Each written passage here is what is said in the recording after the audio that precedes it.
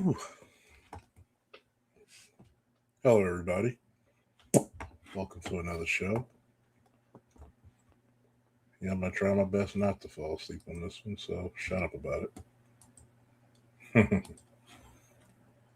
We're gonna rock out for as long as we can without falling asleep. I need a powerful background today. Today, I need to be a powerful background.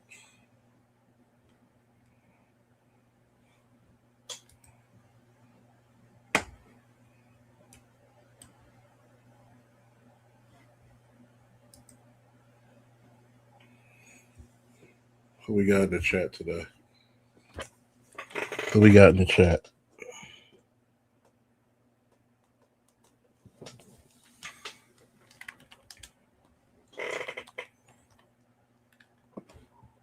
We're going to touch on some very touchy things. And I don't know about you, but some of these subjects and subject matter I'm going to play, if you are a logical thinking male, some of the videos I'm going to show you should piss you off.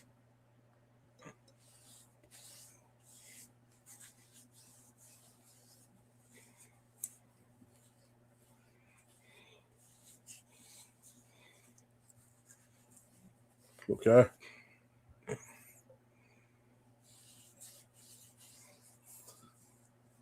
And I'm going to say this. For all the detractors, I'm hoping you come up here tonight. Because if you want to troll, I'm going to just block you.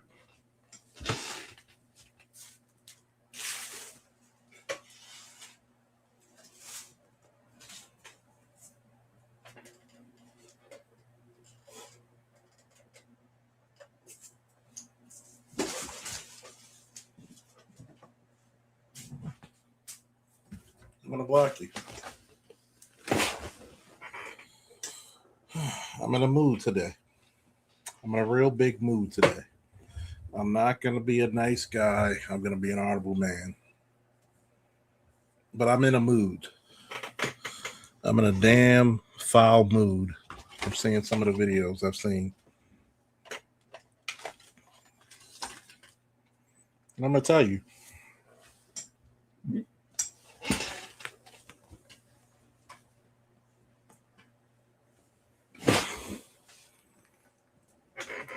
If anybody trolls, you got 2 minutes to get on this damn panel, or I'm going to block you forever. Or I'm going to have my mods block you. I am not in a good mood after seeing these videos. I had a very depressing getting out the bed moment. I felt great later on in the day. But I'm going to tell you this one. If you come on here and you about some BS, I'm just gonna tell people, you got 2 minutes to get on the panel, I'm gonna block you.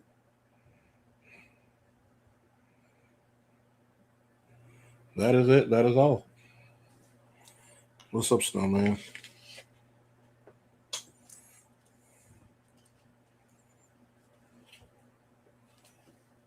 I don't even understand why somebody would film themselves saying the stupidity that I've seen. And you wonder why this community should not be saved. It shouldn't.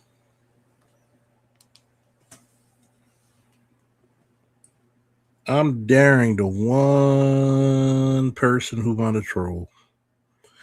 If you don't bring your ass on this thing, I'm daring you. Because this shit,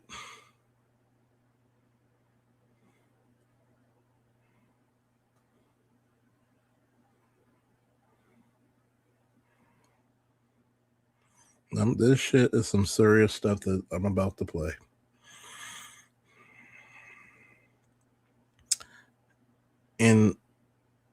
It's ugly. It's very ugly. It's very ugly.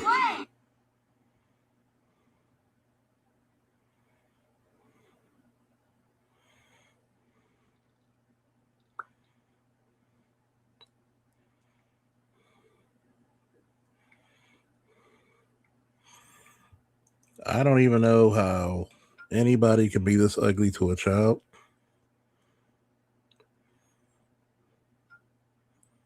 It's beyond me.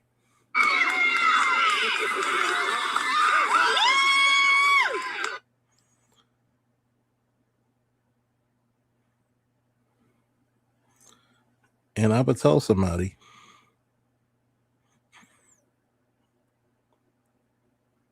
you need to go to hell if you think this is an acceptable behavior.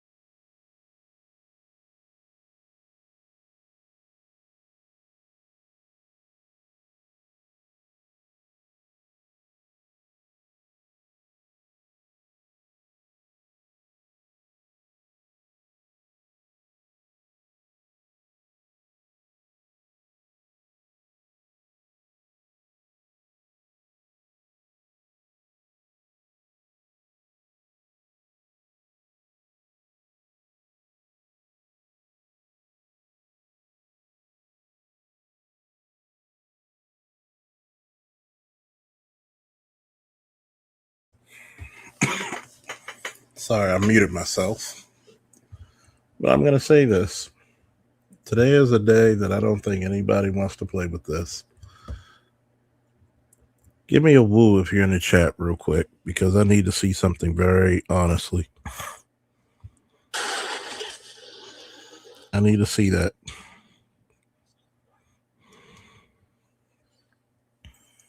I need to see who's in the chat with me. Give me a woo.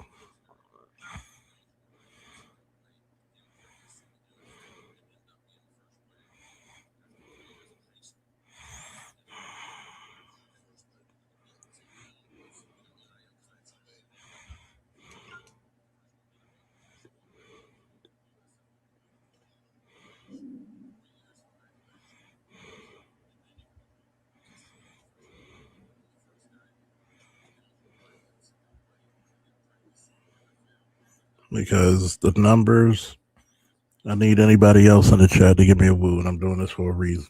Because I want to see the numbers. Why are they going up and down so radically?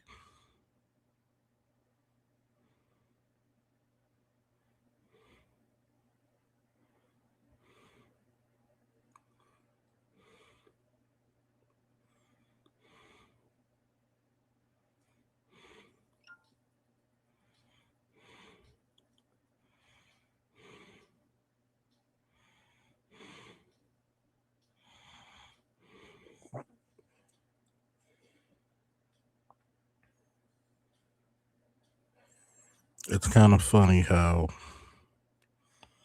all of a sudden now I had 5 people, but now only 2, and it's saying 1.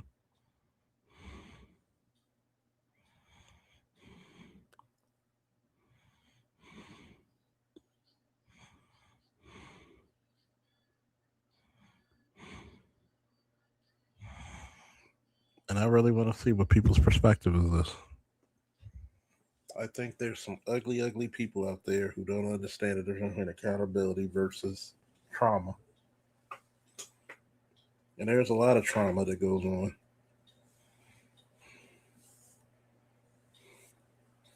There's too much trauma that goes on.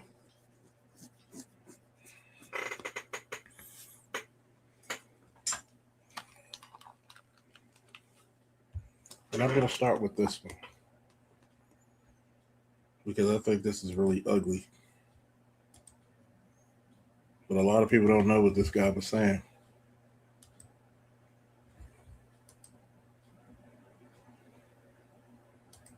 Mom.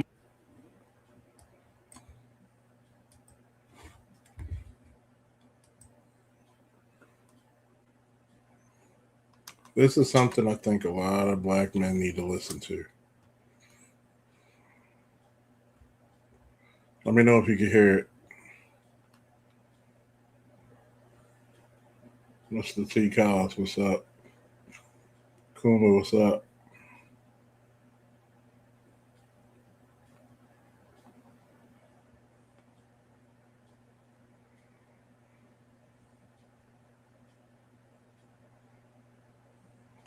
And I really want somebody to see it.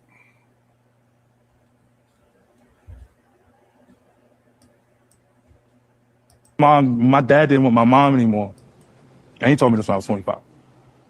When my dad didn't want my mom anymore, then she made it hard to see us. So that's what happened to that relationship. I remember being mad at my dad. Because you didn't know the full story, huh? And then like when I was 25, he told me the whole story. And this is why I just want people to tell the truth. Because my dad told me the whole story, dog. And I'm talking about I didn't have to say a word because like we used to grow up, no food, served sandwiches. We used to grow up with powdered milk.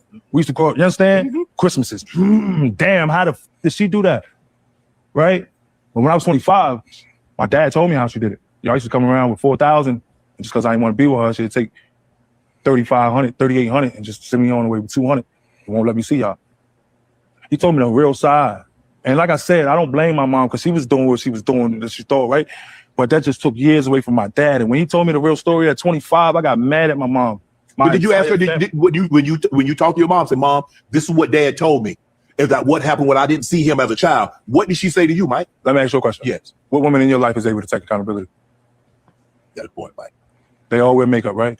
You got a point, Mike. Huh? You got a good point, Mike.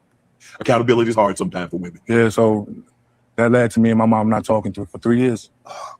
And then I found out she had cancer, and then she died a year later. And then her world laughed at me for that, so I don't want to talk about that. First of all, that's Michael Beasley, right? I think he still plays in the Big Three now, right? If I'm not mistaken. He's been on a few podcasts, or he's actually on a lot of podcasts or whatever. The one that I know he went viral a few years ago, where he was on the Pivot podcast, if you will. And he broke using emotion. Obviously, this guy's been through trauma like a lot of black men or black boys have been through trauma. And in this particular situation of the mother or the father being alienated because the mother is mad, upset because of whatever, he didn't want to be with her. And it probably could have been a lot of times this stuff that she does. And there's a few concepts other than parental alienation, karma, and just accountability, as he said, which I probably started it off with the clip. I'm going to try to start it off the clip where he talks about, let me ask you a question. What woman do you know takes accountability? And Shannon's like, you're right. The majority of women aren't accountable for their actions. They blame everyone else. And we've created a society where this is normal. Unfortunately, the mother has all the influence in a lot of children's lives. So their story is what goes if they don't get to hear the part from the father, and they're going to make it difficult because the government allows it to be that way. Even though the father wants to be in the child's life. Imagine the emotional damage being done to the father. And I've been in a situation personally, I told you guys about it, where with my daughter, where I couldn't see her for, what was it, like 8 months, I think, because the mother was just upset because I had moved on. Even though she was pregnant, but I guess she went and got pregnant on purpose. But she wouldn't let me see my daughter. And I hadn't done anything. She just one day was just like, nah, you're not seeing her. My dad didn't want my mom anymore. And he told me this when I was 25. When my dad didn't want my mom anymore, then she made it hard to see us. So that's what happened to that relationship. I want you to take I remember being mad at my dad. Because you didn't know the full story, huh? And then like when I was 25, he told me the whole story. And this is why I just want people to tell the truth. Because my dad told me the whole story, dog. And I'm talking about I didn't have to say a word because like We used to grow up, no food, served sandwiches. We used to grow up with powdered milk. We used to grow up, you understand? Christmases. Damn, how the f did she do that? Right? But when I was 25, my dad told me how she did it. Y'all used to come around with 4,000, just because I didn't want to be with her, she'd take 3,500, 3,800 and just send me on the way with 200. It won't let me see y'all. He told me the real side. And like I said, I don't blame my mom because she was doing what she was doing that she thought, right? But that just took years away from my dad. And when he told me the real story at 25, I got mad at my mom. But did you ask her, when you talk to your mom, say, Mom, this is what Dad told me?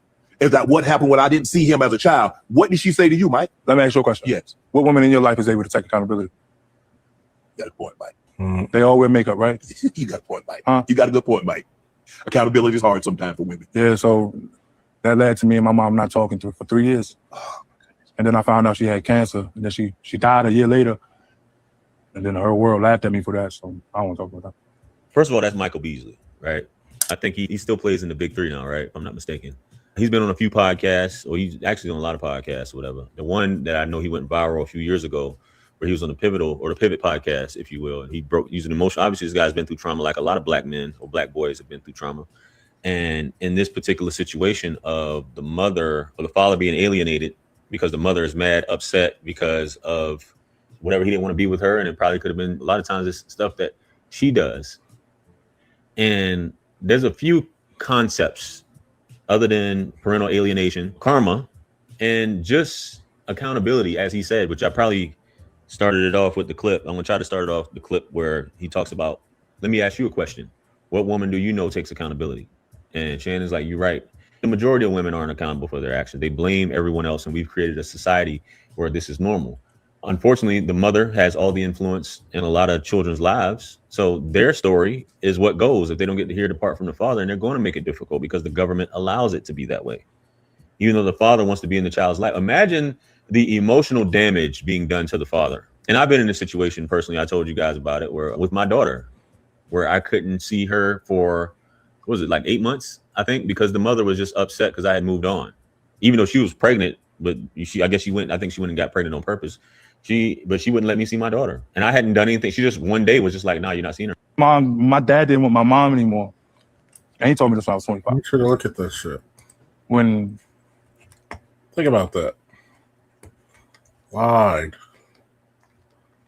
I'm going to show you something else that disturbed me. Where is it?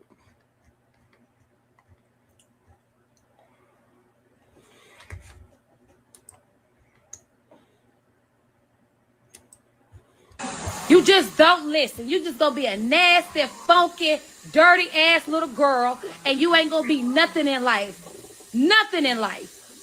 Nothing. Just nothing. No, you're not. You will not. You're gonna be you're gonna be just like your family on the other side. Low down, retarded, nothing. Yeah, you will. You slow and retarded. You dumb little girl. You just dumb. Just dumb. Just dumb. You're going to be nothing in this world. Nothing. No, you won't. You just don't listen. You just going to be a nasty, funky, dirty ass little girl, and you ain't going to be nothing in life. Nothing in life. Nothing. Just nothing. No, you're not. You will not. You're going to be you're going to be just like your family on the other side. Low down, retarded, nothing. Yeah, you will. You slow and retarded. You dumb little girl. You just dumb. Just dumb. Just dumb. You're going to be nothing in this world. Nothing. No, you won't. You just don't listen. You just gonna be a nasty, funky, dirty ass little girl, and you ain't gonna be nothing in life. Nothing in life. Let it keep playing. Nothing. Let it keep playing. Just nothing. No, you're not. If you motherfuckers are not angry about this, you're gonna be you're gonna be just like your family on the other side. I'm gonna play it again. Low down, retarded, nothing. Yeah, you will. You slow and retarded. You dumb little girl. You just dumb. Just dumb. Just dumb. You're gonna be nothing in this world. Nothing. No, you won't. You just don't listen. You just gonna be a nasty, funky, dirty ass little girl, and you ain't gonna be nothing in life. Nothing in life. Nothing. Just nothing. No, you're not. You would not. You're gonna be just you're gonna be just like your family on the other side. Low down, retarded, nothing. Nope. Don't turn away. Yeah, you will. This again. You slow and retarded. You dumb little girl. You just dumb. Just dumb. Just dumb. You're gonna be nothing in this world. Nothing. We'll play this again. No, you won't. You just don't listen. You just gonna be a nasty, funky, dirty ass little girl, and you ain't gonna be nothing in life. Nothing in life. Nothing. Just nothing. No, you're not. You would not. You're not pissed off now. You're gonna be just you're gonna be just like your family on the other side. Low down, retarded, nothing. Yeah, you will. You slow and retarded. You dumb little girl. You just dumb. Just dumb. Just dumb. You're gonna be nothing in this world. Nothing. No, you won't. You just don't listen. You just gonna be a nasty, funky, dirty ass little girl, and you ain't gonna be nothing in life. Yeah. Nothing in life. Yeah. Nothing. Just nothing. No, you're not. You would not. You're gonna be just you're gonna be just like your family on the other side. Low down, retarded, nothing. Yeah, you will. You slow and retarded. You dumb little girl. You just dumb. Just dumb.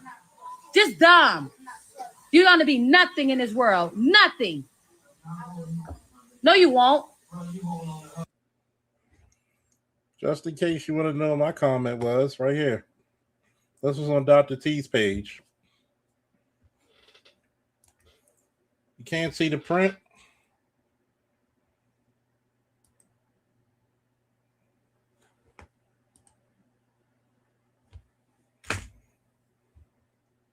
If you can't see the print, I'll read it for you. Okay, I'm going to go in. Number 1, words have power, so be very careful because your words have the power of life and death. Your words can make your child feel as powerful as Superman or be their kryptonite. Be careful what you say to your children because they will go out of their way to make that a self-fulfilling prophecy. Number 2, it's supposed to be this bitch, that bitch, excuse me. Number 2, that bitch is evil incarnate. To truly call her anything but a bitch would truly be an erroneous statement. If you want to destroy your child, if you want to make your girl into a 304 whore or convert your son into the criminal element, give him an evil, bitter, self-absorbed, narcissistic, destructive, unaccountable, irresponsible, insufferable, mentally unstable curmudgeon of a single mother, that one entity is more destructive than a nuclear weapon. Now, class, how did it make you feel and how did it make you think? Please put your comments.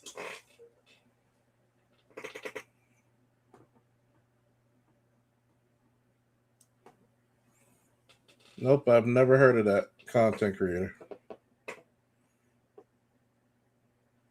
Because I'm going to tell you, it pissed me off.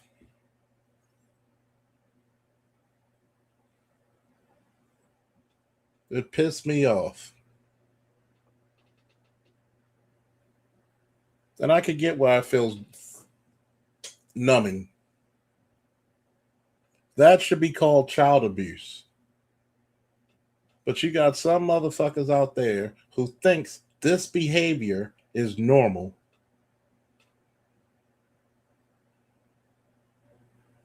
She blames the side that doesn't want to deal with her. I keep saying this. A father's first job is to protect the child from the mother. And I got this off of Dr. T's Facebook page. I'm going to tell you.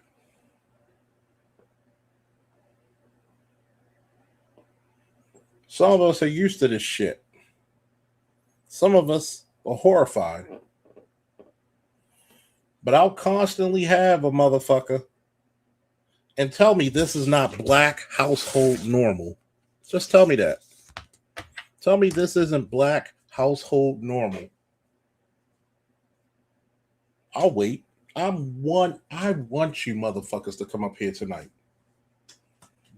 I'd rather have a detractor come up here than a goddamn panel. Please make my wish come true. You heard of Make-A-Wish Foundation? Make a niggas wish foundation, please.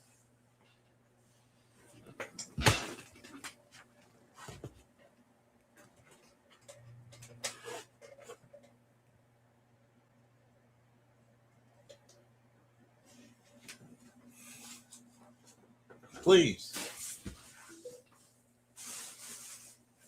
I beg of you so I can embarrass you. I truly do. I beg of you. I beg of you.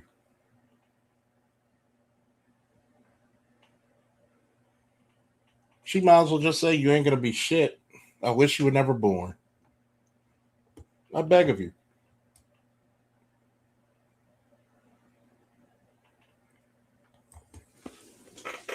Okay, gynocracy, where's the outrage?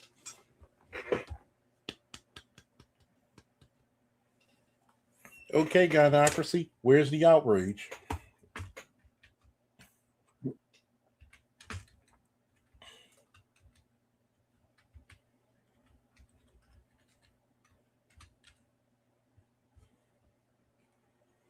Where's the outrage, gynocracy?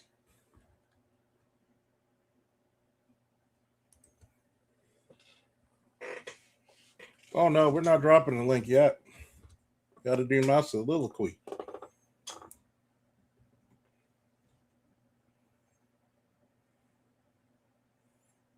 Oh no. No.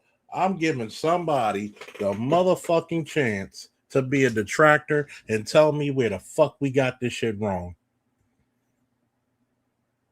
I purposely let that shit play over and over and over and over. But let some bitch be like, maybe she's don't you make a fucking excuse for it.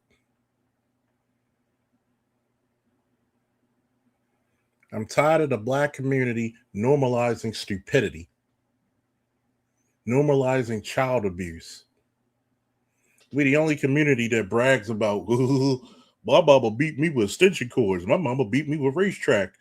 My mama beat me with with a pipe. She broke a broom over my head.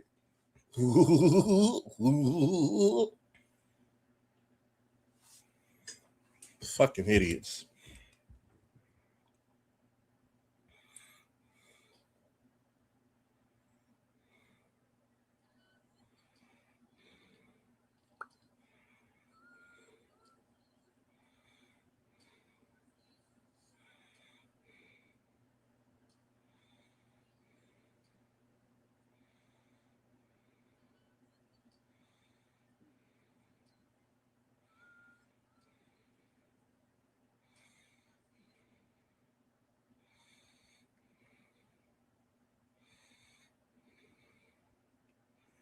It's fucking idiots.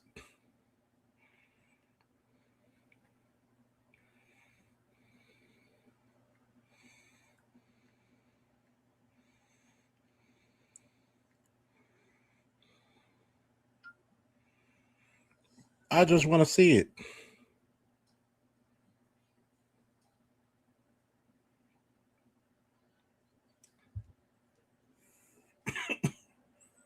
I want to see this shit.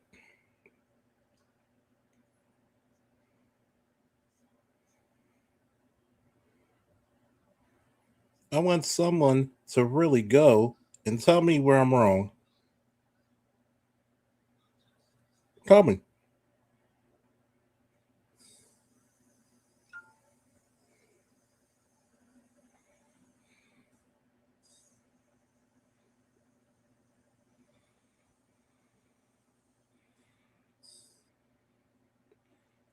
Tell me where I'm wrong.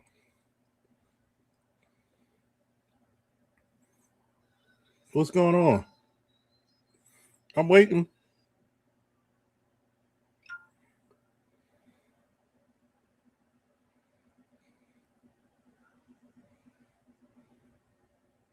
Nobody wants to admit that we failed these motherfuckers. We failed these children, man.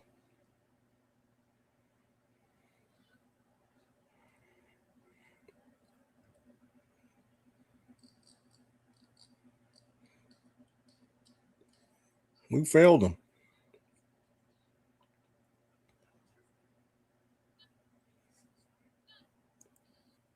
Look at the first dude. We failed. That's all we are. We're just a bunch of failures. My dad didn't want my mom anymore. And he told me this when I was 25. When my dad didn't want my mom anymore, then she made it hard to see us. So that's what happened to that relationship. I remember being mad at my dad. Because you didn't know the full story, huh? And then like when I was 25, he told me the whole story. And this is why I just want people to tell the truth. Because my dad told me the whole story, dog. And I'm talking about I didn't have to say a word because like we used to grow up, no food, served sandwiches. We used to grow up with powdered milk. We used to grow up, you understand? Mm-hmm. Christmases. Damn, how did she do that? Right? But when I was 25, my dad told me how she did it. Y'all used to come around with 4,000. Just because I didn't want to be with her, she'd take 3,500, 3,800 and just send me on the way with 200. It won't let me see y'all. He told me the real side. And like I said, I don't blame my mom because she was doing what she was doing that she thought, right? But that just took years away from my dad. And when he told me the real story at 25, I got mad at my mom. But did you ask her, when you talk to your mom, say, Mom, this is what Dad told me? Is that what happened when I didn't see him as a child? What did she say to you, Mike? Let me ask you a question. Yes. What woman in your life is able to take accountability? You got a point, Mike. They all wear makeup, right? You got a point, Mike. Huh? You got a good point, Mike. Accountability is hard sometimes for women. Yeah, so that led to me and my mom not talking to her for 3 years. Oh, my goodness. And then I found out she had cancer. And then she died a year later. And then her world laughed at me for that. So I don't want to talk about that. First of all, that's Michael Beasley, right? I think he still plays in the big three now, right? If I'm not mistaken. He's been on a few podcasts, or he's actually on. Hold up. Does that answer your question, Great Pretender? Does that answer your question?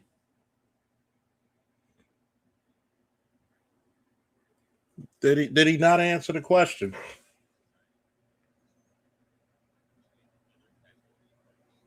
Just asking for a friend. Did he answer your question?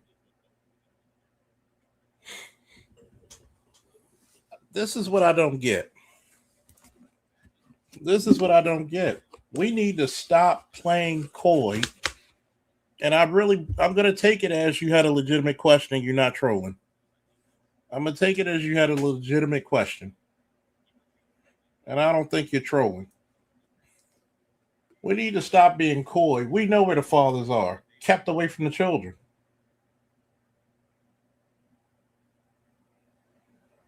We need to stop blaming the person who's not there and blame the person who speaks the poison.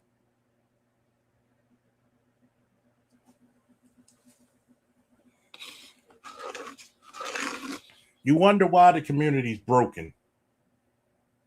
Who's stepping on the toys?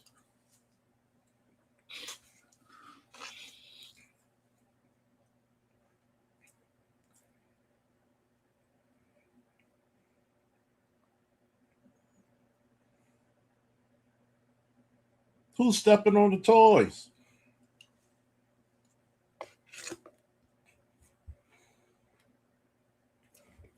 Listen to what my man said about his story. J.R. Wisdom.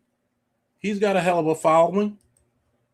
A lot of podcasts or whatever. The one that I know he went viral a few years ago, where he was on the Pivot podcast, if you will, and he broke using emotion. Obviously, this guy's been through trauma, like a lot of black men or black boys have been through trauma. And in this particular situation of the mother or the father being alienated because the mother is mad, upset because of whatever, he didn't want to be with her, and it probably could have been a lot of times it's stuff that she does. And there's a few concepts other than parental alienation, karma, and just accountability, as he said, which I probably started it off with the clip. I'm gonna try to start it off the clip where he talks about, let me ask you a question. What woman do you know takes accountability? And Shannon's like, you're right. The majority of women aren't accountable for their actions. They blame everyone else, and we've created a society where this is normal. Unfortunately, the mother has all the influence in a lot of children's lives. So their story is what goes if they don't get to hear the part from the father, and they're going to make it difficult because the government allows it to be that way. Even though the father wants to be in the child's life. Imagine the emotional damage being done to the father. And I've been in a situation personally, I told you guys about it, where with my daughter, where I couldn't see her for, what was it, like 8 months, I think, because the mother was just upset because I had moved on, even though she was pregnant. But I think she went and got pregnant on purpose. But she wouldn't let me see my daughter, and I hadn't done anything. She just one day was just like, "No, you're not seeing her." My dad didn't want my mom anymore, and he told me this when I was 25. When my dad didn't want my mom anymore, then she made it hard to see us. So Think about that, right? We're going to talk about some real subjects, okay? Where's the fathers away from the children? Did you know that if the fathers actually saw how the mothers were treating their children, they would have kicked their mother's ass, their baby mama's asses?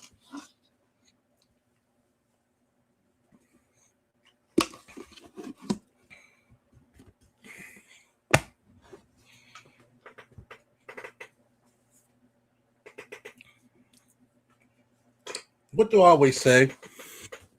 What's a father's first job? Somebody answer that in the chat, please. What's a father's first job?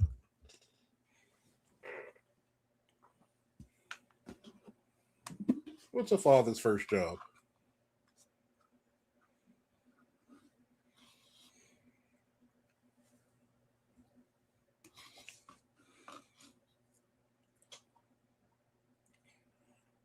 Anybody?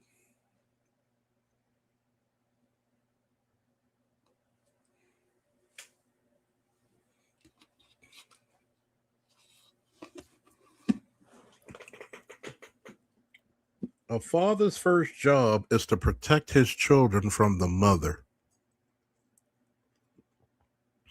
Because a lot of women suffer from a lot of mental illness. More now than ever. To protect his children from the mother. That postpartum shit is real. That's where you get a lot of shaken baby syndrome, where the mother's so out of whack, she'll shake her baby till he snaps the neck. They get a brain aneurysm because she's so out of it.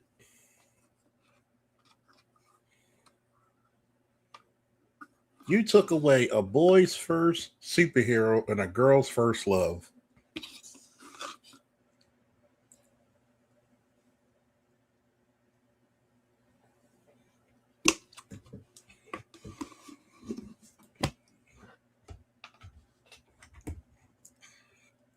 I want you to think about this, man. Don't worry, we're going to go back and forth.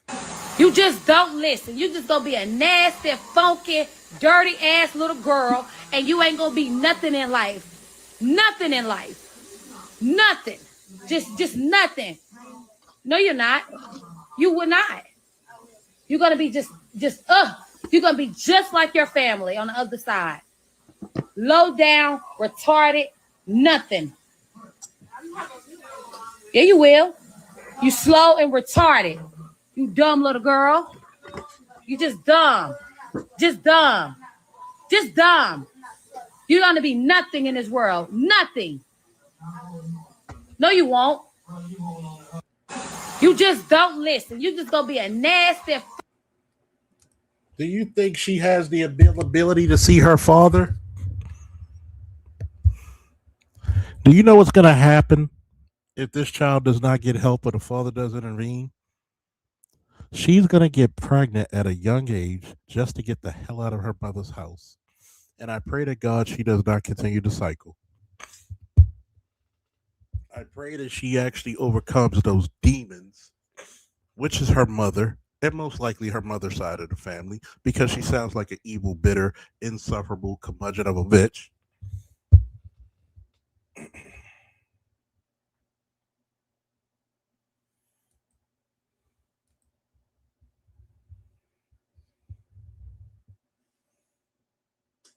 gonna tell somebody.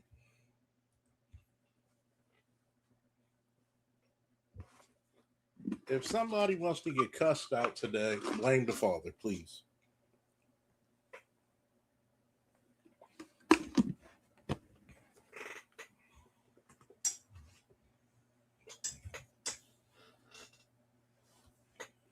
I'm gonna cuss somebody the fuck out.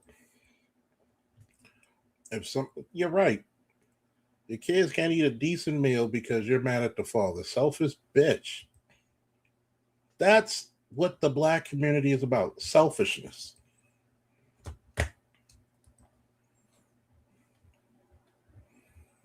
Selfishness.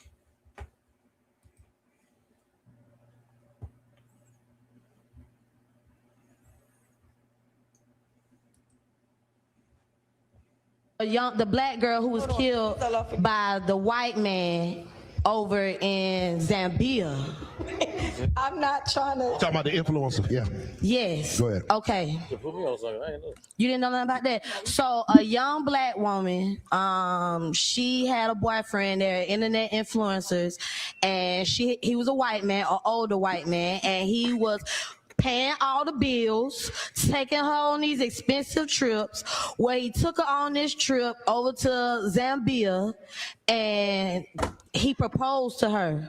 But in the midst of between the proposing to her and her birthday, they got into an argument, and the young black lady ended up dead. Unalive, my bad. Okay. So everybody was like, at first everybody was like, oh, she got this white man is doing this. What is it? He paying all the bills for her. He's taking her on these luxury trips. And then she ends up unalived, and the man don't want to talk about it. But if you go back to her tweets and stuff, she would talk so bad about black men. Like, it was just crazy how she look at black men. What's the question? As black people, do we still have sympathy for her, even though she didn't have sympathy for us? Yeah. Yes, a law which is God against all. Yes, you have to. Now, this I am. As a black man, Go do ahead. you have? Let her answer. Let her answer. Go You ahead. have to. Okay, yes. You have to, because at the end of the day, her sins is her sins. Her sins are her sins. So Allah going to forgive her for her sins. Who is us to judge that situation when we can be in this? God forgives. I don't. Oh well, bitch. Hey, Lord Jesus, Buddha, whatever the fuck. He forgives. Pray to that. Don't pray to me. You hate us, okay? Don't ask us. I'm not. Hey, I won't be there. I don't wish it on you. I'm not rooting for it. We ain't worried about it. Ain't none of my business. Went over there with Jeffrey Dahmer, got with Jeffrey Dahmer, okay? Okay, die every day, B. That ain't my business. I won't get cancer. Oh, way. You ain't okay. Ha-ha. Even trying to tell you guys at this point. Like, it's just the fact that I've learned something, and I owe it to myself as a real one. I'm just gonna say this. You want to talk about chicks who go out there, expect black men to protect them when they foolishly go? I don't give a shit. It's not like y'all don't know my real name anyway. You see the silliness of it? We should protect women who spoke badly about black men, wish death upon us, and all kinds of shit. And we should feel sorry for her silly ass. I feel nothing. I tell you that now. I feel more for that young girl, and I feel for Michael Beasley. I feel more for him and more for that young girl. But this is the community we want. We feel sorry for stupidity.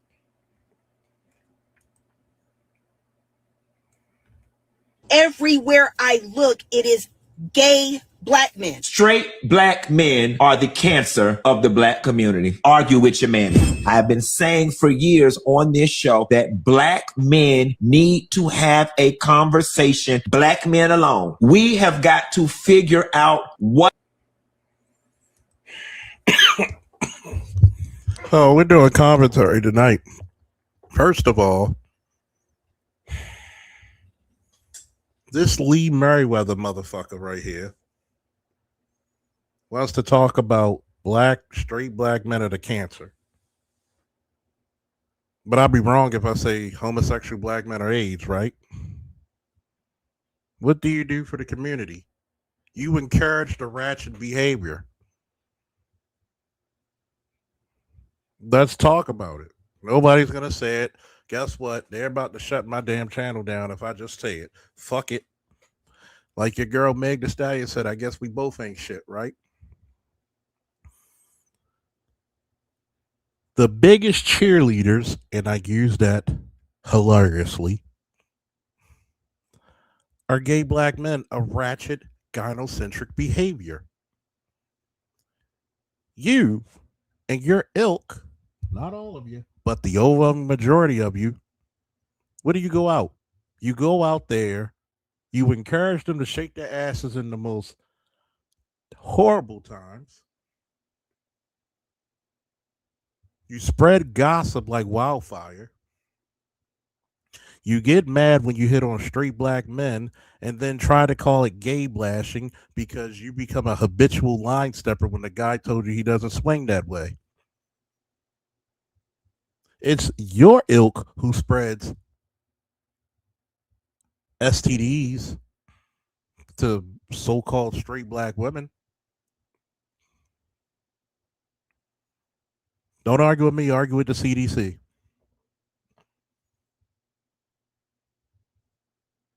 It's you trying to make us look like the problem, but you're the one spreading it. Straight black men are actually getting married. Straight black men are staying in their relationships. What about you, bro? Every time I see majority of you gay guys, y'all encouraging the gynocracy shit. Y'all encouraging the ratchetivity. How much money did y'all pray at the church of Beyonce, Cardi B, Sexy Red, Meg Thee Stallion?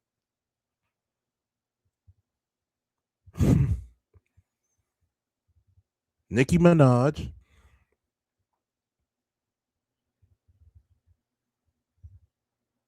You're the one spreading it.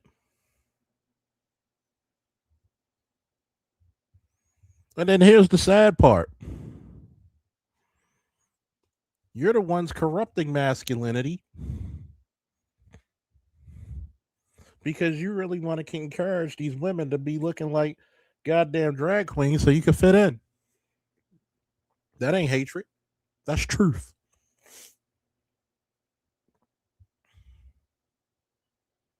That's you. How many of you motherfuckers are fighting women outside of clubs?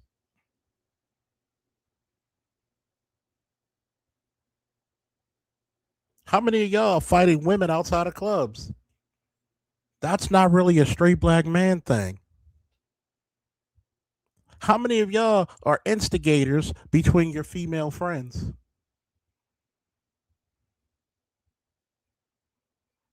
I just showed videos that says we're the cancer. Bitch, did you look at what the fucking 2 videos I just showed? 3 videos? We're not killing black women in Morocco.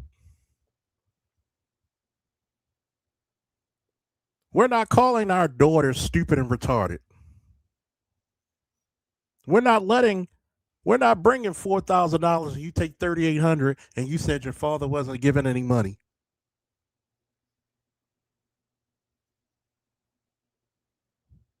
Fucking idiot. Continuing.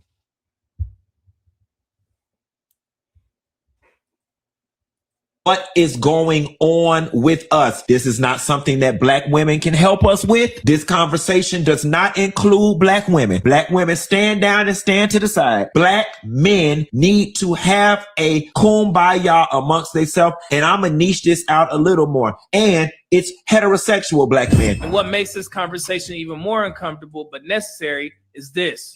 There is a conversation that needs to be had in-house amongst the straight black male collective. Black women. Do you notice that everybody wants to be their own fucking demographic now? But when they get in trouble with other races of people, they don't go to the gay black men to go save them. They don't look for the gay boy, as he would say it, to come change their tire. They don't ask the gay boy to go check downstairs or something breaks in. They don't ask the gay boy when there's some type of dangerous situation going on. So how do we have the problems? We're the problem solvers. If anything, you're just mad because the straight black men don't take you. Women are excelling in so many different areas. They've mobilized. They got their sister thing. They getting their degrees, getting themselves together. No, they're not. And there is this super toxic masculine push to be alpha males and to be leaders and want to be in charge of everything. And I say this with my whole chest. Want to be in charge of so much shit and want to be the head of the household and want you to respect them. And not all brothers, but many, the only thing they got on their damn resume is audacity. Ooh. That's it. Ain't got shit else to offer the world but and audacity. We start talking about issues that maim the black community and dead weight. The numbers show it ain't the sisters. They ain't gonna like you saying that. I don't give a damn. It ain't the sisters. It ain't the gay boys. Yeah. Should I go in? Should I go in? Should I go in about this? Or let it keep rocking? Should I go in or keep letting it rock? I'll let y'all decide. I like my audience participation.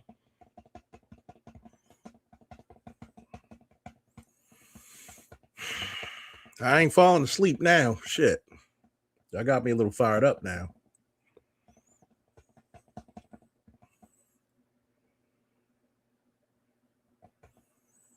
What fucking weight did you pull? When civil rights was coming up, this is what made, you know what? Fuck it. Let's go all the way to fuck in.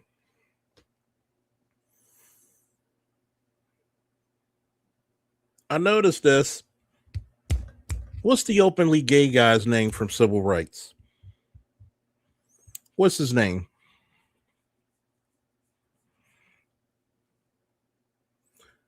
How come you don't put him up there? How come you don't put him up there as the representation of what a so-called gay black man is supposed to be? You know, Baynard, and who's the other one? The poet. Skips my name right now. How the hell you gonna fucking sit here like y'all were the ones pulling all the weight during civil rights?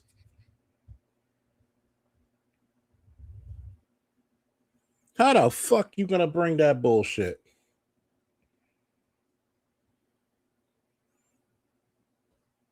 Yeah, James Baldwin, thank you. How the fuck you don't put James Baldwin, Baynard? Y'all don't put those as your heroes of what a proper black. Did you ever notice? Did you ever see them look flamboyant? Did you ever see them putting on a dress? You wouldn't know they were gay unless they either told you or you see them kissing a man, which they did not do in public.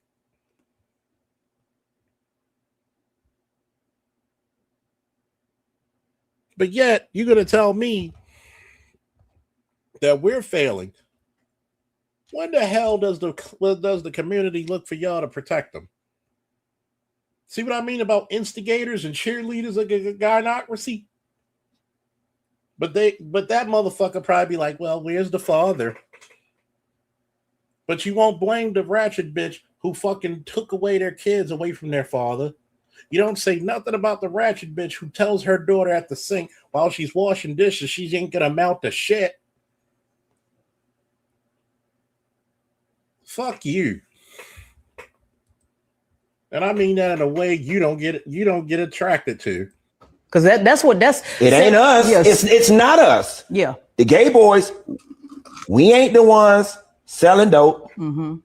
We ain't the ones in gangs. We ain't the ones creating illegitimate children running around, you know. That's a lie, and that's a lie. Do you know how many openly gay men have children? Because their homegirls couldn't get children by a straight man? Do you know how many gay gangs they have? That's basically what the fuck y'all are when y'all go to the clubs and beat up women. Or beat each other up. As a matter of fact, when it comes to the LGBT, 64% of black LGBT are women. And how many of those women have kids? How many gangs do y'all have fighting women? You know the black church is a joke if they have, and I seen that shit. We had an openly gay pastor and his husband preaching on the pulpit. And guess who allows that shit? It's not black men, because we don't even go to church. Predominantly, we stopped. Y'all have the gangs. Y'all be selling drugs. Y'all the biggest motherfucking ecstasy, Xanny bars, weed, coke. Y'all the biggest drug dealers. You lying motherfucker. I promise you. Go do an investigation and go to a gay bar or a gay club, and you will see all the godforsaken shit, all the ecstasy and shit you'll see in that shit. All the drugs. There's more drugs in the average gay bar than on the streets. Ask me how I know. You go to a goddamn pride parade, it looks like Sodom and Gomorrah. It's one thing if y'all kept it respectful, but you got old white men and black men with leashes and leather straps and shit and cut out. It's disgusting. Even if you agree with it or not, you cannot tell me a proper parade is something you could take a child to.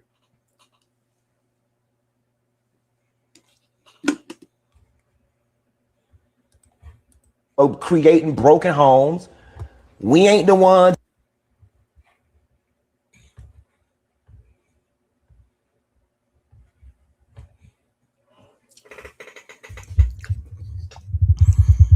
I'm going to tell you something. When it comes to domestic violence in the black community, almost 70% of the time, the woman is the aggressor. Meaning, who hits first? Of course, the man could do more damage with his hands, but guess who's more likely to get a weapon? The woman. So stop the bullshit, please. Stop it. Battering and beating the women. It's not us. Some gay are men who have sex with men, black men, frequently bash heterosexual black men online. They call them toxic, broken, or the problem, often in defense of black women. But here's the irony. The CDC and public health data show that men who have sex with men behavior is one of the main contributors to the HIV crisis among black women. So this isn't about shaming. This is about balance and accountability. You can't bash straight black men while ignoring the role of undisclosed MSM behavior, putting black women at risk. So now let's address the down low narrative. Black men who have sex with men but don't identify as gay or bisexual. Research shows that among men who have sex with men, about 20% identify as down low, but not all of them are black. And even when accounting for DL men, heterosexual black men still don't make up the overwhelming majority. That belongs to white men. So yes, the DL population exists, but no, it is not large enough to change the broader truth. Want to protect black women? Stop sleeping with so many and giving all of them herpes. And then, want to protect black women? Stop sleeping with so many and giving all.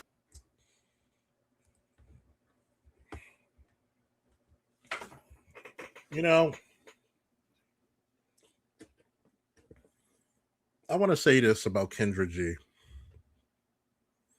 You got your fucking nerve. You got a show where these bitches are sleeping with so many black men.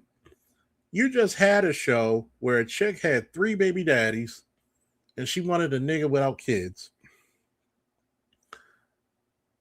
But yet, statistics, once again, you know that evil word, nearly 70% of black women with 2 or more kids are by 2 or more fathers. But you know what a tendency is? Most of you black women share the same men. That's the scary part. Most of you share the same men. How can all these black men, 56% of black men don't even have children. Some of the most responsible motherfuckers are young black men wearing condoms because all the young black men, 17 to 19, 20, know all you bitches are burning.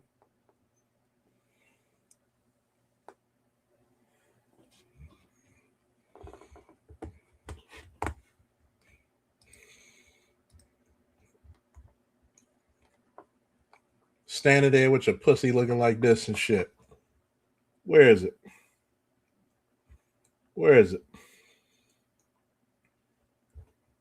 Standing there with your shit looking like that. That's how inflamed your vaginas are. You know what's funny? How many females were burning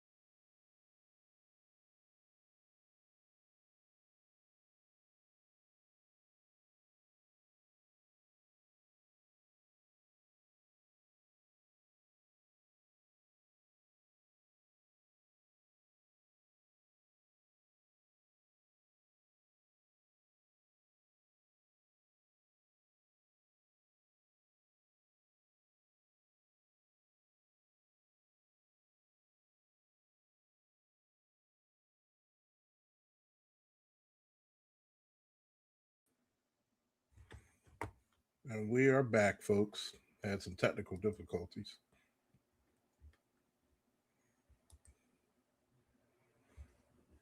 Now, where were we?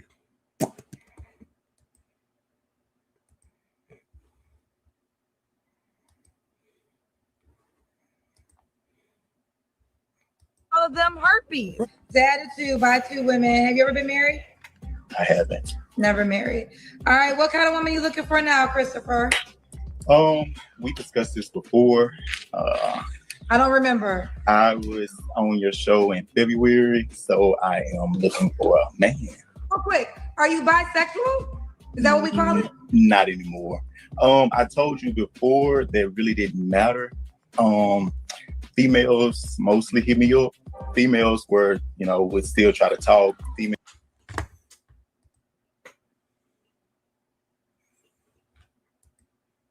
You ever notice how guys, you notice how chicks like dudes who look like girls? You notice that? You know how many chicks that looks like they like guys who look like girls? You notice that? Males are going to be the ones that reach out to me, and it was like out of maybe 1,000 follows and messages and all that, maybe 10 were dudes and the rest were females. So are you open to females or is it men only? Men only. Okay, so you're saying 990 ladies reached out to you and only 10 men. Did y'all get that number? Oh yeah. 60% of black women are bisexual. I want you to think about that, right? This Lee Merriweather, or running gag, if you know Family Guy, cigarette. Don't put it in the chat. Please do not put what cigarette means in Great Britain. Please do not put that in the chat. But this cigarette guy, this gay man, got over 1,000 hits on his social media. And only 10 of them were men. So what does that tell you, black women? You like these guys. You find them pretty. Of course it doesn't make sense. It's illogical. Reached out to you. Yeah. And you said on that live that you wanted men only too? I did. Wow, the ladies still reached out to you. Yeah. It's a man shortage, child. They trying to get a man, child. Ms. Ware, you claim that after one night of passion with the defendant, you ended up pregnant, but he is now denying paternity of your 3-year-old son, Ayante. We would hang out with each other, long talks. This is my gay best friend, Oh, your gay best friend? Yes. And at that time, Mr. Wilson, you were dating men? Yes, ma'am. And you were dating other people at this time? Yes, ma'am. Oh, I was bored. I was home alone, I was like, you want to come over, give him some drinks, hold up and chill with Netflix or something. And when you do your neck like that, that means you up to something. Yes. Okay. That's why you said it. We got to drinking, watching little movies or whatever, and I ain't gonna lie, I made a move, and he didn't push me away, so that was my reassurance. Okay, maybe he wants this too. So wait, now, when did you start even liking him?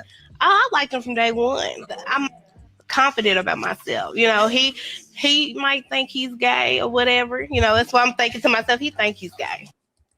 But he ain't met me. So you had been plotting on this all the time, but you were waiting for the time to make your move. Yes, ma'am. So you really had your eyes on your gay best friend. This is the guy you really wanted. Yes, ma'am. She kind of seduced me. We started drinking. I got intoxicated. One thing led to another. She seduced you how? Basically, after she got me drunk, she kind of started filling up on me and stuff. So.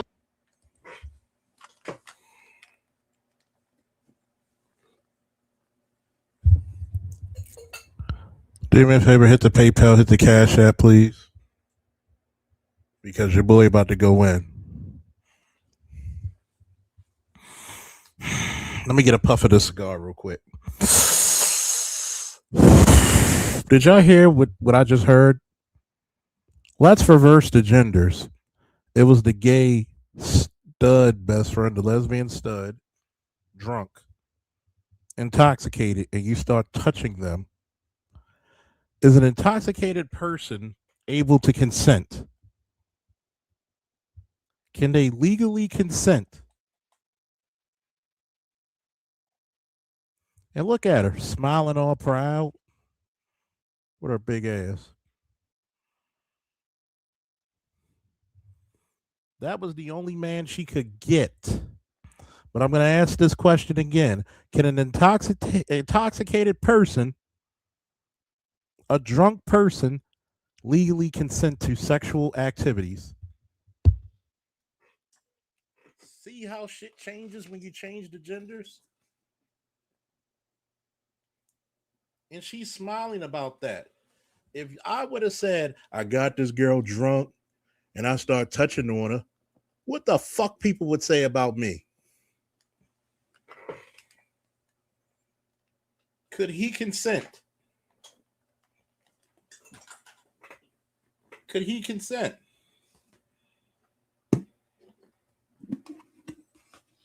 They sent Bill Cosby to jail for giving people the option of taking the pill.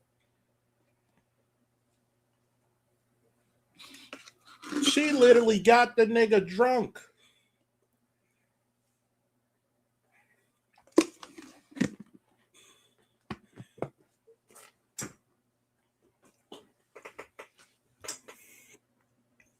Can a police officer legally question an intoxicated person?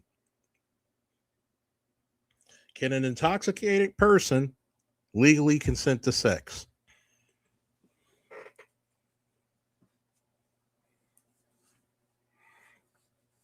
You know, I love my audience participation.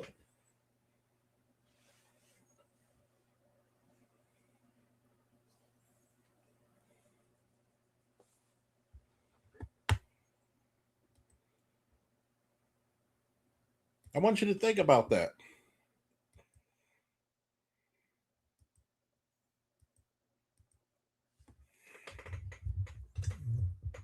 That in a court of law should have been called second-degree rape.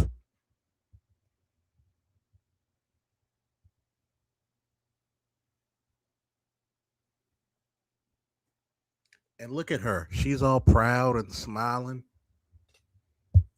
That should have been called second-degree rape if he was intoxicated and could not consent to sex. But let's say the child is his.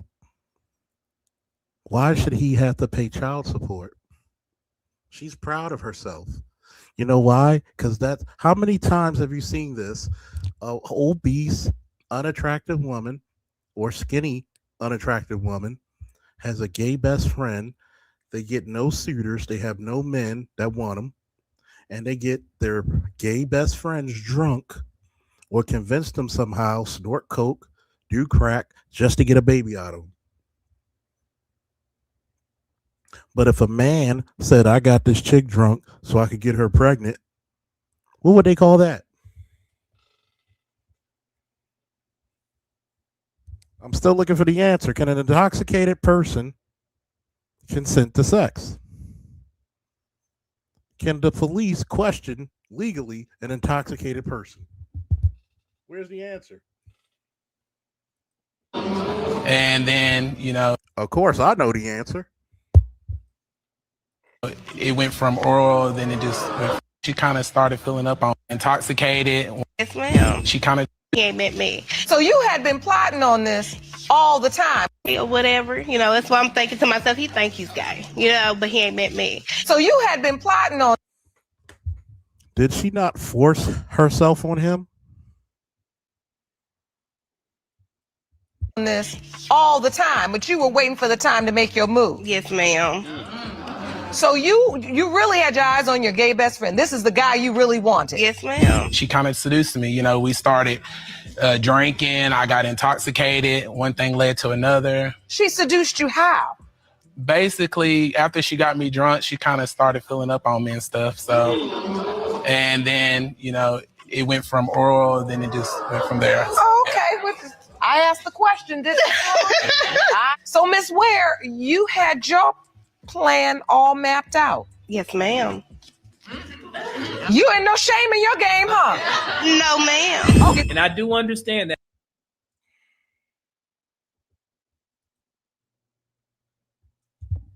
What if that was a man who said, I have no shame in my game for taking advantage of an intoxicated person or woman? Would the crowd be oohing and ahhing? Would they be laughing? What's up, T. Riddler?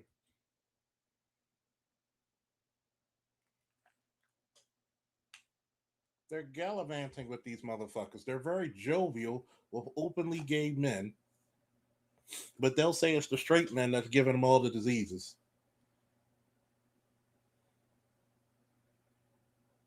I want you to think about that. Why should he sue parental court when he should be suing her? He's actually a victim of sexual assault by the legal definitions of it. To give you the answer, since nobody answered the question, no, an intoxicated person cannot consent to sex. No, the police officer cannot question an intoxicated person. They're not in their right state of mind. It's the same way if you try to get a person who's mentally ill or has a mental disability to consent to sex. They don't have the reasonable facsimiles.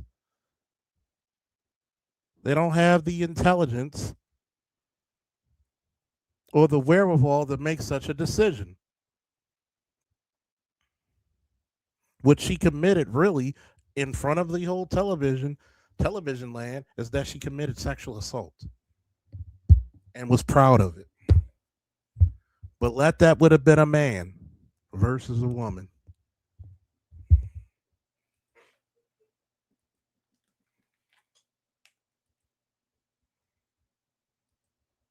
That many black women are understandably concerned. Some unknowingly enter relationships with men who hide their same-sex activity, which absolutely poses a public health risk, which is why statistically, black women are more affected by HIV than any other female group.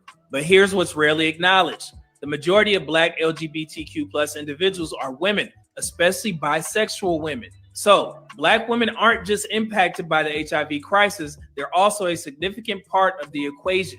We can't have an honest conversation if we're only blaming one group. Black women, your sex is very expensive. It's very costly.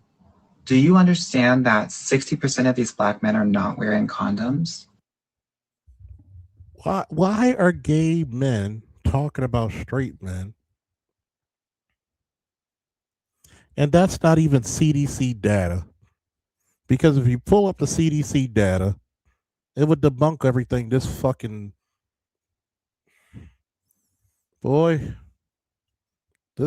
idiot is saying. Here's the problem. The LGBT is very loose with their sexual activity. They don't want to talk about how y'all were like an atom bomb in the late 80s, early 90s when it came to HIV. It wasn't just a bunch of guys who were sleeping with guys. It was a lot of y'all sleeping with your gay best friends. Because y'all thought that y'all had the magic box and you could turn them back straight. And guess what he was doing? Taking advantage of it. Do you know how many women I know who had sex with openly gay men? I don't even want to tell you. A lot of those women are a bunch of freaks. They don't want to tell you how many of these chicks ate more carpet than a dust mite.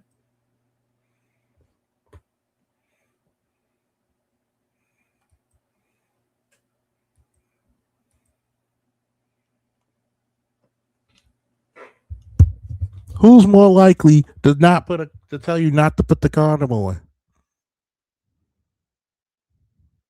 A woman once told me, "Do you like to eat your vegetables with the plastic on?"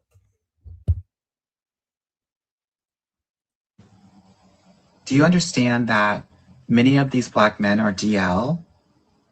Do you understand that many of these men who go into jail at a 20% STI rate come out of jail at an 80% STI rate? And that when you sleep with someone, you're sleeping with everybody in the community. Black women represent more than 50% of all HIV cases among women. Your sex is expensive. Do you understand that 60% of these Black men are not wearing condoms? Now let's directly address a claim that was made, that 60% of Black men don't use condoms. The first question we have to ask is simple. Where is the data for that claim?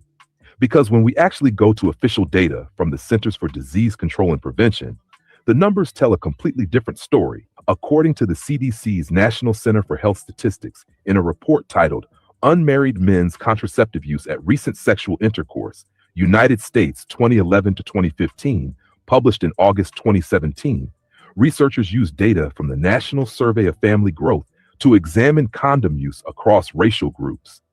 And what they found directly contradicts that claim. Approximately 54.3% of non-Hispanic Black men reported using a condom at their last sexual encounter.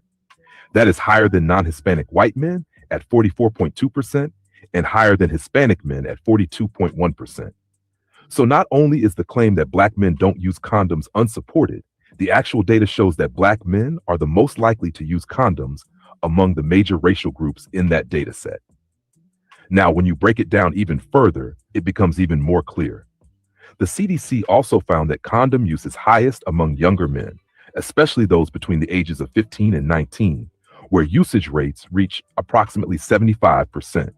So when you combine those two facts, what you're really looking at is this: young Black men are among the highest condom users in the country. And this isn't just one isolated finding. The CDC also reported that a higher percentage of unmarried non-Hispanic Black men use the male condom compared to Hispanic and non-Hispanic white men overall. When we rely on actual CDC data, the narrative that Black men are uniquely irresponsible when it comes to condom use is simply not supported. In fact, the data shows the opposite. So if he is claiming, or if anybody else is claiming, that Black men uniquely refuse condoms, they need to provide evidence for that claim, because the data we actually have does not support that narrative. Do you understand that many of these Black men are DL? When researchers actually studied this narrative, they found the opposite of what social media and this guy suggested. Research shows that among men who have sex with men, about 20% identify as down low, but not all of them are Black. And even when accounting for DL men, heterosexual Black men still don't make up the overwhelming majority. That belongs to white men. So yes, the DL population exists, but no, it is not large enough to change the broader truth. And that doesn't even address the fact that there are more LGBTQ Black women than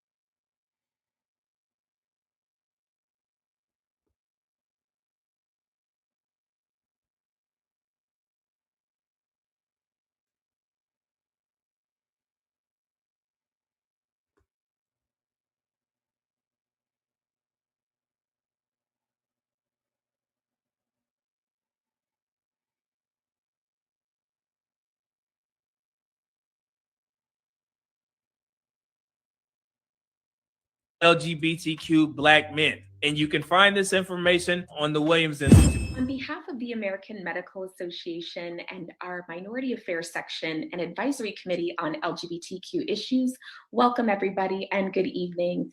I'm Dr. Leanne Roberts, a member of the AMA Advisory Committee on LGBTQ issues, where I serve as the GLAMA representative.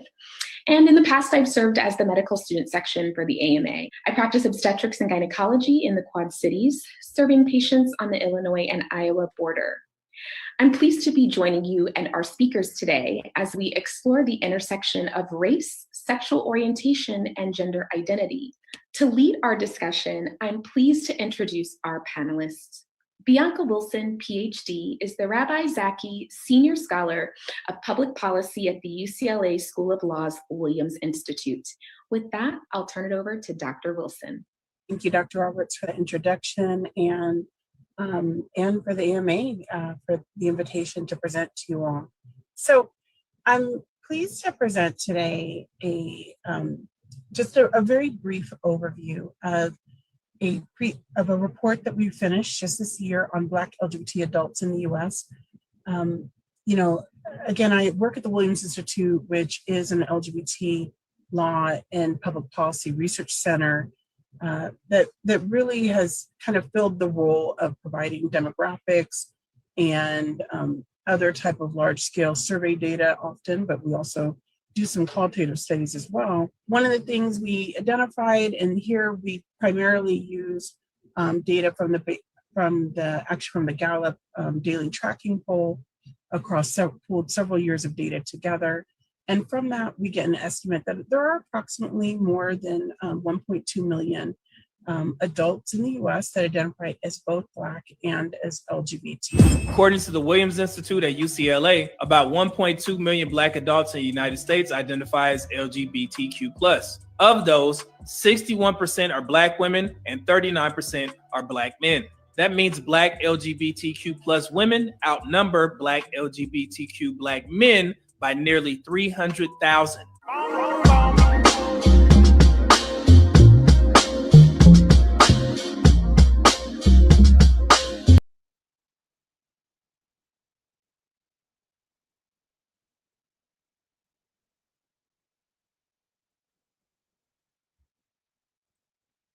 So that's a lot to take in, isn't it?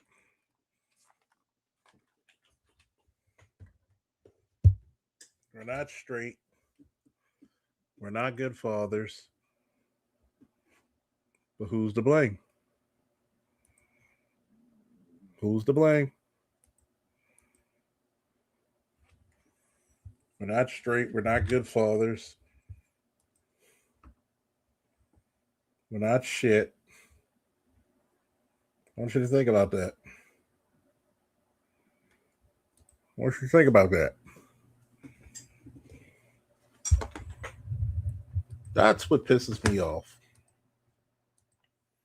But somehow, some way, we got the audacity to literally say that we're bad. People say we're bad fathers, but you say nothing about the bitches who raised these kids. You say we're gay, but what did we do that was gay? What did we do?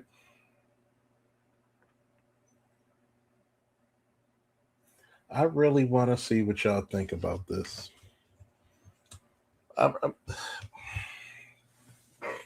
We're supposed to protect Black women that say they hate us and that we're an embarrassment to them, but they'll go over to Tanzania with a white guy and get murdered, unalive, whatever you want to call it, homicide,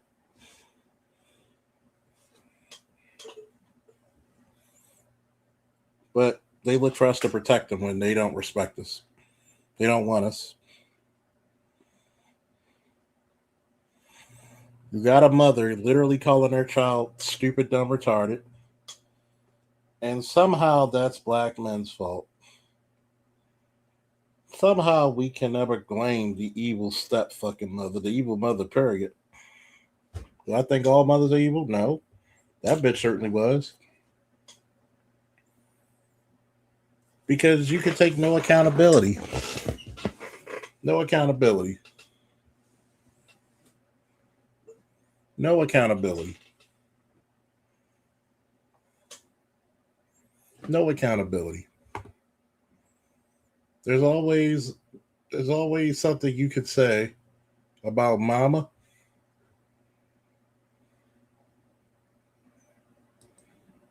Can't be negative with mama.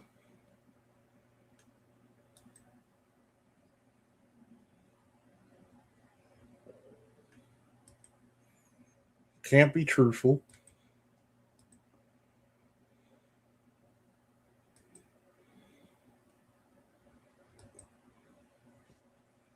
I just think it's disgusting.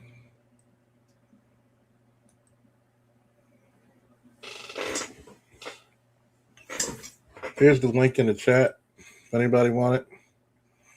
Once again, if you're getting entertained, make sure you like to hit the like button.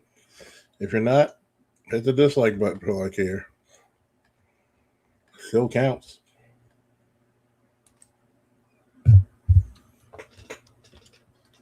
Here's the Cash App.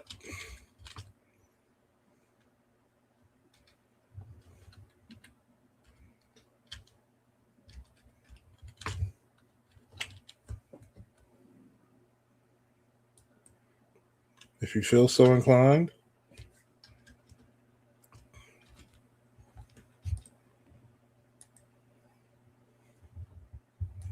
Here's the PayPal.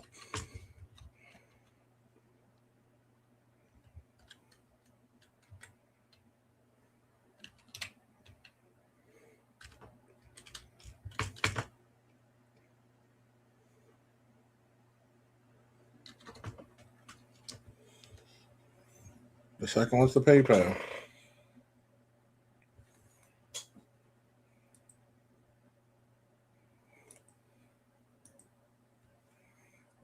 I think we have to see, why do you blame us when it's mostly you?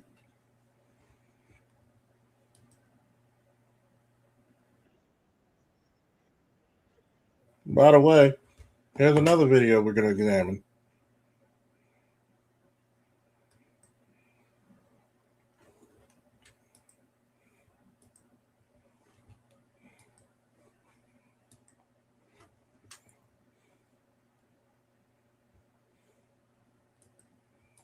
Insane crime. Apple is leaving Baltimore over insane crime. The Apple Store is the latest in the series of stores leaving the Towson Town Center, citing declining conditions. But the Towson Chamber of Commerce says it has a reason to question that statement. Oh, yeah. Well, they don't like the that, Towson do Town they? Center is a staple in the city. This is a nice mall, you know, it's quality mall. But is the mall on a downward spiral? I kept hearing from people that like the mall is going to shut down soon. Wow.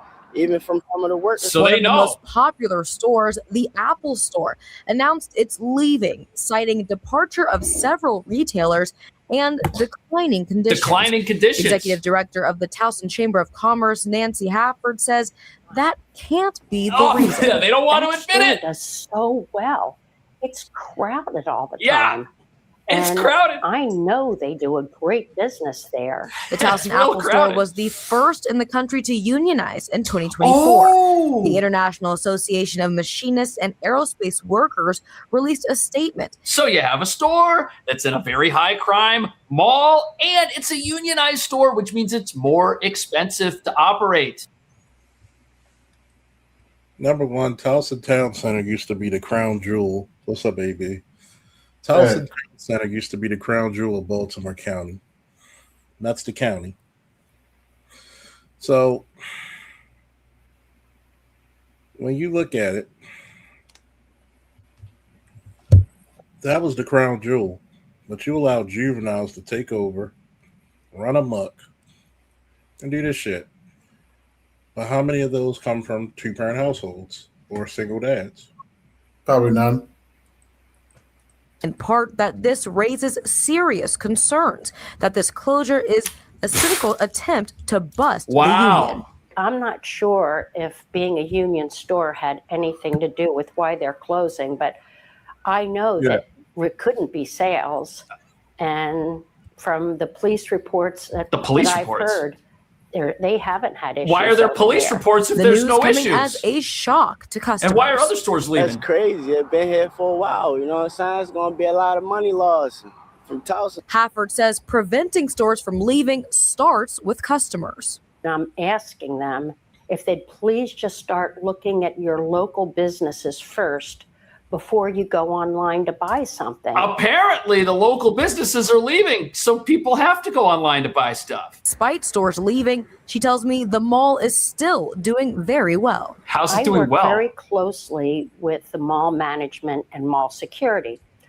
And I know for a fact that their sales were up this holiday season. How would you know since that? Pre-COVID. She says new developments are coming to Towson, including Lib's Grill opening in May and new apartments. Okay, a Apple grill. says Towson employees will be able to apply for open positions at the company. We've reached out to Brookfield Properties. Most likely, they're shutting down. They're going to say loss of profits. They're going to cook the books because Towson Town Center Apple Store was the first Apple Store unionized, and they're not going to unionize anywhere else. So the next closest one is probably going to be Columbia, where I did security out. And Columbia is starting to become a cess fucking pool as well. You can't control your YNs. You have a YN problem, everybody. Better not bring your kids. The company that owns the mall for Brookfield. comment, but haven't heard back yet. They own malls all In over the Towson, country. Raven Payne- But apparently this mall has a history of getting a little disorderly. Look at this. This is a takeover at the mall. Look at this. Maryland, Baltimore. Baltimore. Wow. Oh, this is crazy. Oh, here they come. This is nuts, man. How you gonna have a store in a place like this? This is wild. That's total mayhem. This is crazy. Look, there's no customers. The workers are terrified. How are you going to get people to come to work if this is the environment? At least this cameraman's smart enough not to go into that. This is insane. Oh, people are evacuating. Oh, here comes the police. One officer. What's he going to do? Let's get ready to rumble. And it's surprising that this footage, which is like a year old at this point, didn't end the whole mall right there. I'm surprised Apple even stuck around. No, I think it's a fight. Towson's too much of a crown jewel for it just to shut down. Like a person who's never been there. Okay, if you're willing to stick around through conditions like this after they start, you're trying to keep the store open. Apple was trying here, but it didn't work for some reason. So Apple is citing conditions inside the mall declining and other retailers leaving for their reasoning to shut the Everyone doors else is leaving. permanently for the Apple store inside the Towson Town Center. Charges include second-degree Assaulting assault and people. disorder. Collapsed 50% in just 9 years. Listen to this. Towson Town Center. She sees a long line going out of the doors of the Apple store. She also added That could be for a whole bunch of reasons. And the idea that people who want to see the stores stay open have a personal experience, which gives them an opinion that things are fine, does not. Nope, that's Baltimore County. I got friends who work in Baltimore County. But Towson's a major hub where a lot of teenagers go because it's a very big mall. Yep, that used to be Circle Center, but now they can shut that down. You barely have East Point kicking. You don't have the Gallery, which used to be the mall downtown Baltimore in the harbor, which was one of the dumbest things you could ever do was close the harbor. Yeah, they closed Circle Center finally. After all these years, I stopped going because I didn't want to get shot at. And think about it. Watch this. I probably could find the crime stats. Probably could go online and find them. But this is what happens when you have days that juveniles don't go to school. You know, weekends, summertime. You don't have activities for the young. 2 weeks spring break. That's what happens. Not actually make the store profitable. And look at this. Apparently, there are some private residences in Baltimore which were built by the Four Seasons, and they built a whole bunch of condos, and those aren't selling either. So the idea that build it and they will come hasn't really worked out here. Apparently, they've got 62 units in this massive tower that have never sold, and prices have collapsed 50% in just 9 years. Listen to this. Fox Baltimore says downtown Baltimore is witnessing a troubling trend as Yeah. Charles, that's probably because they charged the arm and the leg for them damn condos. Yeah, it's definitely. Who the fuck got that type of money in this economy? I don't know why these motherfuckers keep know these people. No people ain't got no money, but want to charge 3 to 4 times the rent. Motherfuckers keep voting people in that allow this shit. This is the reason why places should have security, armed security. Mm-hmm. And not just be cheap and hire one.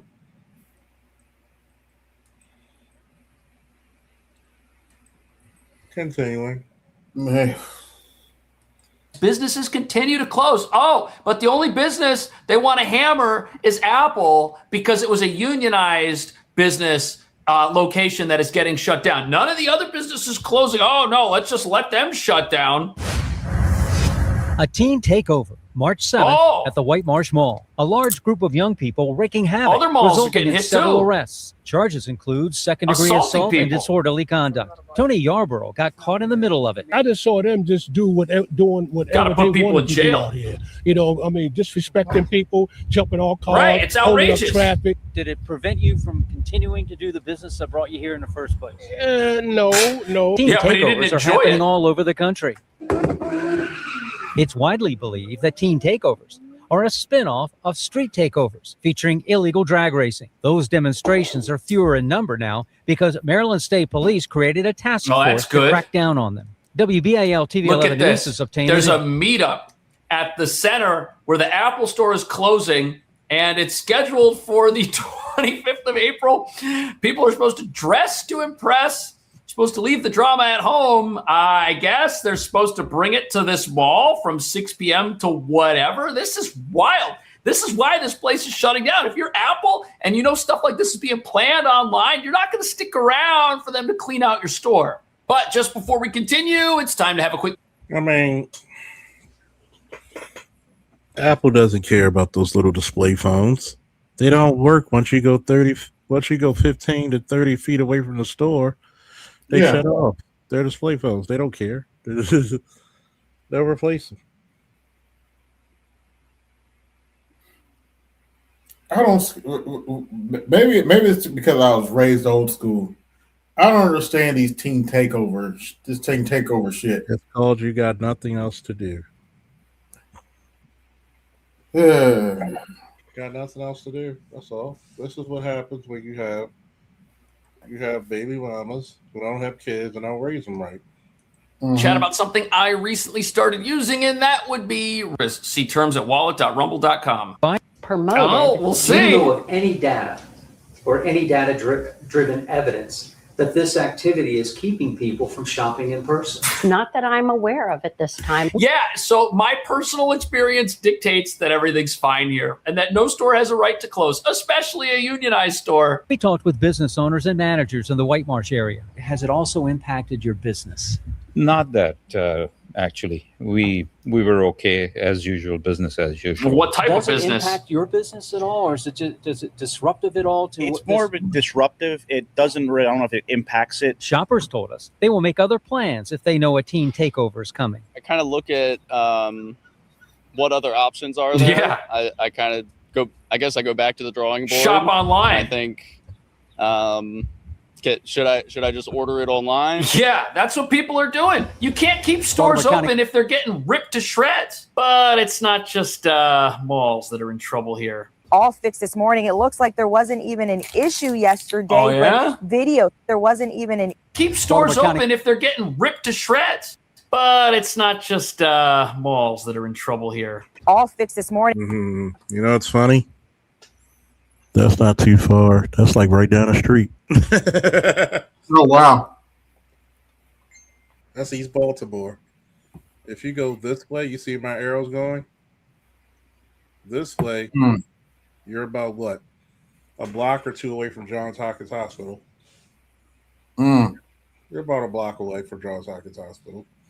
It looks like there wasn't even an issue yesterday. Oh, yeah? With video, surveillance Oh, video surveillance. WJZ obtained captures the Who moment are these guys? a group of people used a hammer and then bolt cutters to It's break like 7 in. people. You can see Oh. multiple suspects in hoodies smashing the glass door. Butcher's Hill. No, that's a totally different store. I know where it is, though. Yeah, so these babies have nothing else to do, huh?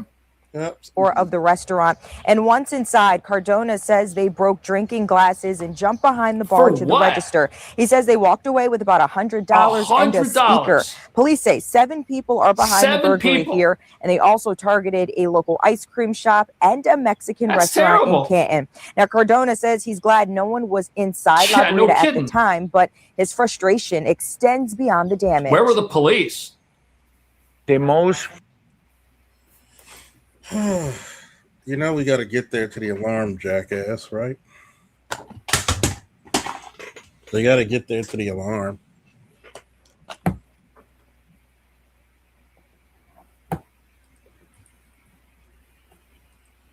Frustrating thing for me or for anybody who works 12, 14, 16-hour shift, dude, to make a living, and find that 4, 5, 6 kids don't respect you as a businessman or an owner, or No, they just break a $5,000 door, right, and then break all your glasses and steal from you. The stupidest argument about this is, oh, these stores, they've got insurance. Yeah? Well, guess what? If you've got insurance and you know how it works, you've got this thing called a deductible. And deductibles mean that you're paying thousands of dollars for stuff that these criminals break. And these are the same people going to these takeovers. These same folks that just want to create mayhem and destroy things and ruin businesses. And look, what we're learning here is that lawlessness just disenfranchises the law-abiding. All the law-abiding employees at the Apple Store, they're gone. This restaurant, if he's willing to stay open through this, he won't survive forever. 100 robberies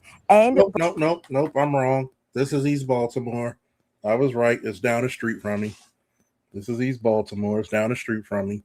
I recognize that shit because the high rise is over here, and across the street from that is going to be Johns Hopkins Hospital, the emergency room. It's going to be the emergency room right over there, this way. Yep, I was right the first time. I recognize that shit all the time. Yep, because I recognize this shit here. That's East Baltimore. burglaries so far this year, and nearly 190 of them impacted businesses. And remember when their governor said crime was not a problem here? Remember this? When there was the DC crackdown? Governor, I appreciate the investment, but it would just seem to me if despite that investment, Baltimore still ranks third in the nation in violent crime rate per capita in the nation, that you would welcome in the President of the United States help if Dangerous, crime in man. Maryland. And as to the point of partisan politics, it's simply the truth. The truth isn't partisan. And the truth is most of the major cities in the United States are run by Democrat governors, and they're also the highest rate crime cities in the country. why is that? I'm on limited time, and I want to give you a chance to address something, I would though, Governor, absolutely because President welcome Trump brought it federal up. support. Apparently, there we go. You would welcome federal support. That's wonderful to hear. I would absolutely I'm sure the welcome president federal would be happy support. to hear that. But I also know what federal support is going to be necessary and required. It's the reason that I've said we would love to have additional support for license plate readers, things that we know can actually stop crimes as they are happening. And Since when has a license plate reader ever stopped?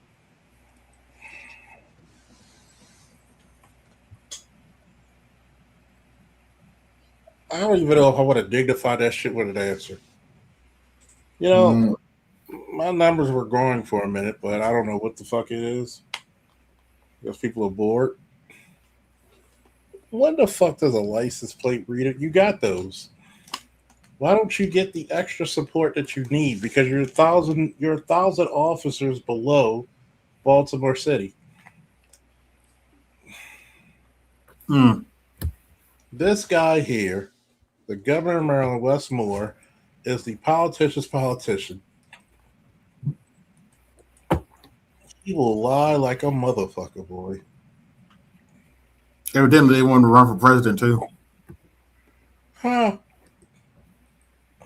Stop the crime in progress. We got a whole bunch of crime going on in certain parts of the country like California. And guess what? The criminals love to cover up their license plates. So license plate readers do not stop crime at all. Grossen lives on Berry Court, where his cameras caught these cars around 1:30 early Sunday morning. When I looked on the cameras, the one thing they do is they cover their license plate, so it's really hard to identify them. But this is a system that we've got here. We've got this system in these deep blue cities like New York, where I'm living right now, where they just love to excuse criminal activity. They love to say that it doesn't matter. They love to blame a store closure on everything except the criminals. They're so busy looking for the root causes of crime that when the criminals are standing up in the front, they say, guys, get out of the way. We're looking for the root causes of crime. Move. Making sure that people are brought to justice and not having $30 million cut from public safety budgeting that is coming from the federal government. That I would love to be able to make sure that the federal government can do things like ban ghost guns and making sure we're eliminating these extended clips for Glocks, which essentially are turning Glocks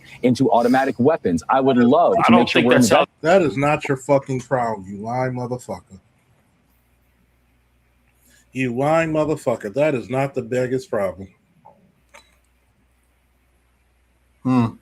When the last time you heard of somebody using a switch in Baltimore for a Glock? You lying motherfucker. You gun grabbing bastards. Stop. You try to use this to get gun control.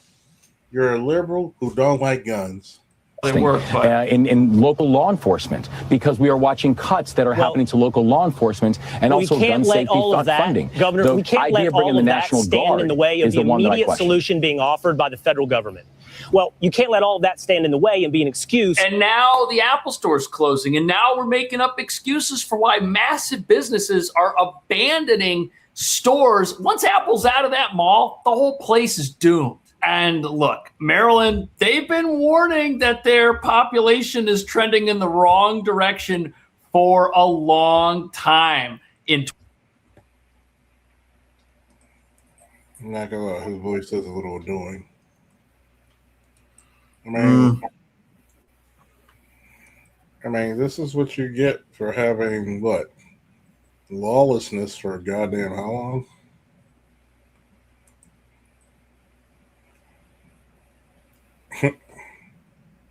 You have lawlessness for how long? That last video made me want to punch a hole in the wall. Not that video, but the one with the mother. Oh yeah, sloppy, filthy bitch, and then has a nerve to record it like she's in the right.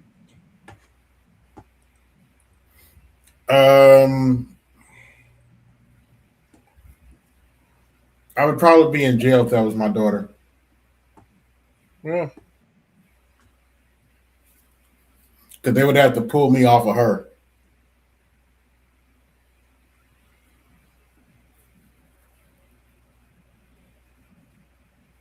Oh, but we hate black women, right? Yep. We hate black women. We want to discourage black women, right? Yep.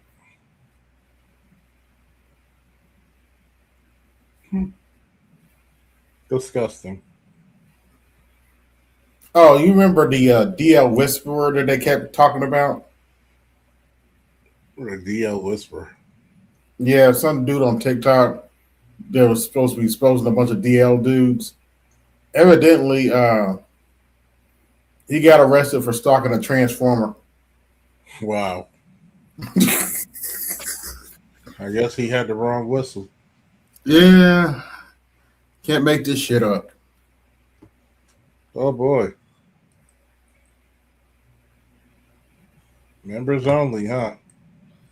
FD Signify doing the bullshit again. Huh? FD Signify doing the bullshit again. Why? What do you do now? Now he wants to talk about black cops. Oh. See? What about black cops? He just let me guess. What's call them sellouts? He got the intro.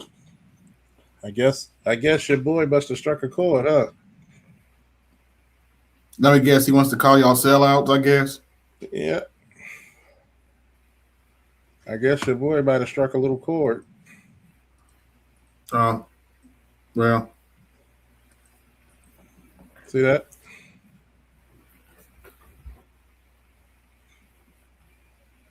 Well, let me click on it, though. It's a year ago, but he only has an intro for it. Work in progress intro to Black Ops. Let's see.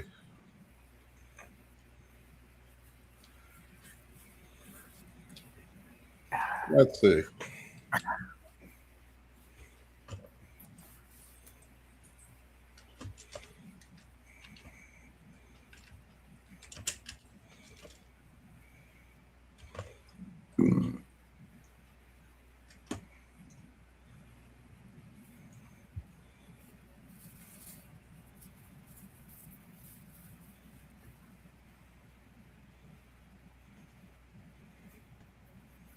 I'll try not to fall asleep.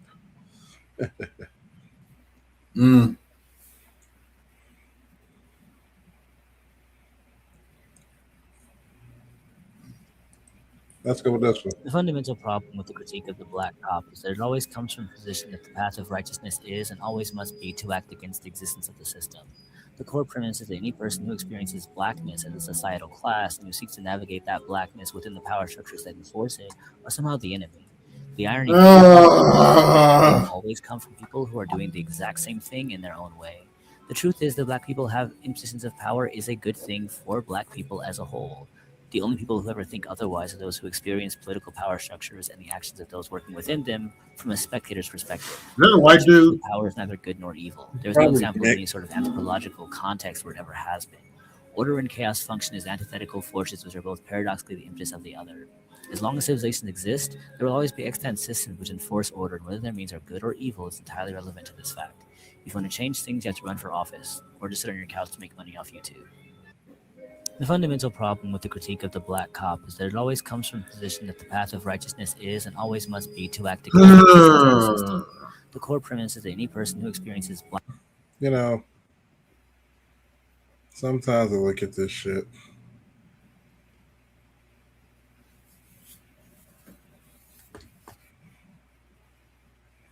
Let's see. You would think he has some more about black ops.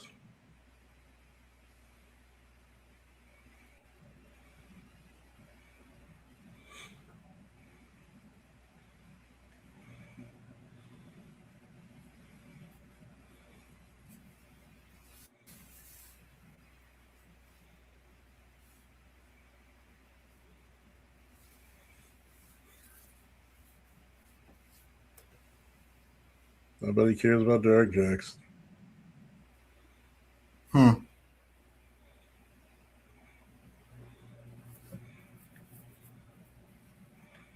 Shout out to Ask a brother Jeff, Jeff St. James. He said, if you still subscribe to Derek Jackson, you need to shut the hell up about cheating. Yeah. Yeah. I was like, damn, Jeff chose violence. He said, shut the hell up about cheating. But that's true though. If you subscribe to Derek Jackson, I don't want to hear anything you have to say about cheating. Because Derek Jackson is their god. Yeah, whatever.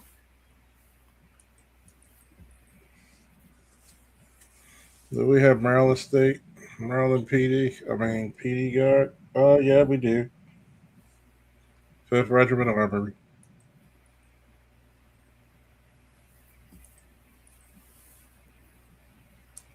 Oh, I forgot to tell you, fuck you, Charles. What's that? I was playing this on my channel earlier. There was this, I kid you not, this was a 2 talking about men that hit the wall. Yeah, I told you, they're delusional. And I know, and I say fuck you because I know the only reason she's talking that shit is because some nigga was dumb enough to mess with her. I know that's the only reason she's running her mouth. Stupid. I mean, but this is I'm being generous calling her a 2. She's more like a 1. A 1? Deformed? Yes. I sent you them via email. I definitely gotta check that out. But a 2 talking about hitting the wall. Ugh. Oh no, it gets better. This is a two talking about hitting the wall and men being in shape while Why she's don't you eating while she's eating potato chips and a big back. Well, she's got a big back. Arr, she's a big back. Yeah, pretty much. Let's get ready for this bullshit here. Ourselves also kind of introduce the dilemma that we're going to be talking about. My name is Fatima, along with Alia and Lauren. She's not here now, but we started up an organization called Lola, Liberation for One, Liberation for All. You know, we're all from Buffalo. 3 Black women from different parts of the diaspora just decided to link up and decided, you know what, this is the kind of work that we want to get into. And I can get more into Lola. I'll let Alia introduce herself, but we can get into all of it. Yeah, my name is Alia. I'm born and raised in the city of Buffalo. Don't ever plan on leaving. Love my city. I'm also a co-founder along with Fatima and Lauren of Lola. Very proud to be a co-founder. I had to resist doing Griselda ad libs right there. And I'm so proud of myself. It almost came out. I wonder if they're gonna be able to see the twinkle in my eye that kept me from being like boo boo boo. Oh, like, so I'm really proud of myself for holding that back. You know, I'm growing as a person. So I guess let's start with more about Lola and like kind of what y'all are doing, and then like what y'all are fighting, which is a major thing that we have experience with here in Atlanta, and sadly also in Baltimore. They're doing them everywhere. So Lola started off. Don't you say shit about my city, because you ain't fighting shit. Oh god, you motherfuckers ain't fighting shit in my city. None of these bitches are known. See, I've done more fighting for young Black boys in my city than any of these broads have. Don't say shit about my city. Please and thank you. Don't say shit about my city. Because you don't know what the fuck's going on. You live in the fucking suburbs. Don't say shit about my city. Back in around November of 2023. We really started off small. We went to, we planned a protest together, and we were like, okay, yeah, cool, let's do that again. But this time we want to do something disruptive. Like a lot of times, protests in Buffalo, typically people will go to this one place, or we call Niagara Square. Everyone goes there. We do our rally, we march around the circle and stuff. But why do you want to do something disruptive?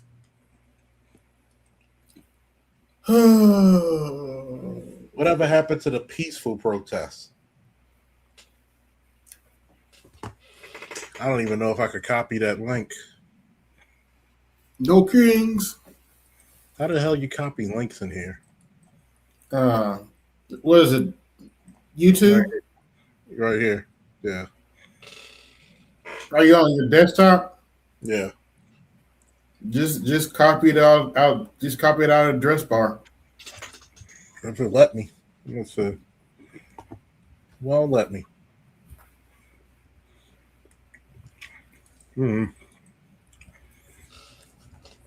Hey, T. Riddler, do me a favor. Just click on my back chat.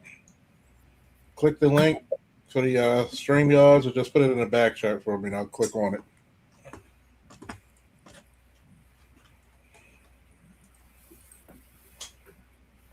Just put it in the link, because it's not letting me do it on the desktop.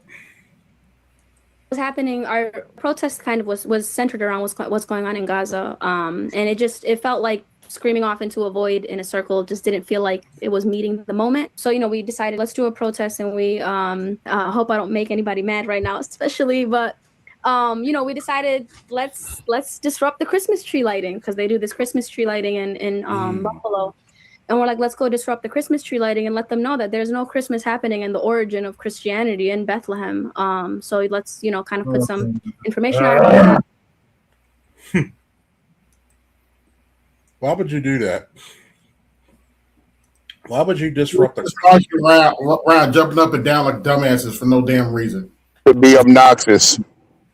Yeah. To be obnoxious, exactly. See, notice they want to be downtown. Notice they want to be downtown, where it's safe, where They don't have to be around the scary folks. And they don't want to be where the scary folks are, but they want to be disruptive. Notice they don't want to be disruptive on North Avenue. Oh. They don't want to be disruptive up Cherry Hill. And yes, I know we're talking about a different city, but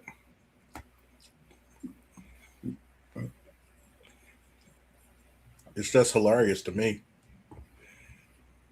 So their bright idea was to interrupt Christmas tree lighting service. Okay.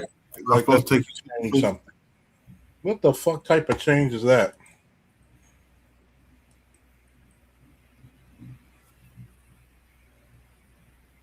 Well, type of change that supports these No Kings protests.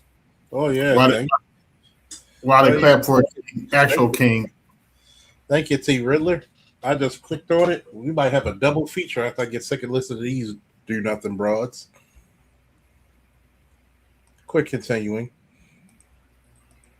So we did a really huge protest there.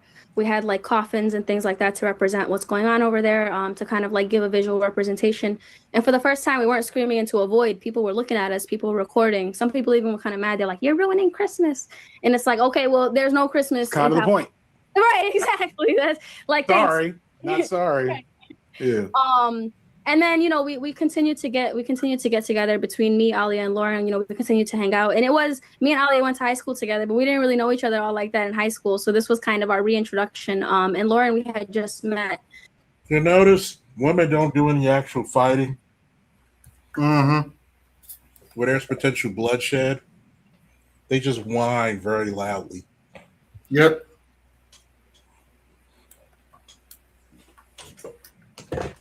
Nobody cares. So basically, But this is just, you know, I always say it. Am I allowed to curse on the podcast? Yes, so basically, it's through a temper tantrum for no damn reason. Like, sorry. Out of all the shit they could be worried about. Mm-hmm. You worried about that bullshit? Takes two cubes.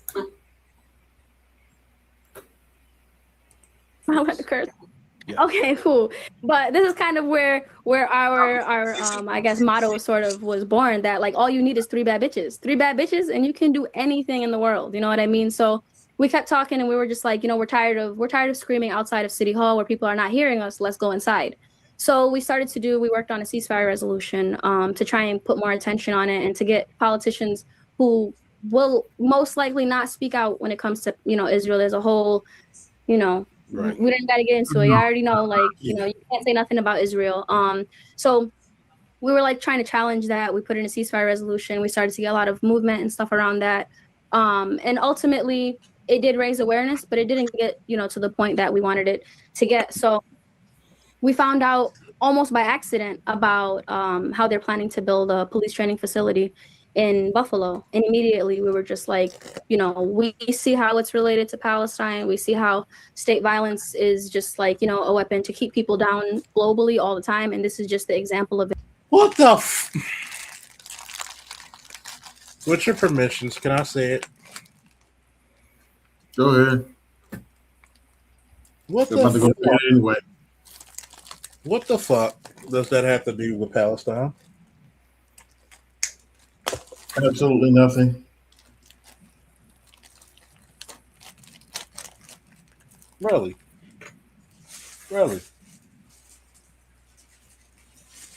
This is what you bitches do all day? I guess. You got black boys who can't read on level, but this what the fuck you do all day. Yeah. Real crime and real streets, but you bitches won't protest about crime. Y'all out there in the safety of downtown, but grandma just got knocked over the head. And what are we gonna say? It's the police fault. Police brutality. But the police, because this motherfucker didn't want to go to jail and fought back and had to kick the shit out of him, rightfully so. and he wasn't going down peacefully, which many don't. You're going to tell me you're okay to talk about Palestine, but guess what? We got motherfucking suffering here. You fucking dizzy bitches.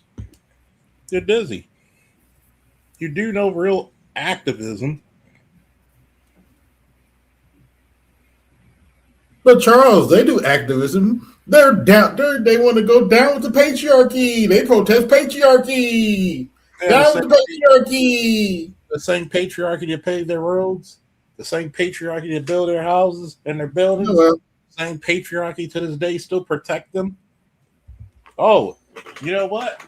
The next time I hear a bitch say down with patriarchy, let's just forego the Constitution, because it was nothing but patriarchs who wrote that, right? Oh, yeah, that's true. Oh, no, down with the patriarchy? Okay, bitch, change your own tire. What you bother me for? Oh, fuck that. Down with the patriarchy? Fuck your civil rights.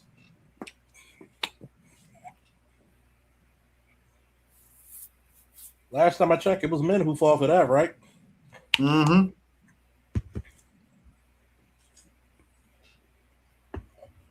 Oh, yeah. Let's forego your right to protest and assembly. Mm-hmm. And because it's patriarchy, and let the police be the police that you see in other countries and beat the shit out of you. Mm-hmm. Oh, yeah. Let's take away your right to union lies, which is also patriarchy. Oops.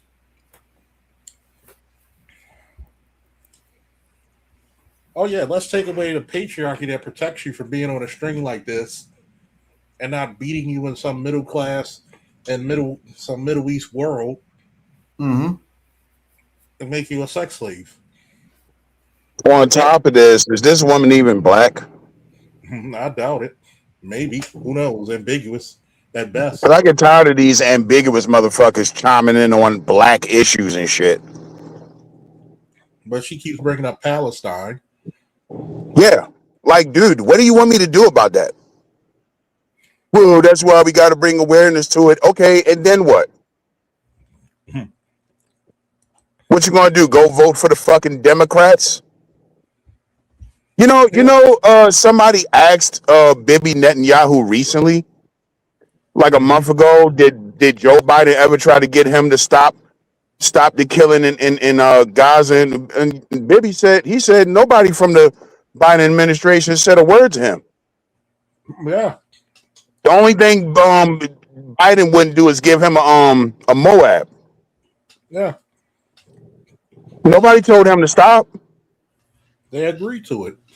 So again, what the fuck is all this awareness and shit? What is it going to do at the end of the day? I'm not telling her not to protest and shit. That's perfectly within her fucking rights. What I'm saying is, why is it my fucking problem? Exactly. Here's the biggest issue I got with it, AB. One of these bitches is going to pick up a rifle and go to Palestine and literally fight. Why are they doing it from the comfort of the safety of this country? The patriarchy, they call it. Go over there to Gaza and see how you get treated. You never hear anybody say, we're going to go fight. The United States should do something. We are. We're going to draft women. Huh? Huh?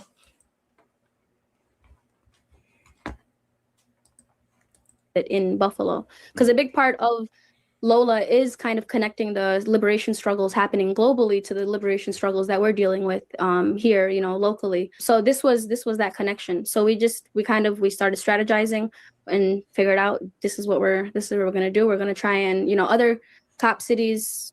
We went into it knowing that stop cop city movements. No one has successfully been able to stop a facility from Hey being. Charles, did you say fair use? A lot of people have been able to. Fair use. Matter of fact, let's do even one better. Like that, huh? For educational purposes.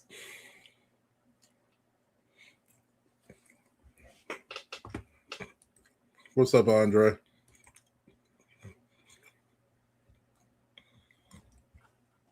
for educational purposes, because you know why? We educated. At least slow the process down and challenge it in different ways. And we decided that that was something that we definitely wanted to. Quick editor's note. There was a Cop City proposed in Seattle that we successfully stopped. It was even more expensive than the Atlanta Cop City. The only reason people don't know about it is because it was branded a bunker instead because it was bomb-proof. I want to let y'all know there's definitely hope. Keep up the good work. And it's also a galvanizing thing. So Atlanta just... So you don't want the police academy there, but what's going to protect you?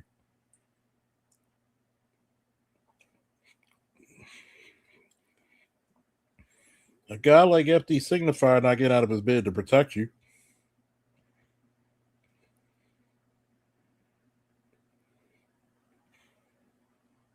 We got to be very careful. There's going to come a day where you're going to have to fend for yourself. And I think that's what these motherfuckers want.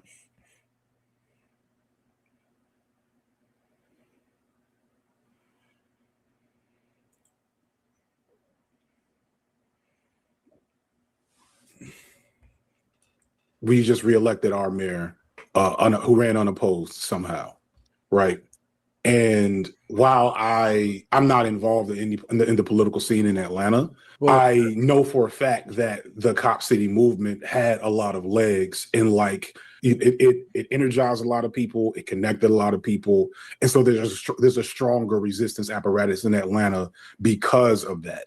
And so you have more progressives trying to grab power in actual, like explicit electoral activities, and then you have just more movement happening in general. Because of the fight that we got into over Cop City a couple of years ago. As you said, we were unsuccessful. We had to, they just broke the law with us. Like there was a petition and there's legal codes in our, governmental accords that said that a petition filed in a specific way with this amount of signatures has to be put on the ballot, and they just refused to put it on. They just kept making up excuses to not put us on the ballot. And then eventually over time, they added enough military support to the area where it was no longer safe for people to occupy and or disrupt. I'm of the mind that the fights that we lose are still battles that lead to victory. To be, cliche with it, the city's in a better place because of this, right? So although I have a lot of critiques of Azura Mamdani that I'll get to whenever I make that content, I know we're primed for one at this point, right? We're primed for a leftist populist electoral run, which despite the flaws that, we'll maybe get to a little later, is going to be a net improvement and is going to be built upon some of the work that was done by the various organizations that resisted our Cop City. So you all are planning on suing, which is, I think, something that I won't say the people that were involved initially, because I was just a cheerleader from the sideline for the most part and helping to heard him say that raise awareness. But they also found out by accident because it was something they were trying to just subterfuge. And I don't know if they ever got to fully challenge it in court because it had moved along so much by the time it got there. So talk to me about the legal aspect of it, because I think that's something that nobody's been able to get the law involved ahead of breaking ground and signing all the contracts, etc. Yeah. Before we get into the legal aspect, I do want to say that we've also have been inspired by Atlanta Cop City. We've also tried different tactics. Why don't you want the police academy there? You know what's really frustrating about people like this? Why not be a part of the civilian review board and actually talk to cops on what they should do? You have an opportunity of having your fucking police academy in your city, and you can actually influence some of the ideas that need to be talked about in the academy. But then, when crime goes afoot, and you know it will, because it gets warmer, what's the correlation of crime? When it gets warmer, crime goes up. So, instead of talking to the academies, trainees where possibly you could work hand in hand with the next generation of police. You just do this lazy shit. Very lazy. Niggas don't want work. That y'all have done over there in Atlanta too. We did a petition. Common Council didn't care. So we always knew that a lawsuit was possible and like kept that in our back pocket, because we just knew that in the process of trying to rush to build this facility, that the city was going to make mistakes, like our elected officials usually do. So it's something that, you know, we kept in mind. The grounds that neighbors in the area where they're trying to build the facility would be, you know, suing on are based on the environmental impact. In New York State, we have a lot of environmental regulations when it comes to construction, and especially construction in residential areas. And where they're trying to build. Rohan, please. Hi. Right. Close the bathroom. The bathroom. 15 seconds. Every time. I'm sorry, go ahead. The neighborhood where the city is trying to build the facility is a residential area. There's literally a house like feet away from where they're trying to build the facility. The city did do an environmental impact study, but there were plenty of flaws as we suspected. So that will be what the grounds of the lawsuit would be on, considering neighbors in the area would be most impacted, whether it be like through lead poisoning or different chemicals in the area that will come into the community because of a training facility. And the area that they're trying to build the facility on is right across the street from the Buffalo Central Terminal, which for decades was, you know, a railway station. And if you look it up, like brownfield cleanup, it's a brownfield cleanup zone. Like it's still, they never cleaned up all those like cancerous, hazardous chemicals that have been around, you know, that have been around since the time that it was a railway station. And it's like, now you guys want to start construction that's possibly going to kick up all of these things into the air. They do know they have codes that they need to do that to start building the building, right? They have different ways to keep that shit from coming up, right? You couldn't get them to clean up a chemical area. And obviously, you know, cause a lot of harm to the people. And it's like an indoor shooting range in a residential area. Like, you don't think people are going to hear that? You don't think that's going to cause some kind of like lead pollution into the air? There's like, so. You hear this shit, ABO? First of all, they can soundproof the motherfucker. Then on top of that, have they even been to a gun range? Probably not. No, certainly not. Do you know that they have to have certain chemical suits on to clean up a gun range with all the brass and all the it's mandatory for them to clean it up? So they would have people who professionally clean it to keep it from getting trapped in the air.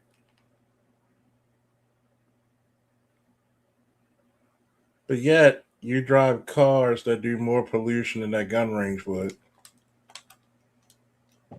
Hold on, I missed it. What they say about a gun range? I want you to listen to it. I'll roll it back.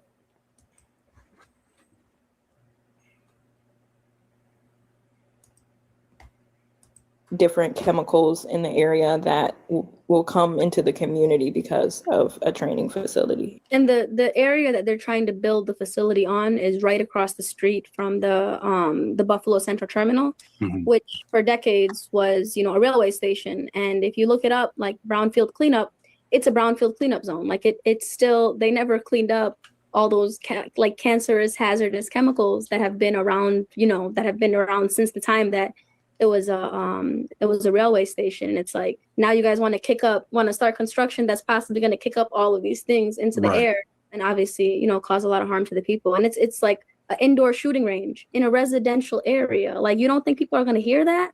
No. You don't think that's going to cause some kind of like lead pollution into the air? There's like, so yeah, it just the way they've done it. Do you know how indoor gun ranges clean up? It's very sophisticated. Do you know how many codes that indoor range has to be under?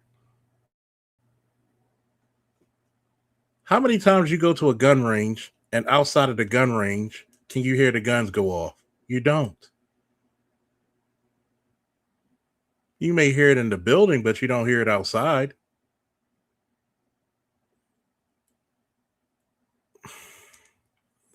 They have sophisticated ways of vacuuming all the dust out the air. As a matter of fact, you need a ventilation system for the gun range to prevent all that. They would know this if they actually did some fucking research.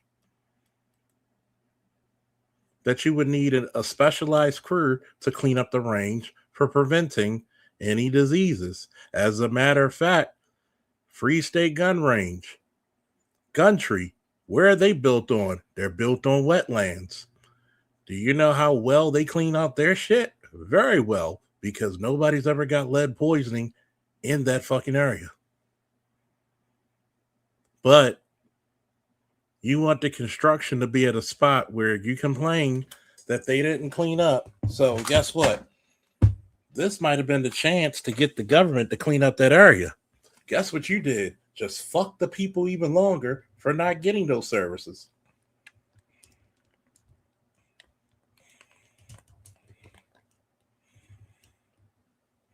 When you complain about the services, you might not have got them now. Just like they do anything else when it comes to within Black and brown communities, they didn't think about the way it'll impact people's health. They had no consideration for any of that, despite, like, you can't go in the area without seeing that huge central terminal, you know, space stations. And now it'll become this dystopian monument to our current political reality. One critique that I had, because I knew peers that were involved in anti-cop city stuff before it really hit like national airways, so to speak. And one critique that they made early on was that it didn't fully reflect Atlanta at the time, i.e., it was very white initially because it was based solely on the environmental impact stuff before, like, and it was in the middle of an all Black community. Atlanta's not Wakanda. I say this a lot, and for people that, because Atlanta has a certain branding and image, and we got all the rappers and all the reality shows. And like, if you are in Atlanta and Black, but yet you're complaining about the organization that you wanted. I'm tired of listening to this fucking fool. Let me see what we got from our boy T Riddler. Oh man, this is gonna be fun. We're gonna have fun with this one. Where we at? He sent us a little notice about the mayor of Baltimore. Hot diggity dog.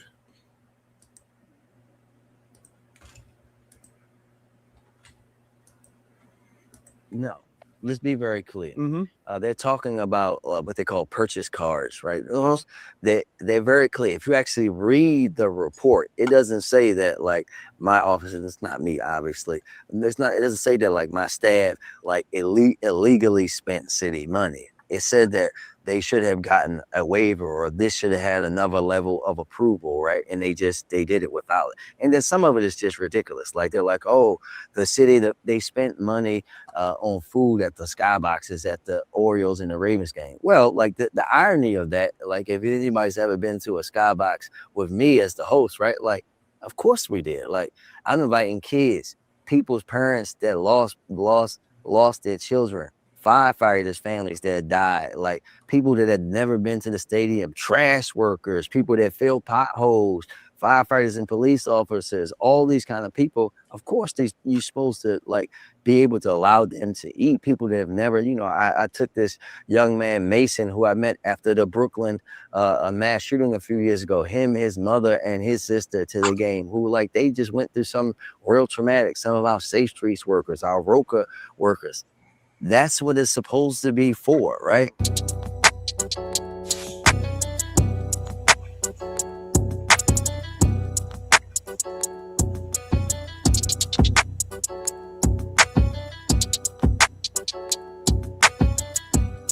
All right, yo, what's poppin', man? You know what time it is. Your boy, Mr. J Hill Podcast, We are live in the city, Baltimore City, that is. We actually live at CIAA's right outside where they play the games at. So we in the trenches, in the thick of it, pause.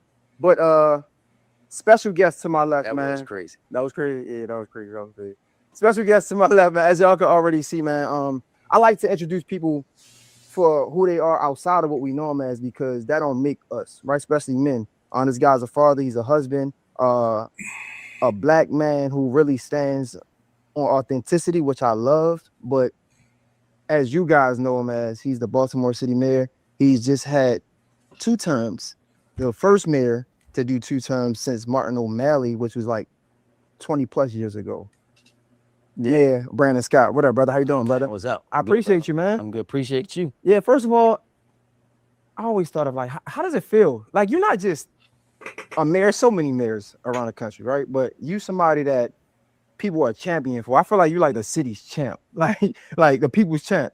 How does it feel to walk in them shoes? For me, it feels normal, right? Because when you from a place, you love a place, you're a part of the community, you grew up here, you done been through all the real experiences. Who better than lead the city than someone like that? Yeah. When you also set yourself, for me, I said I wanted to be mayor when I was like 7 years old. When you walk in your purpose your whole life, when you get there, when you do everything, when you start as the intern at City Hall and end up as the CEO. But nobody knows where this motherfucker came from.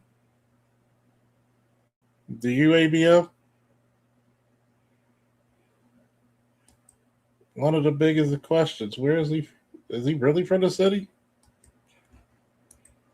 It's supposed to feel normal for you. And for me, it's normal because this is Baltimore. This is my home. So it's always just going to be, I tell the kids all the time, yes, I'm the mayor, but more than that, I'm just a young black boy from Park Heights in Baltimore, who just happens to be the mayor.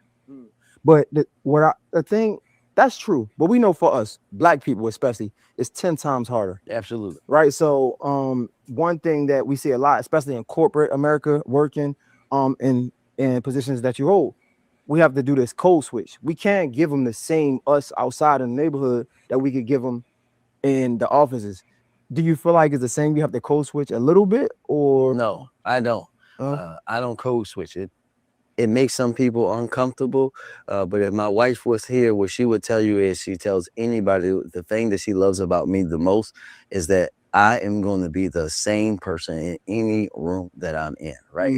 So when you think about that, I'm that same Brandon who grew up at Park Heights and Cold Spring, right? I'm the same person that went to St. Mary's College, that went to Mervo, right? That went to Malcolm X and Dr. King. That same person acts the same way when I was in the White House with President Biden, being in the Oval Office, whether I'm in a boardroom with CEOs. You have to show up as your authentic self, no matter where you are. And for me, that's reflected in many different ways. The way I wear my hair, what kind of shoes I wear. I'm going to let people know that, listen, I'm going to do my job, and I'm going to. You know what? This is one of the reasons why black people are behind. We don't want to play the game, and we wonder why we get shitted upon. You got to have some professionalism. You get your little interns, and that person embarrass you. The first thing you're going to ask, who hired this motherfucker? Can't get away with that shit.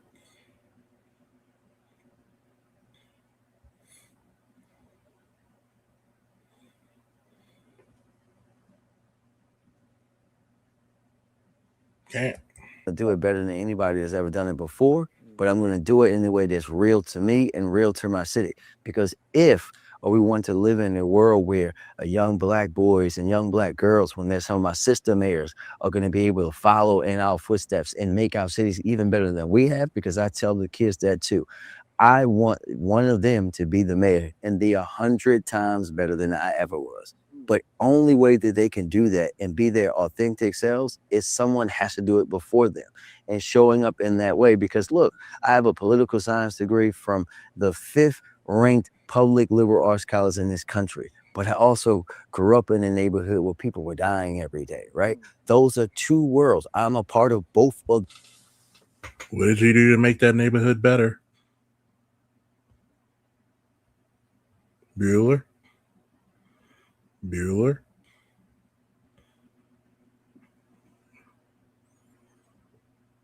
Bueller. Even mayor for two terms in North Avenue still looks like a shithole. Those worlds. So I have to be able to show up as me all the time. Yo, listen, I know you're enjoying the episode, but it's tax season, and I'm trying to help you get more money on them tax returns so you can fill up the bank the right way. And that's why this episode is sponsored by my guy for Time and Place. Yeah, for Time and Place. Yeah, it's like I'll tell you example. I remember I was at Coppin. I was Mr. Coppin State University, right? And I'm also a man of Omega. Coppin. Yeah. So I remember me wanting to represent Omega Psi Phi while being Mr. Coppin because I wanted to show people that you can be a Q and the Mr. of your university. And I never forget the school was saying, yeah, you are a Q, but when you put this tie on, you put this button on, you represent Coppin State. And Coppin State isn't just Omega Psi Phi. Coppin State is Kappa Alpha. It's so many things. So how do you tie in time and place but still being yourself, if that makes sense? Yeah, I think that what you have to do is you have to understand what you're trying to accomplish in whatever room that you're in, right? I have to be in that room. I'll just take it back this way. If we were having meetings like we were having when President Biden first got in office around COVID and gun violence, right? I'm going to be there as the mayor of Baltimore talking about this issue that has been plaguing our city forever. But I'm also going to be talking about that issue that is informed with my lived experience as a young Black man. So if you want to go by that logic, right? Let's go by that logic. Why don't you have any solitary, separate all male schools? Since we had the data,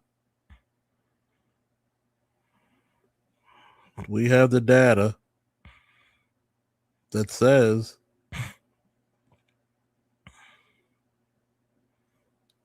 we literally can do better with Black boys with their own school curriculum in their own schools. Why haven't you done it?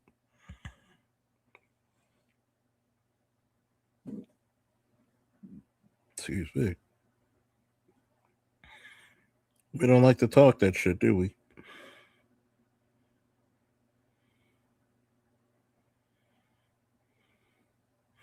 Why have your city extend so much violence, but you can't find any recidivists? You can't keep police. You're having a revolving door in your criminal justice system in the city. What's the matter? If it's lived experience, why are so many places in the city look the same way when I was in elementary school? The same violent ass places. Why do we still have projects? Why are Black boys doing horrible in education? Why didn't you put trades back into school? You had 2 terms. Nobody asked this. Living here, right? And being able to help them understand it from a viewpoint that they've never heard before. That's how you can be your authentic self and show up in the way that you're supposed to show up in those rooms. Combining those things together, combining my political experience, my academic experience, my work experience with that lived experience and showing up as a true Black man. You don't have to shrink yourself. You can rise and be yourself at the same time. That's a fact. But we can't. So y'all, I think Black mayors have like an excuse because I don't know all of the information, but y'all have like an organization right across the nation. But even in that, right? Cause I think it's like 600 some Black mayors. A lot of us. Yeah, yeah, more. We got a whole bunch of new ones this year. Okay, congratulations. But at the same time, we can't ignore that we were the minority in this country for so long, right? So when you walk in these rooms, I would assume it's still you still kind of get a funny look, or how is it that now? Is it no? We don't get a funny look, and it's the organization talking about is AAMA, the African American Mayors Association. Exactly. I'm the first vice president this year. I'll be the president next year. No, I think that what has happened is when you look at these groups, whether it's ALMA, there's one for all mayors, the U.S. Conference of Mayors, folks that came before us knocked down a lot of doors. For example, the U.S. Conference of Mayors, that includes all mayors. And these organizations aren't party. That party don't matter in these organizations. It's about being a mayor, because some of the mayors that are in the country that are Republican have the same issues in cities like that we have, right? So when you're in those room of mayors, you're focused on what issues mayors have to handle. But people have broken down doors for us to even be in those rooms. People like Steve Benjamin, even my mentor, Mayor Ronald Blake, was the president of the U.S. Conference of Mayors. They know that we're going to show up. Rollins, Blake. I wouldn't even said that shit out my mouth. I wouldn't even said that. You're talking about the mayor who only got the mayoral seat because of Sheila Dixon got outed and arrested. And the corruption, you're talking about your mentor, the person who okayed everybody to start rioting in Baltimore City. Really? Really? Oh my God. If y'all knew what that lady sent Baltimore back 15, 20 years. But we also know that we have to stick together, right? When you think about ALMA, when one of our brother or sister mayors are going through something, whether it was Brandon in Chicago, Karen Bass in Los Angeles, we got to show up for each other in a different way. And obviously, we have to communicate and work with each other in a different way. For us, we have to show, especially in the moment that we're living in right now, right? When you think about what's happening in this country, in cities, and how myself and other Black mayors from around the country were being attacked, right? For doing something that no one else had done before. All the cities that you heard the president ramble off in August were all led by Black mayors, have all seen the lowest amounts of violence that they've seen in my lifetime, right? Record lows of violence. We got to band together and show up and make sure. That's because they finagled the numbers and they put murders that happened. The person died this year, they added for last year. That's how they finagle the numbers. Somebody in the chat asked, did they start work on the Key Bridge yet? No. What's his name? I'm having a brain fart. Westmore got rid of the original contractor. So no, the work hasn't started yet. You know, the guy who knows how to keep us safe, right? That guy. The guy who said he's from Baltimore, but he wasn't, right? Well, he does own a property, Charles. Now, that's technically. He was born and raised for 10 minutes. That nigga's from New York somewhere. Yeah. Him and his wife both are Caribbean. So crazy motherfuckers. And him and his wife are arguably all the way Black. They're questionably Black, both of them. I think his grandfather ran to Jamaica or something, or from Jamaica. Yeah, they're both Caribbean. Dude made his bones in New York, man. He's not from here. No, not even close.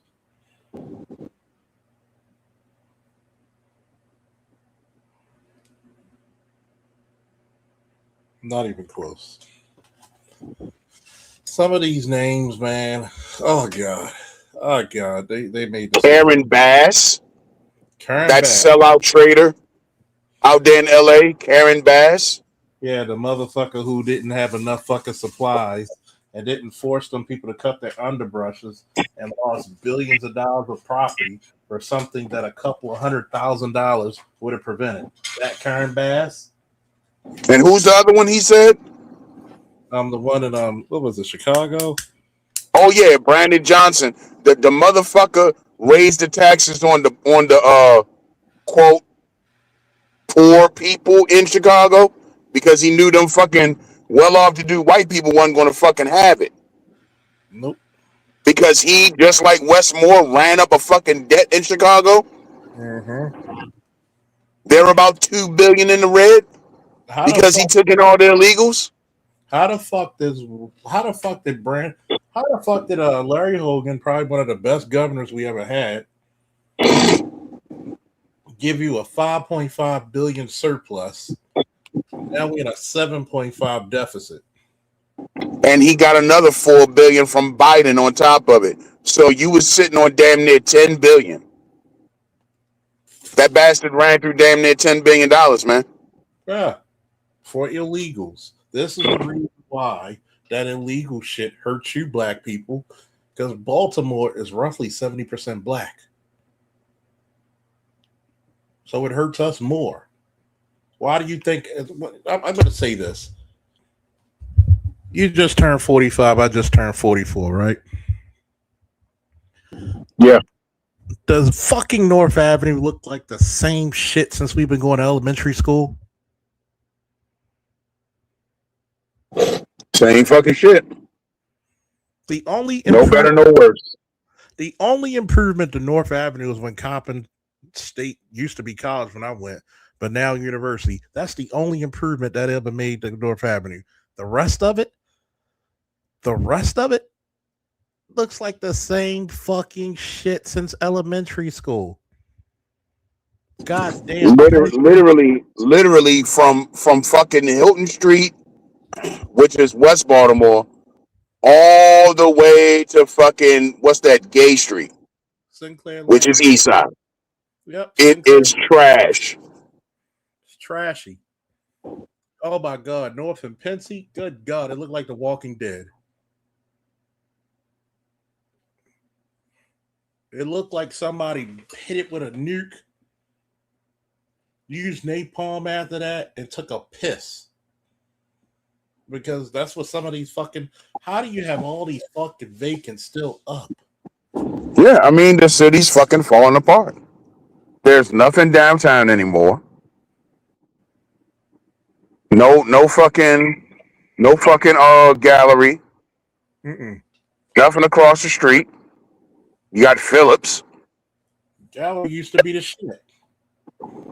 They was talking earlier about, Towson.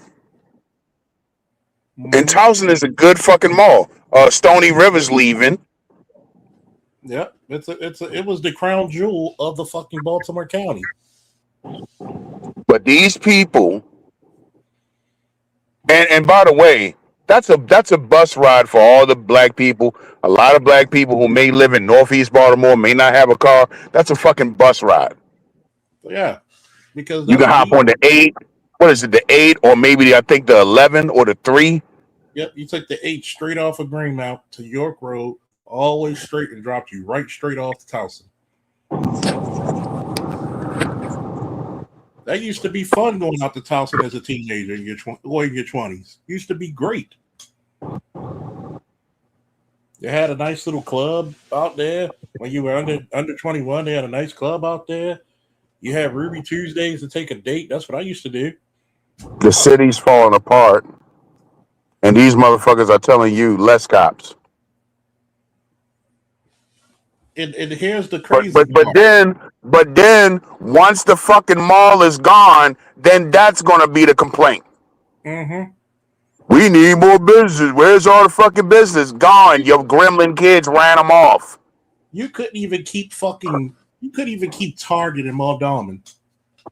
Why don't you have a movie theater downtown anymore? Why? It's in the Ritzy. No. Can't tell nobody about that one. Oh no, you can't tell it because niggas will come. Because niggas are coming fuck it up. That's why you can't tell nobody about it. Mm-hmm. You know the movies I'm talking about, Charles. Oh yeah, take their asses back to Towson. That we used to have back in the day downtown. Why is it not there any fucking more? Niggas. You didn't crack the whip when you had control, and you got the criminal element out your fucking city. Why don't anybody go to Mondawmin any fucking more? Why? Because it's a death trap. It's a death trap, and you might get jumped by 50 juveniles. Fucking YN Central. It's like YN Haven.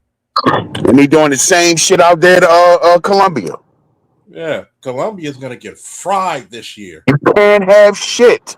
Because if they removing the fucking Apple store and Columbia's the next closest, they are gonna get fucking fried. I used to work out there in Columbia doing armed security. They are gonna get fried. Do you know how violent fucking Columbia is? One chick I talked to, right? Did you know her son was murdered out there coming from the bathroom 2 years ago?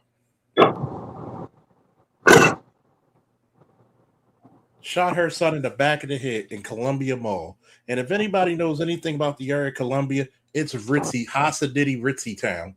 Or at least it used to be. It used to be. And you know why? Because Section 8 landlords. And niggas. I always told y'all the strategy, the Baltimore strategy. Send you niggas up the river, send you into some of the counties, and then cut the bus line. I'm sorry. I got to keep it real. Them fucking landlords, a lot of them landlords out there take Section 8. A lot of them fucking apartment complexes out there, they take Section 8 vouchers and shit, and that's the shit you get. Mm-hmm. Mm-hmm. Mm-hmm. That's all it is. I mean, let's face it. This motherfucker, you have no real attractions. You lost what? Otakon, which was a 400% increase for Baltimore's downtown to DC. You refused to build more shit for Otakon to still be here, which would have kept a lot. Do you know how much money Otakon was? I'm surprised we still have what's the shit they do every summer? Baltimore Comic-Con? Oh, you talk about Artscape? No, not Artscape. The black shit. We did the concert. Not is that it? Yeah, the Stone Soul. I'm still surprised we got Stone Soul. Or the like we literally don't have shit no more. Like we used to have Afram. Artscape used to be the shit. Afram used to be the shit. Yeah, that's it. Afram. Yeah, Afram. I'm still surprised we got Afram. Yeah, that's where I was bodyguarding Common. Matthew Knowles. I'm still surprised we got Afram. Think about it. Stone Soul Picnic in Druid Hill used to be the shit. I mean, let's look at this. You used to have a lot of shit to do in Baltimore in the summer. You got tired. Artscape was fun. I used to live right around the corner from there. Me and my ex walked over there. We was sweating, having fun. Dog, downtown Baltimore, what nigga? That shit used to be lit the fuck up in December. Oh my God! You watch these movies. You watch these movies about New York Christmas time and Madison Avenue and shit. That's how downtown Baltimore used to look. Yeah. Now it's nothing. I mean, they do bring out the fucking skating rink, you know what I mean, in the winter. But who does that but white people? Over there. I mean, but it's nothing left. It's nothing. Phillips is no ESPN zone no more. No ESPN zone. You don't even got. I don't even know if you got Barnes and Noble anymore. Barnes and Noble. That fucking that Top Golf shit don't get no business. Is that still open? Maybe. I mean, think about this, right? I used to go downtown, chill in Barnes and Noble for an hour or two, reading books and probably buy some.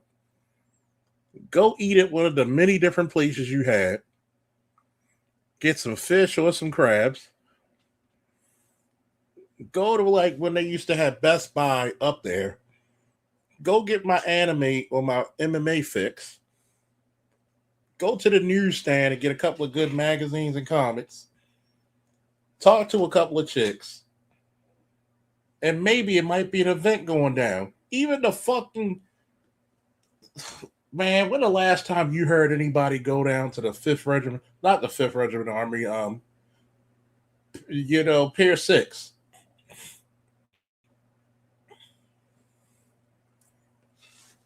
When the last time you heard somebody, remember when they used to have exclusive tennis down at fucking the gallery at the Foot Locker and the downtown locker room? Exclusive to Baltimore.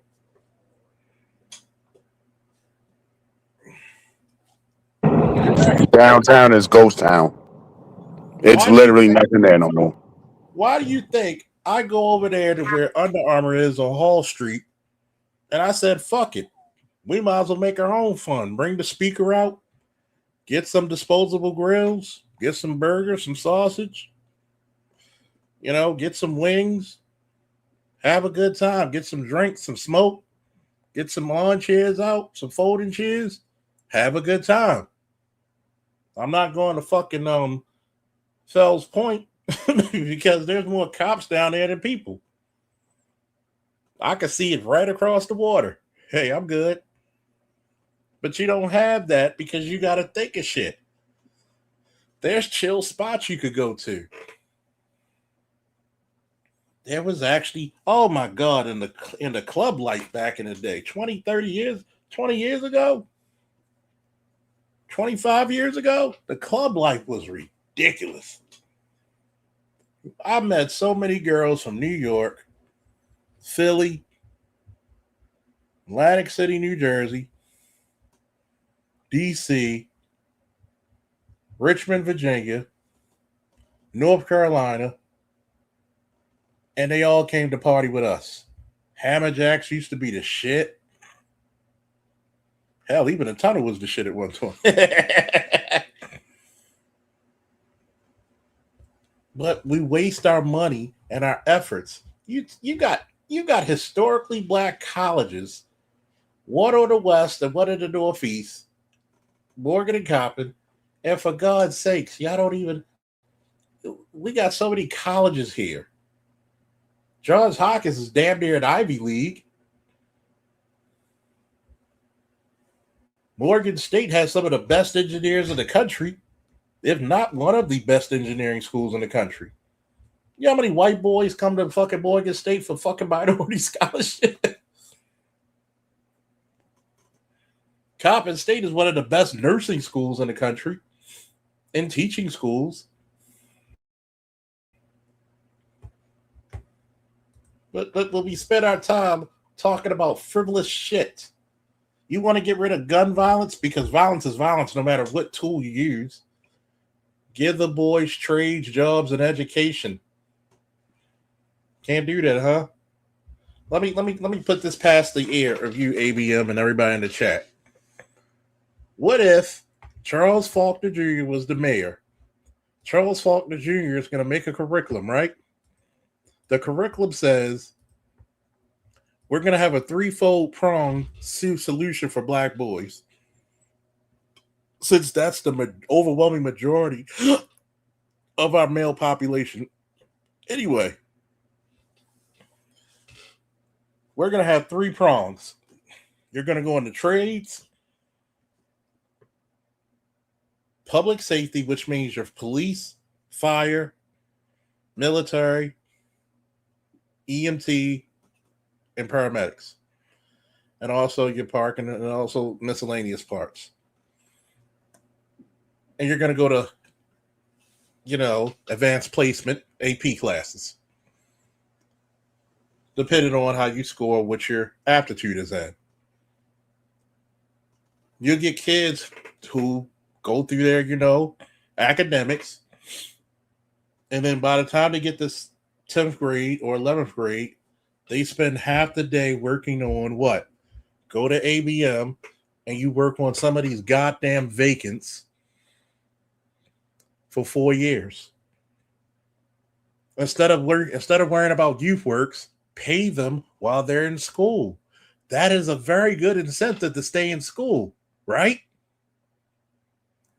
So now when they come bring their black asses out of high school, they got 4 years of experience. Does that make sense to anybody? For people who want to go to the military, JROTC, the police explorers, the fire program, like the EMT program my son is in. Not only is he taking driver's ed because that's a mandatory thing for them, but he's also taking his EMT courses. So guess what? If you pay them, they will come. Your crime will go down like a prom dress. Hey, we all been to the prom, nigga. We know what happens. Then on top of that, right? The AP classes, the really, really smart guys, the guys who, score real high. Not saying none of them are smart. The other guys aren't smart. But there's some people who have an aptitude for STEM. We should champion all three equally. And guess what? Each profession that we put those three categories of boys in would actually start them off in the middle class.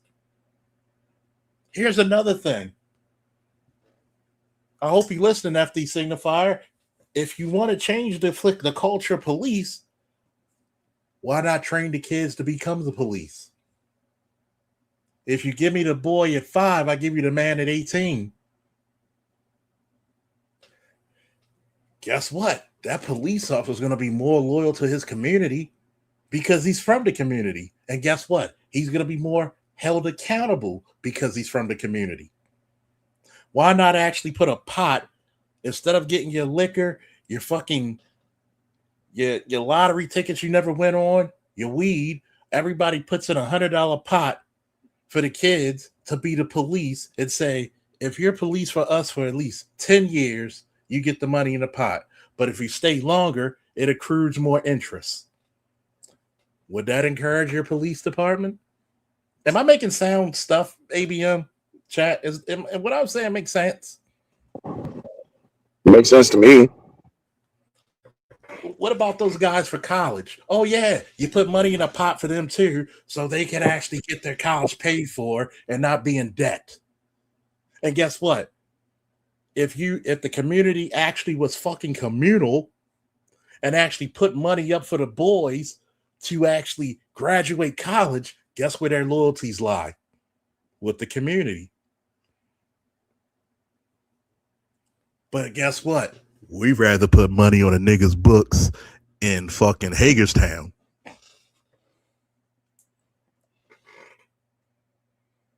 Tell me if I'm fucking lying.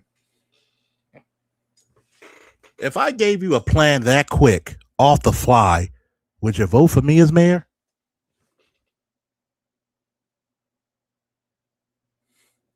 Does that sound like a capable plan, chat panel? Does that sound capable to y'all?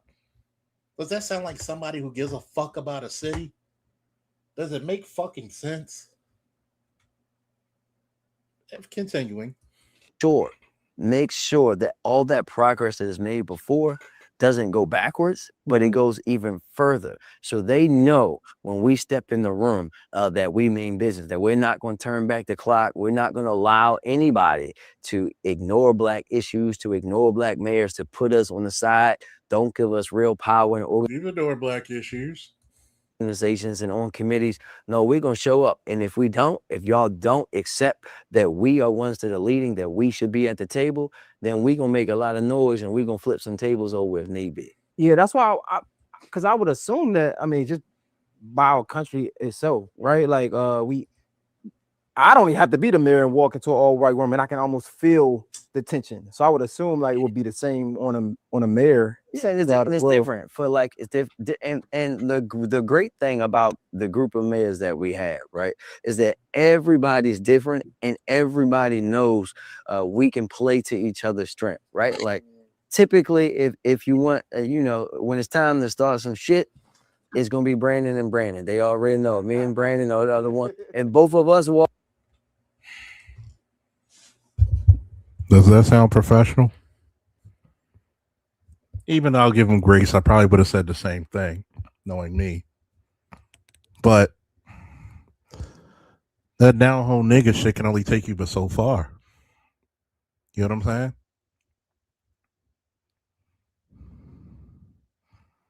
We have to be strategic in what we need as black men. Because everybody told you in the last few things I've shown you, the gay black man is their own demographic now. Black women are their own demographic. You have no allies, black man. What did I just show you in one live stream? You have no allies. Look what these motherfuckers are telling your kids. They're stupid. They're retarded. Look what I text my son. Thank you for being an intelligent, physically fit, well-mannered young man. Your words speak strength into the kids. Notice you didn't hear one damn thing what he said he's going to do for the kids. But I'll give him grace. I haven't seen the video. But I'll give him grace. He might talk about it. He might not. We'll give him time. But we have to be solutions-based, not fancy word starting shit based. Attention. So I would assume like it would be the same on a mayor. Yeah, it's different for like it's different. And the great thing about the group of mayors that we have, right, is that everybody's different and everybody knows we can play to each other's strength, right? Like typically, if you want, when it's time to start some shit, it's gonna be Brandon and Brandon. They already know. Me and Brandon know the other one. And both of us walking in the room together, everybody's like, damn, here they come, right? But folks, my brother Justin Bibb, Justin is somebody who he knows, he builds bridges. He does, like, you got so many folks that are great. My brother Quentin Lucas in Kansas City, it's the same way. We all know how to work together and we all know how to lean into each other's strength, because it's also important to note that not every city across the country is blessed like Baltimore. We're in Maryland, right? Well, we have the governor, we got Governor Moore, who we have a state that has a lot of people that look like us, a lot of black and brown people. We know that we're going to be protected here and do it. But when you're talking about like my mayor in Atlanta, brother, Andre Dickinson, dealing with the state of Georgia, he's dealing with the state of Georgia. They're dealing with Missouri. They're dealing with Alabama, Mississippi, right? It's just different from them. And they can't do or say some of the things that we can say. And we have to be there to be the amplification for people who cannot do, because we get this all the time. Like we all talk literally all day, every day. And they be like, man, you gotta get the people off on the internet. They want me to do this program like you guys are doing, but they can be precluded from doing it by their state government, right? So we have to help people, educate people to understand that there's not apples to apples comparisons from these cities, and that we, brothers and sister mayors, are always learning and working with each other. We just had a city of Tulsa here a few weeks ago in Baltimore. We had Albany, New York here. We had Memphis here last year. Everyone's going to work together, but we got to let people know that, and that we're going to be stronger together that way. So speaking of the togetherness, right? Because you brought up Donald Trump, and when he publicly criticized Chicago, DC, Baltimore, amongst some other ones, right? And you didn't shy away from it, right? You was like, I mean, you had your words. For somebody that's not into politics, right? They always say coming up, two things you don't talk about: politics and religion, right? In public. So for somebody that might not care about politics or already have a bad taste in politics, when we see, okay, of course we see you standing up for us, but we also see President Trump is like a feud. What did I say about the state of the political parties right now? Well, I think that it's really, this time is really like the worst part of this country's history in decades, right? You're talking about times where, like, if I'm talking to my uncles and my dad and folks who literally lived through integration of schools in North Carolina, and when you have folks like that saying this is different, we should be paying attention. When you see folks who live through the civil rights movement talk about them trying to turn back the clock and take away rights Chat, ABM, Boss, get your ass up here. Hit the chat. LAPD SWAT, get your ass up here. Hit the chat. We got to have a conversation.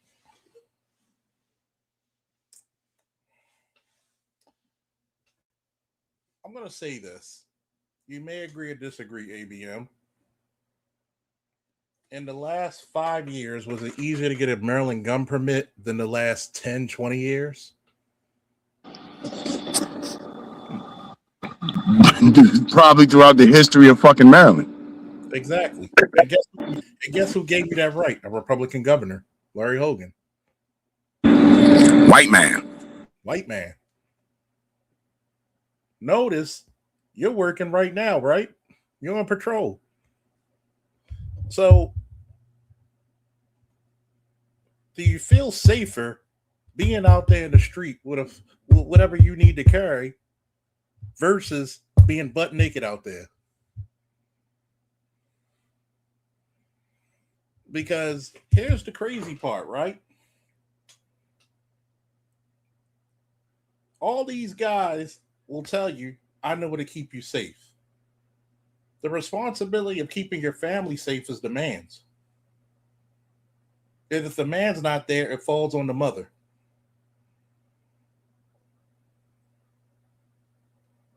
And not every single mother is a bad mom. We speak in generality. And we make a difference between a mother that unfortunately the relationship didn't go well versus a bitch who purposely fucks up a relationship. Would you want to see a well-mannered, caring mother who keeps their kids well-dressed, well-fed, well-educated, has a good, cordial, healthy relationship with the father? They both co-parent very well. There's no drama. Would you want to see her become a victim walking to her car because she might have to work late or work in a seedy part of town?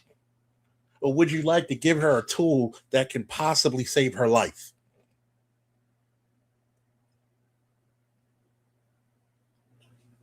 I'm just asking for a friend. We don't put our best and brightest under the best protection.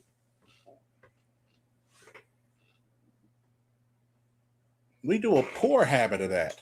Continuing. You're right. The great fucking equalizer. What do they say? God made you free. Cult made you equal.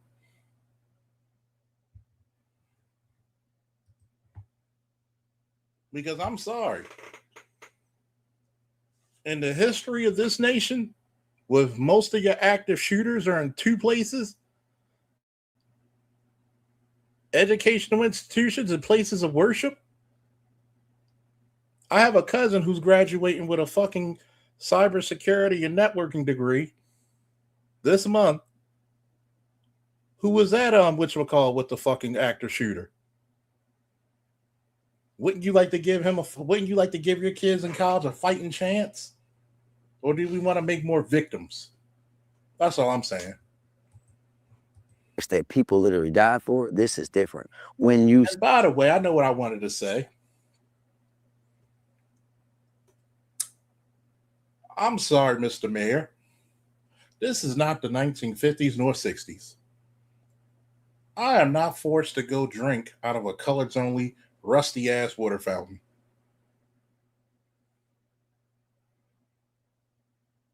I am not getting lynched in a tree. Not saying it doesn't happen, but it's not at the frequency it used to happen. Nowhere near. You're allowed to do a lot of shit that your grandparents or great-grandparents only dreamed of.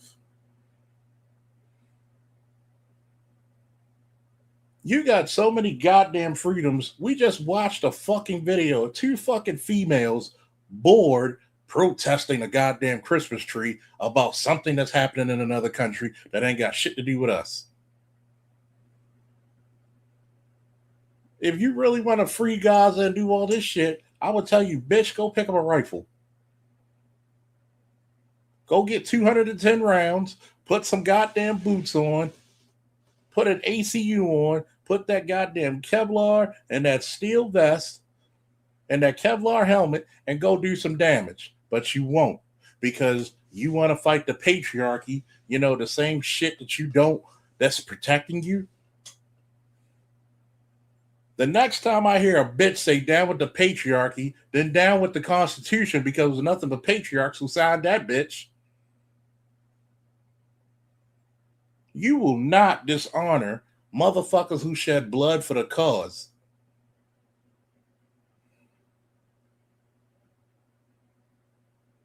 If you really think you're under such distress, what's your version of the Deacons of Defense? And we'll talk. See the president of the United States sending troops into on American soil, right?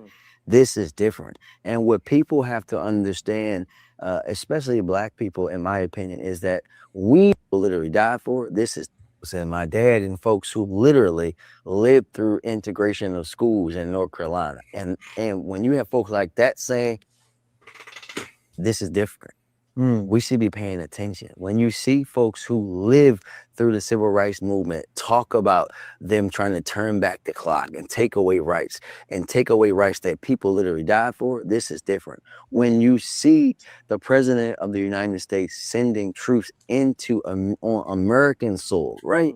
This is different. And what people have to understand, especially black people, in my opinion, is that we know better than anybody what happens when these kind of things happen, right? We know what it's like to be seen as the boogeyman, to be snatched off the street just for existing, to be killed and all of these different things, that have no rights and not be treated as human. We have to understand that our people literally fought and died for us to be where we are now, which is not where we need to be, but it's a hell of a lot better than where they were before they did all that. And we can't sit on the sideline and let it happen again. And why did Trump send troops in D.C.?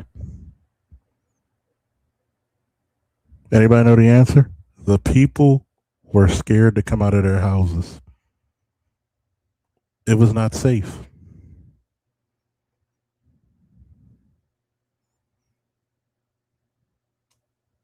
Your Democratic strongholds are not the safest places to be.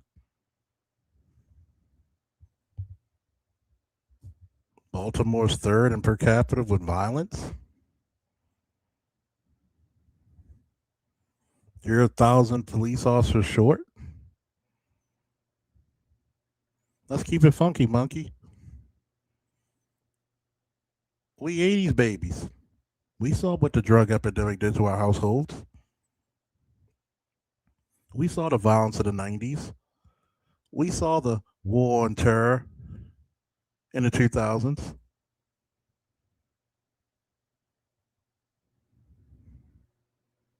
Think about it. In less than 50 years, we've seen epidemic of drugs, epidemic of violence, epidemic of terrorism, epidemic of fucking economic instability. Now you're trying to make it look like we're rolling back the clock. If they struck down Roe v. Wade, what the fuck does an abortion mean to me as a man? If a bitch want it, vote for it. But guess what? Y'all don't say nothing to the bitches who voted against it. What rights did they take away from you? If anything, giving you the right to vote for something gives you more power over it. Let's talk about that. What are they doing? Y'all mad because you were sucking up all this money to give the illegals so your fucking party can have a new voting block because niggas said fuck you because you didn't do shit for us?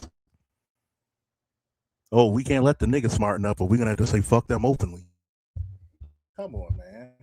Come on. You're supposed to be a Park Heights boy, man. Be better. Either do politics or it's going to do you, especially in a moment like right now. And it should be no surprise that like people were like, were you surprised that the president said something about Baltimore? I'm like, no, he did it the first time. But what you have to grow and understand is like, why?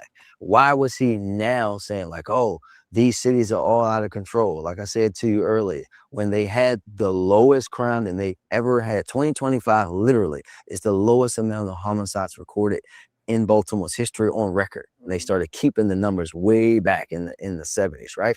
You had similar things in Chicago and DC and Birmingham and all of these places. What do all those places have in common? They got a lot of people of color, black people, and they got black mayors, right? Yeah. When you understand that when folks have to create a boogeyman to legitimize the stuff that they want to do, they're going to use every. Now, when you go through the city of Baltimore, do we have to create a boogeyman? Do I have to fucking take my phone on a Friday night, 10 o'clock at night, downtown Baltimore, and show you how wild that fucking the YNs are? You got 50 a pop on one street, 50 a pop on the next street. Nowhere to go, causing all kinds of chaos. You don't even have rec centers open for these kids. If you want a better policing model, why not open up the recs? Let the police take control of them. So guess what? When a child or a young adult or a teenager needs some guidance and they're not sure about talking to their parent, they could trust that goddamn cop. They could build a rapport. Get some firefighters there. Maybe you should get some people from the Fifth National Armory to volunteer. What happened? Why not get some of the rec schools, some of the different rec areas, and get some of these guys who were cops and firefighters to coach boxing, wrestling, judo, mixed martial arts, basketball, football? What athlete would say hell no to that? When the Baltimore riots happened, all my fucking wrestlers, even the ones that graduated, were calling me to see if I was okay. They weren't saying fuck the police because coach is out there. That's called rapport building. That's called putting in work straight from the dirt.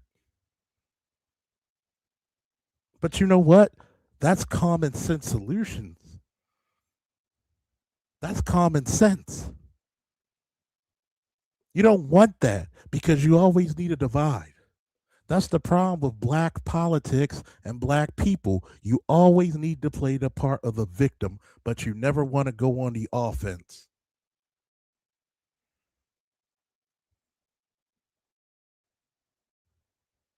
When are you going to go on the offense? When are you going to take the initiative? Yeah, we're going to get these trades back in. We're going to get these kids, even if they graduated already, we're going to pay for your trade school as a city. What else the fuck we doing with the money?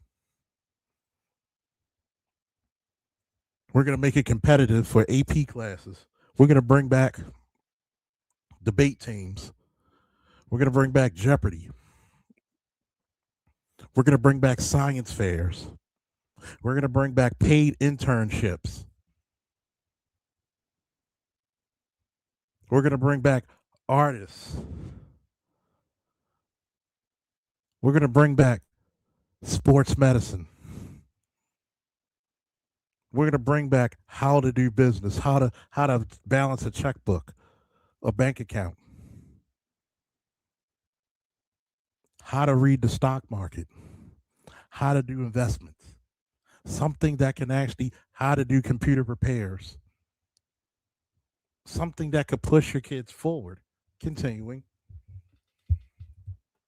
Ounce of power and influence that they had through media and others to do that, because when people get normalized to some of the stuff that they see happening to people, right, then they'll think about it in a different way. Like, oh, well, maybe it's not that bad for them to go out and round up people just because they look Hispanic.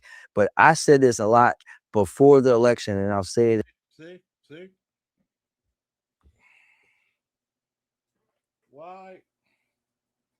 Why are you caring about people who are not even legal citizens?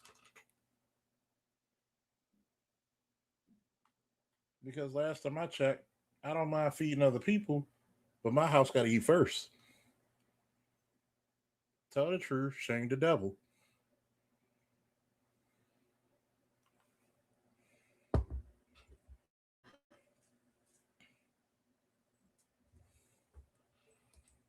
Again now, We have to understand, and I said this to black men in particular, they might not start with us.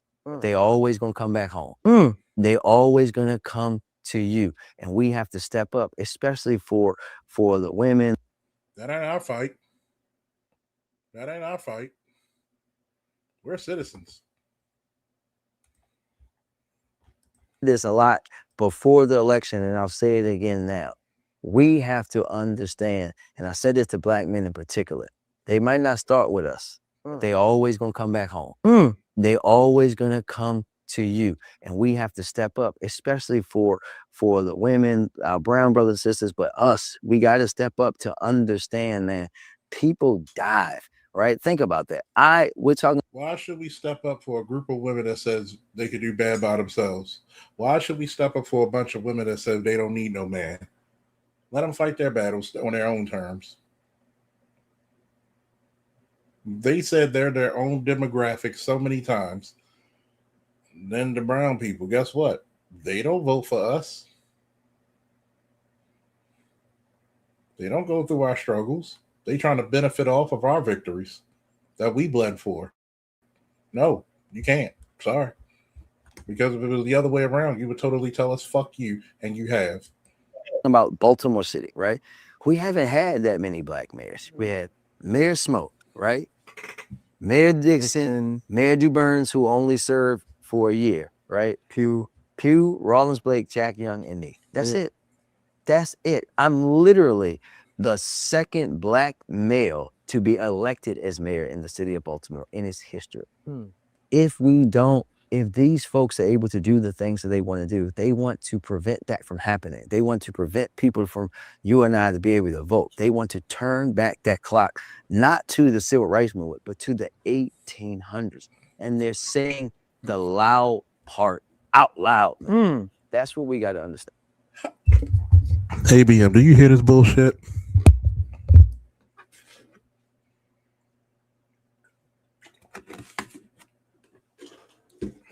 Hey, chat, do you hear this bullshit?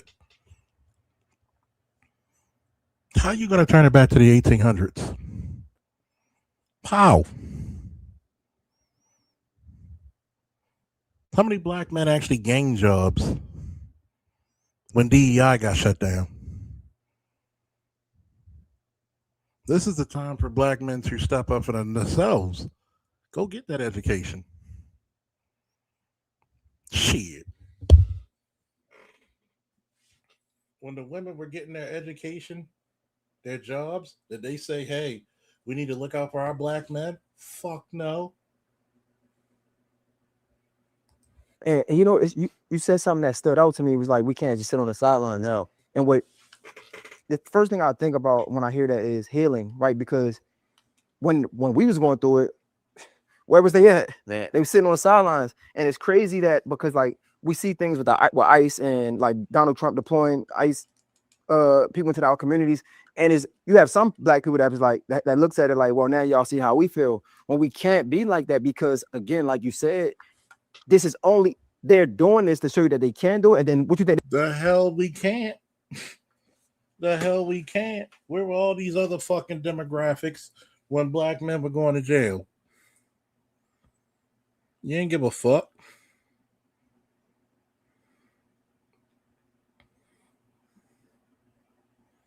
You ain't give a solitary fuck.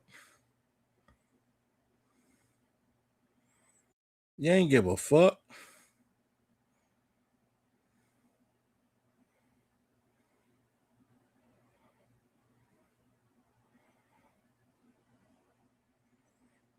When black men going through their shit, when do you give a fuck?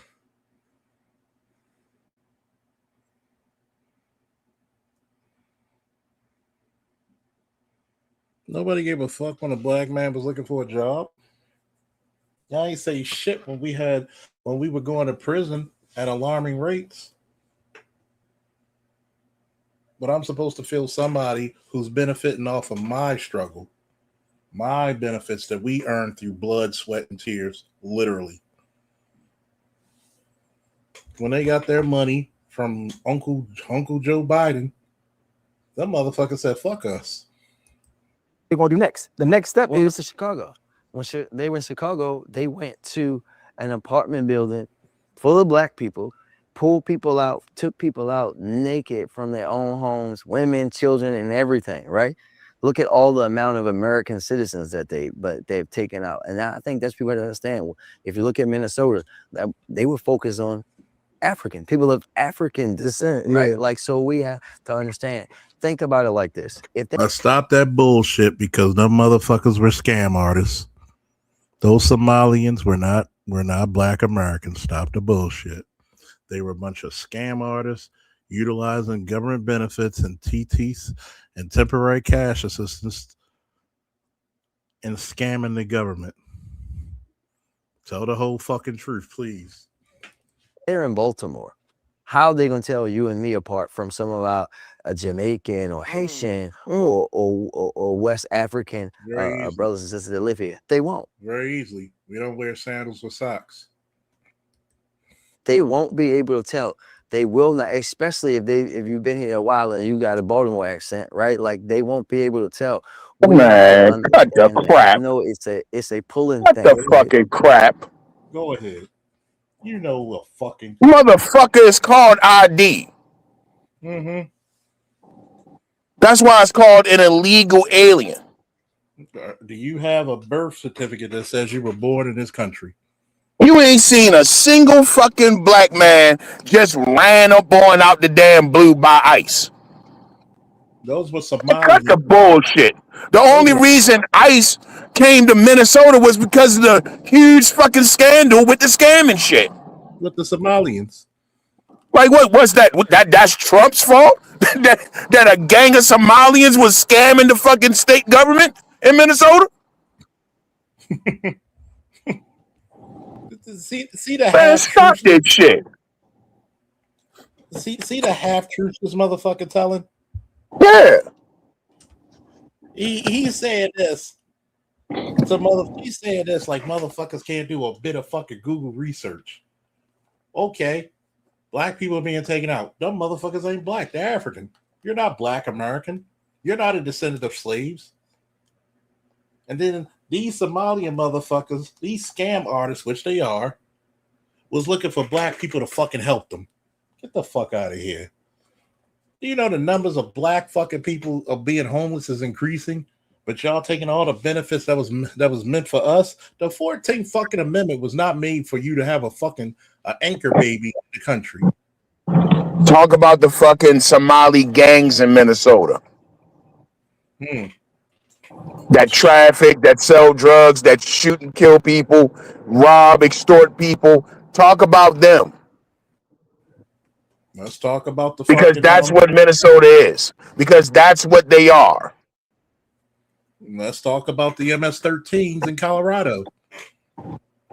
Motherfucker ain't no damn. In fact, a fucking African or a fucking Jamaican or something is probably less likely to even get. It's probably a good fucking thing they black people. I was just worried about fucking Hispanics. Yeah. Any black immigrant that got rounded up by ICE, they got rounded up for a fucking reason, and you know it. Especially for government fraud, both state and federal. So cut the fucking crap. 12 motherfuckers on one social security number. Get the fuck out of here. The Leering Center.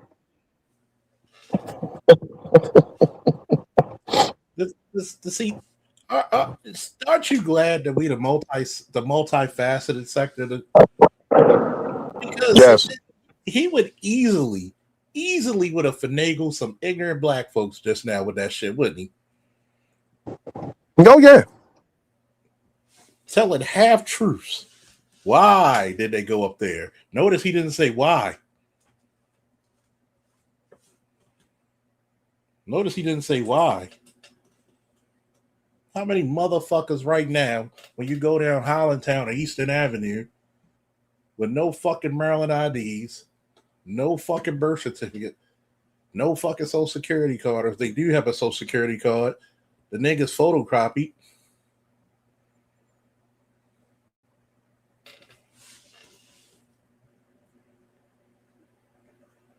Why? Tell the fucking whole truth. Like, we have to understand that you got to step into the fight. And to be honest, for us here, like, and for people around the country, the biggest way for them to step in is that, like, it's going to be election. These elections are going to be the most consequential in this country's history.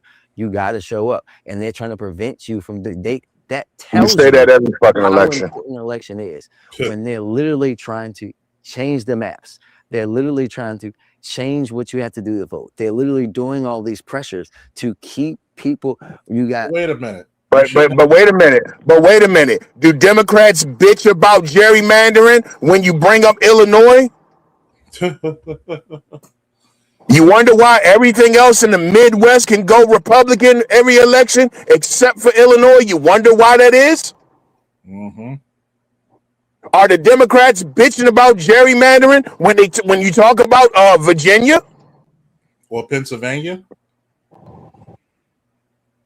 Jersey is next. Are they going to bitch about gerrymandering when they do it in Jersey? Yeah. Do they talk? If you ever wonder why everything else in the Midwest, Ohio, all that shit out there, Missouri, Kansas, all that shit can be Republican every fucking election except for Illinois, you wonder why? Because they gerrymandered it. Yeah. I want you to look at when people talk about rights, right? The Second Amendment is one of your most important rights because it protects all others. It was so important that they made it the second fucking right to have. New York and New York City, all states were made a shall issue state, but they go against the rights of the people to protect themselves because God knows New York is a fucking hellhole. Sorry. How many fucking Latin gangs and gangs you have out of New York? And you're telling me, oh, you can't carry here. Which is actually a violation of the Second Amendment, by the way. Let's look at this. When they talk about the Voting Rights Act, how can you have motherfuckers who are not citizens vote? What are they trying to do? Because Maryland was one of those, what do they call them? Safe havens for illegals. And they were handing out, this is since the O'Malley era, when they were giving out fucking driver's license to illegals who couldn't fucking drive. They don't talk about the O'Malley era. A lot of funky shit went down there.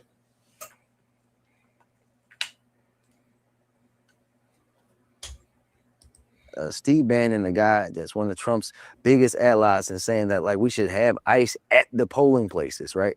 They want to keep people afraid from voting like this is a Nazi Germany, so that they can keep power.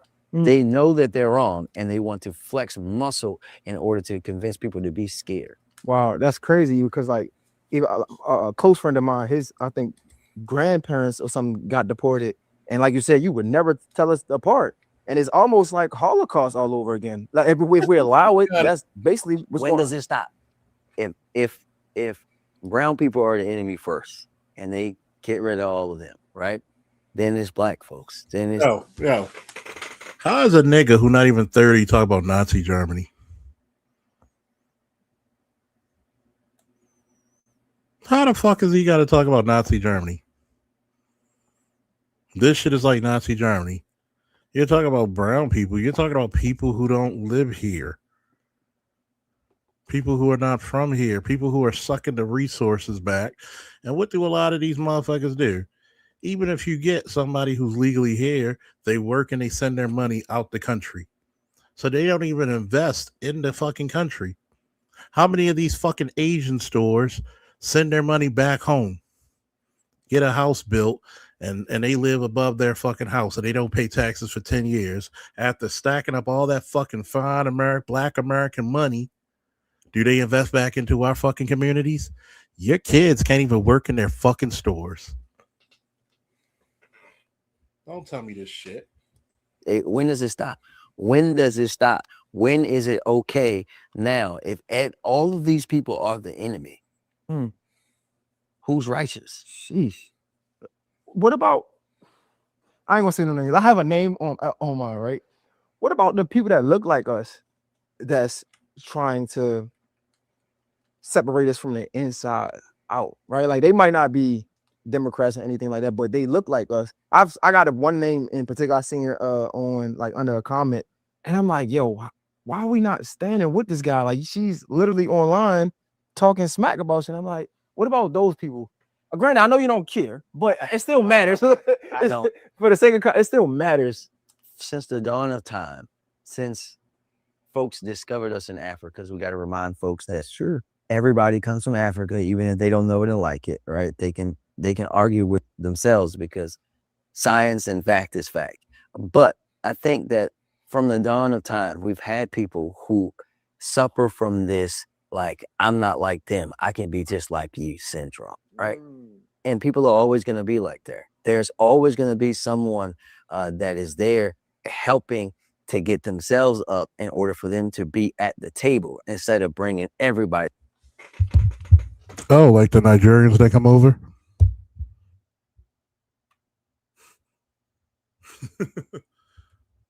Some of the Haitians? Some of the Caribbean? Oh, let's not go to the Dominicans who are blacker than me. Me not black. Me Dominican. Me no black.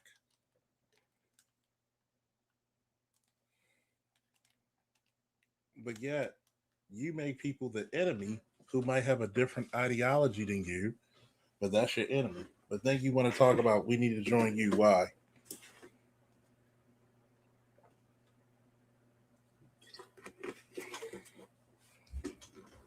To the table. I'll give you an example. When you think about most of the iconic civil rights photos, right? They were taken by somebody who was actually, every civil rights photo you think about as iconic was taken by someone who was actually working for the FBI at the time.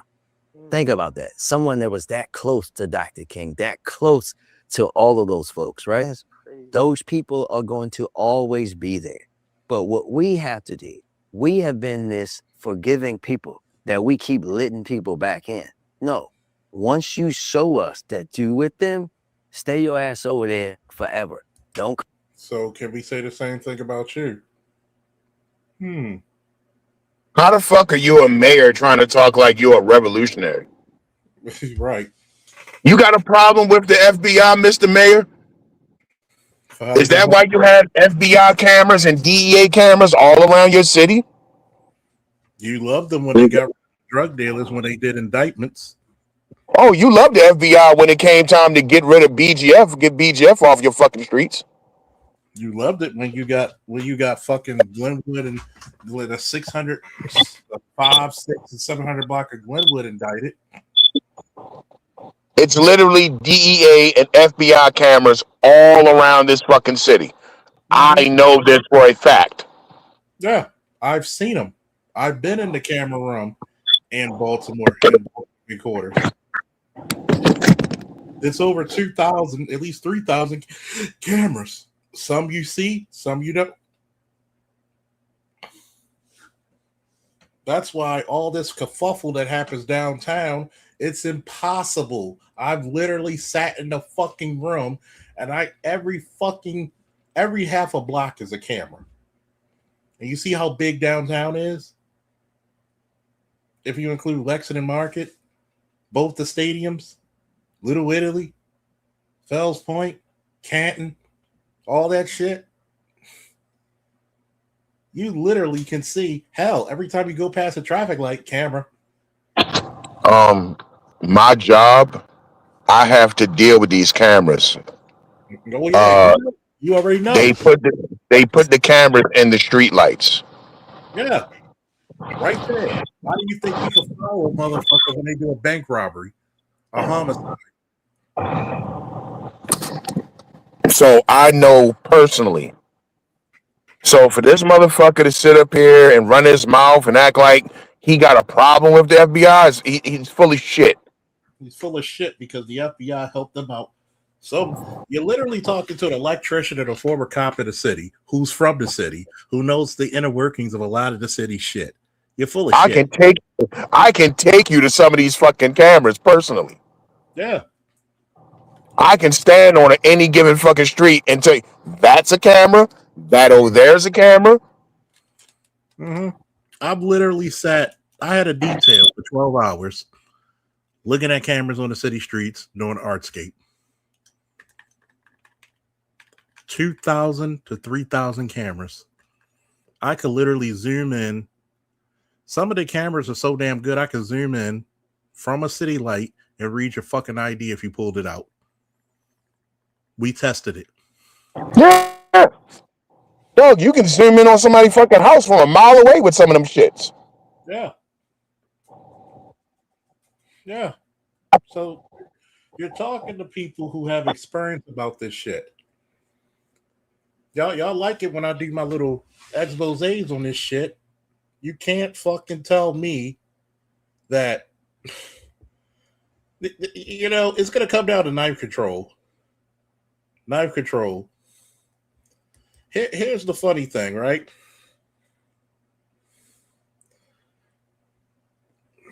You know a funny little statistic, right? LAPD SWAT. More people die from fistfights than gunshots.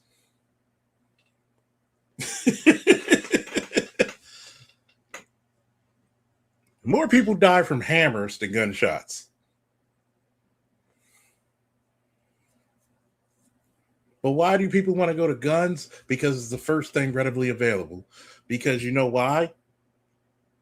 Guns pull heartstrings, and who's more emotional, men or women? The women. And guess how you defeat the warrior spirit? You tell the mama to tell our boys that guns are bad instead of getting somebody who's a qualified expert like yours truly in firearms tactics and safety. And why not take them out to a range to get all that fucking curiosity out of their brains instead of the first time they take a gun and they shooting with some gangbanger? Or why not teach the little kids like I did when I went to my son's summer camp many years ago and taught them, hey, if you see a gun, don't touch it. And then number 2, get an adult. Do you know how many parents thanked me because they had their fucking guns unsecured? And the kid just said, I remember what Officer Faulkner told me. And they running down the thing, Ma, Dad, there's a gun on the bed. Officer Faulkner told me that if I see a gun, don't touch it and then get an adult. Does that make common sense to anybody? How come you have more respect for the fucking firearm in white communities? You telling me black people are not capable? We don't have the cognizant, actually, prowess, the intellectual prowess to learn firearms and firearm safety at the same age as the white people? You got little white girls who do 3-gun challenges at 9 years old. What's the difference?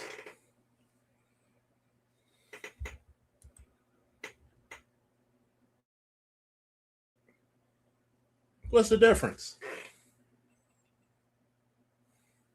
You got too many people, not only myself, ABM, Lost and others, AB, BGS, LAPD SWAT, T-Ray. You got too many goddamn intelligent people, and sorry if I didn't mention you by name, that can literally tell you stat by stat by stat in their known profession to tell us this bullshit that you're trying to sing to us. All due respect, Mr. Mayor. You're telling us half-truths, which is sometimes a half-truth is worse than a full lie. Come back home once you go over there and find out, like, oh, they gonna treat me like y'all anyway one day, right? Let them be over there. And we have to continue to expose those folks. Like my grandmother would tell me I'm supposed to pray for fools, right? But I would say if she was here, Grandma, I'm not in a praying mood right now. I'm in a fighting mood because we're literally fighting for the lives of the future of our people. And we have to understand. If you're fighting for the future of your people, why aren't your people the most educated? Why don't you have at least elementary schools all boys, middle school all boys? Why is Western Nobody ever argued about Western being a girls only fucking high school, public high school anyway. What's the equivalent of Western for black boys? I'll wait. You got to go to fucking places like maybe a Gilman.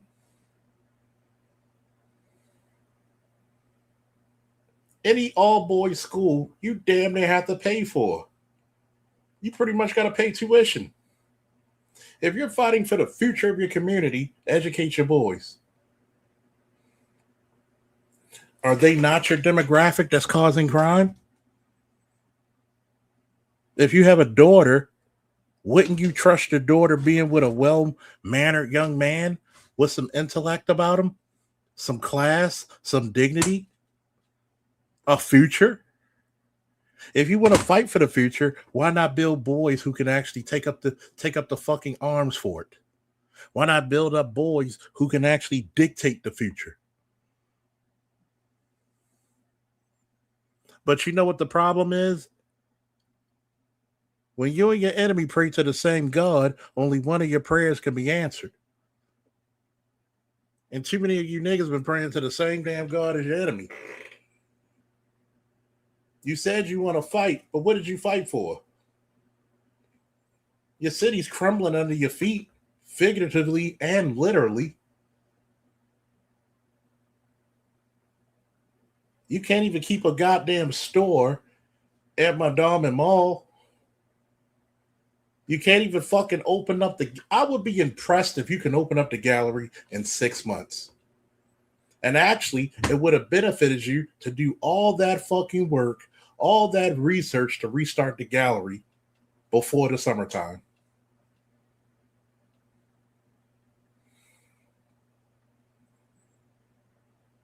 When did you invest all the money in Monument Street, your black business districts? Do you invest in your fucking black business districts like Harford Road, like Monument Street, Eastern Avenue, like Bel Air Road? What's another major one? Because shit for shitting and Shaw is shitting, you haven't done shit with North Avenue. You couldn't even put money and invest it in fucking Food Depot. And that's closed. And Food Depot been around since we've been kids, man.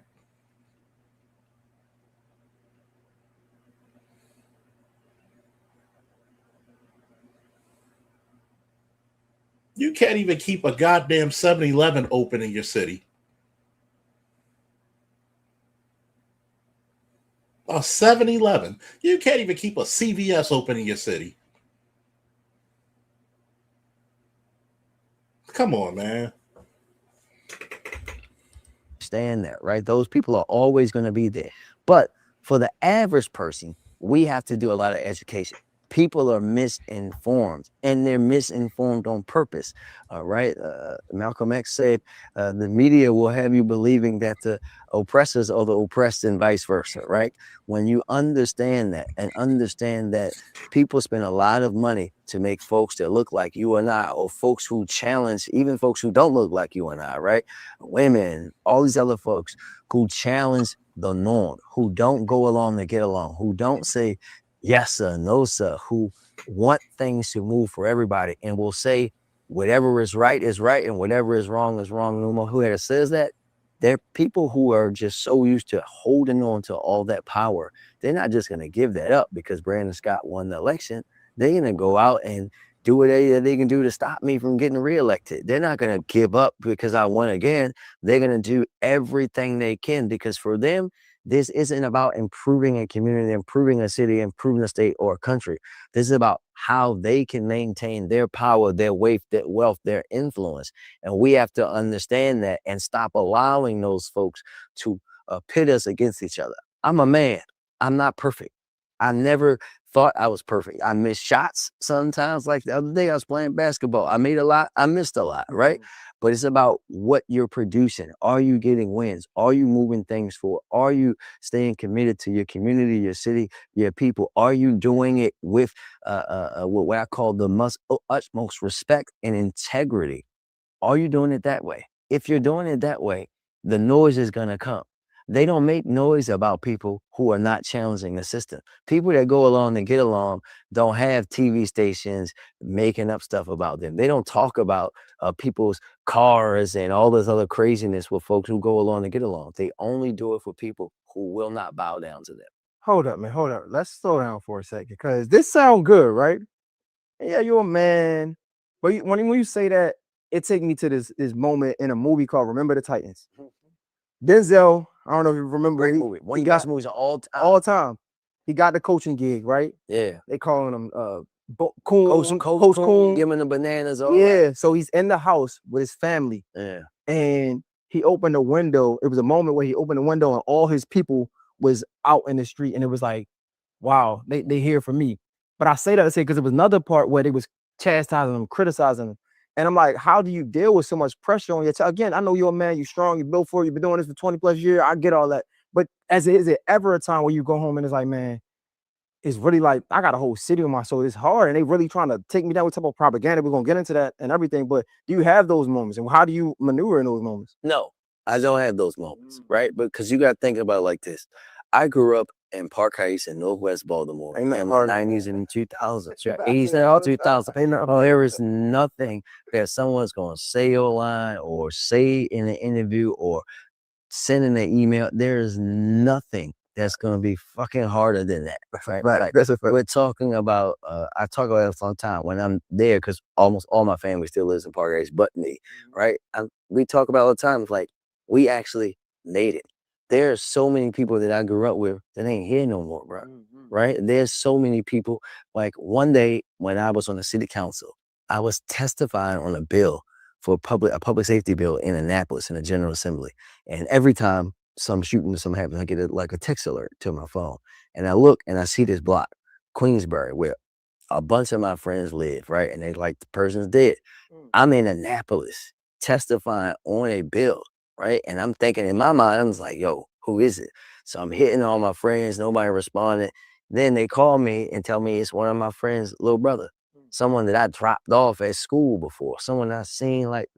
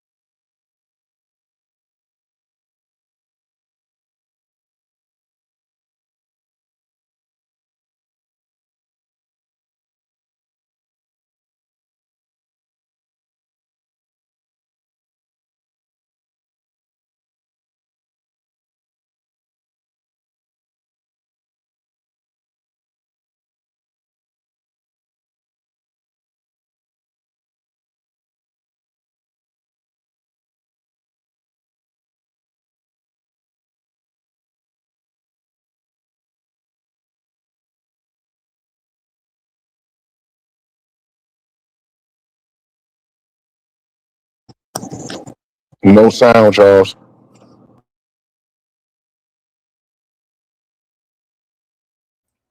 I'm sorry. Damn. I was on a roll. How the fuck you are from those areas and you're an elected official, and the places you lived at, you did not concentrate none of the funds, none of the money. You had influence to get the police over there. Trust me, I work for the system. When those city council members bitch about something, those district commanders, those majors do it. You telling me that where you came up from, where you live, where your people are, you're telling me that you have, as an elected official, you weren't even mayor yet. According to you, you didn't allocate funds, no interest. You didn't speak to the fucking district commander of the Northwest and say, hey, I need you to do this. I need you to give a good look around for this. I need you to concentrate on this area. I'm from here. My heart is here. I need you to help me out. Now you're the mayor. And you got people over there a few blocks away from Coppin State. And you got nothing but 25 dilapidated houses in a row.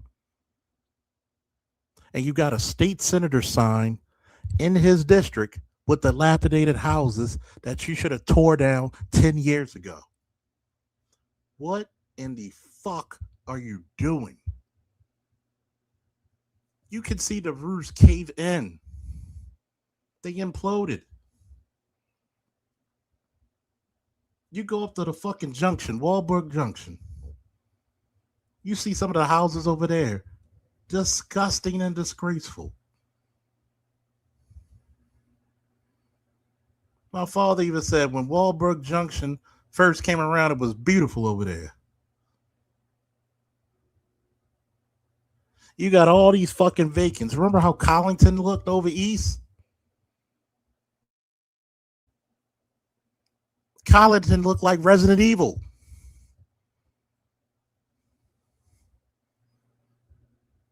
This is a bunch of bullshit. You have the authority and power to make executive orders to allocate funds. Let me paint a picture for the people that don't know Baltimore. Okay. On the east side is something called Patterson Park. It's literally a park, a big, gigantic park, right? Huge. Now, on one side, right, when it comes to the actual residential houses, because like the park sits in the middle of the community, okay? So on one side of Patterson Park, you have decent row homes and shit, but they well kept. The streets is clean. Nobody's selling drugs. There's no liquor stores and convenience stores and shit for niggas to hang out in front of and all that. That's on one side of Patterson Park. On the other side of Patterson Park, it's what we call down the hill, which is literally the heart of the drug trade in East Baltimore. Very deadly, very dangerous. You'll get killed quick. And it's like fucking night and day. It's raggedy, it's rats, it's roaches, it's dead bodies, it's dope, coke, it's a fucking Asian or Arab fucking corner store literally every fucking 10 feet. Literally on the other side of the fucking park. So if you go to the park, you can walk from one side to the other and you can see the bullshit. Like, wait a minute. All I did was walk through the park. Why is it completely different on this side than on the fucking other side? This is what none of these Democrat mayors will ever speak on.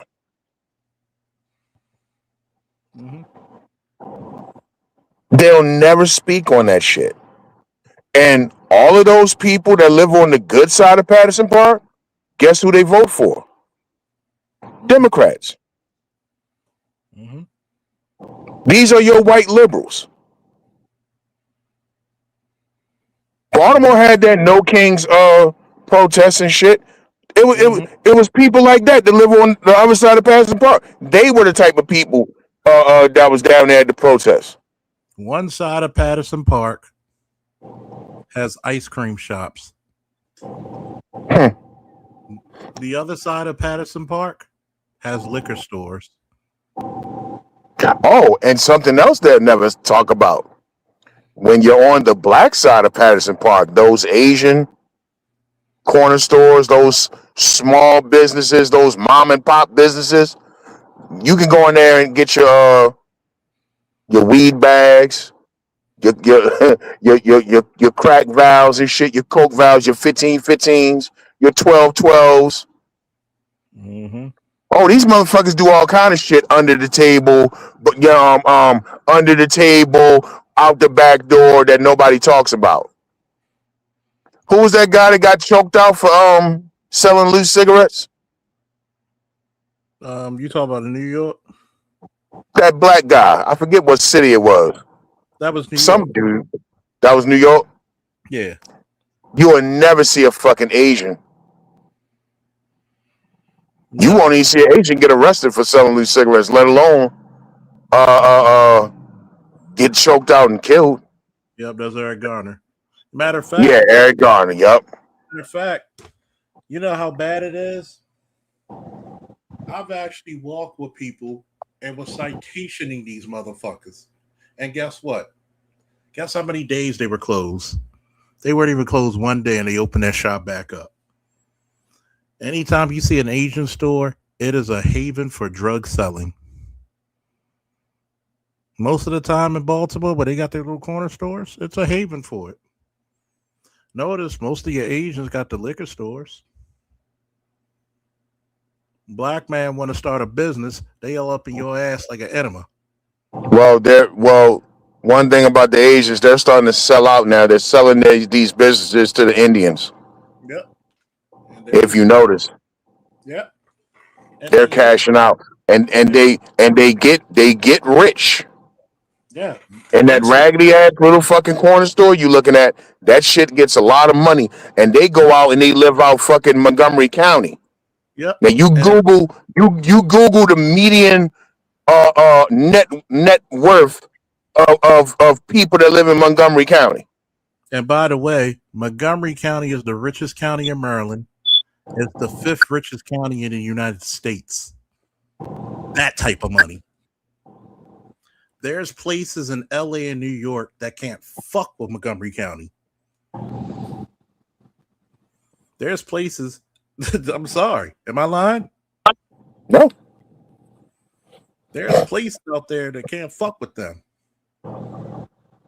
May not be. That's the model minority. They take your dollars, your quarters and your nickels for your fucking egg foo young and your 4 wings and fries and your half and halves and your fucking under the table loose cigarettes and whatever the fuck else they sell out them damn stores. And they move out Montgomery County and they send their kids to private schools. They will not even. They will not even fucking. And the funniest part about it. Oh, let's not talk about. And we gonna convict black women of this. How the fuck y'all buy hair from these motherfuckers who mistreat you? They're usually fighting your ass because most of you trying to steal that fucking cheap ass wet and wavy weave. And y'all making them millionaires overnight. Their kids go to Gilman. Your kids can barely go to public school on time. Your kid goes to the shitty fucking public school. Their kids go to fucking private schools. And then their kids will go to fucking Johns Hopkins. And they'll go to the University of Maryland. And then their kids will be the fucking doctors in the hospitals. Meanwhile, your kid, lucky if they're the security guard in the fucking hospital. Mm-hmm. Because look at the investment. Look at the fucking investment. Here it is, right? Here it is. Your kids literally can't even get a job in those businesses.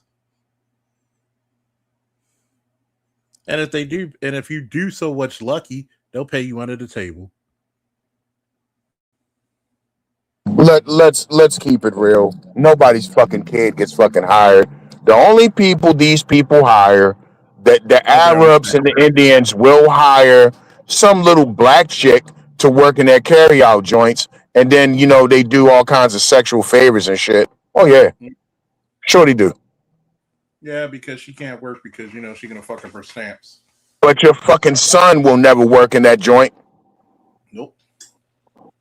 Nope. Ever notice when it comes to these foreign-owned carry-out joints, they never hire a man. Ever notice the delivery guy is always an African?